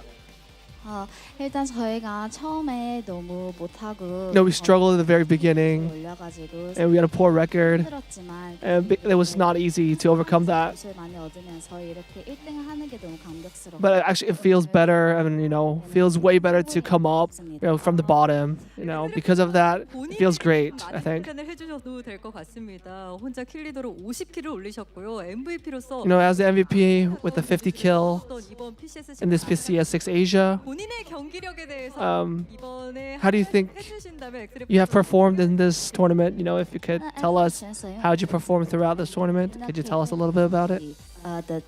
这次在比赛打的感想，可以说一下你的感想吗？我觉得自己还是就是值得这个 MVP 的，因为在第1周的时候我的发挥并不是很好，但是我的兄弟们包括那个教练啊团队都是非常的相信我，然后我也是在第2周及时的调整了过来，就打回了自己的状态，所以很开心。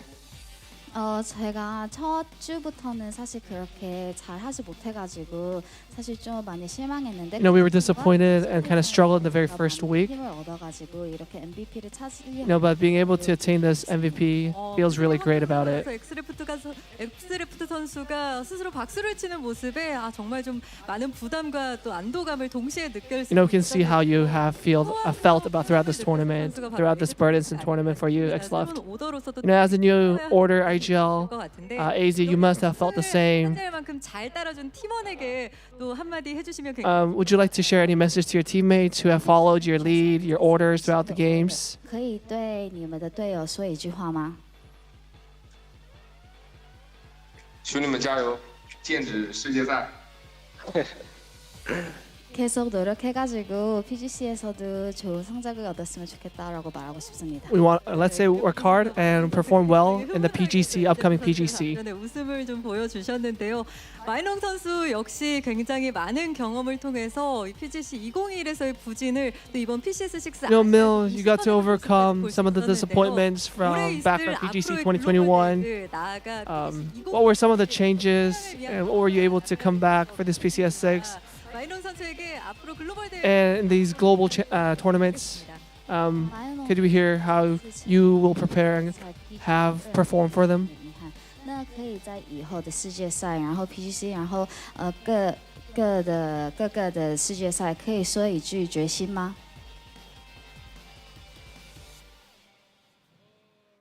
这次世界赛我们回来了，我们会越打越好。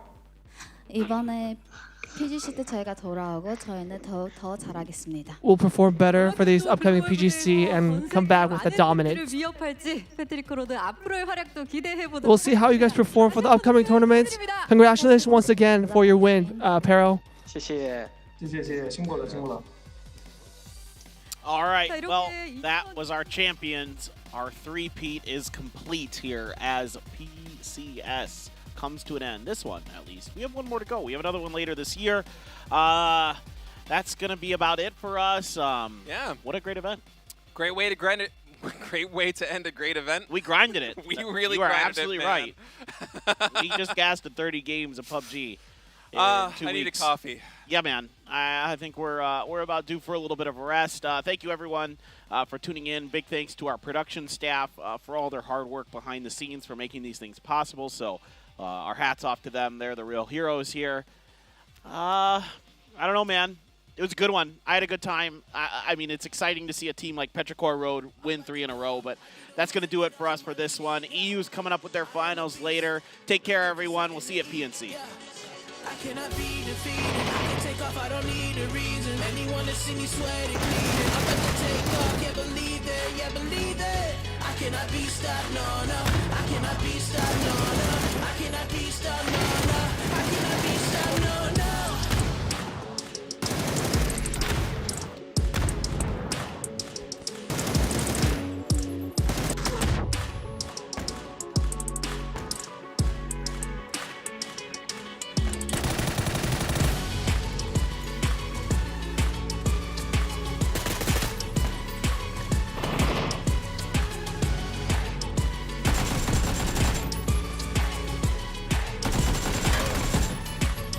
I'm like a dog, I do the most to get off of my leash, yeah.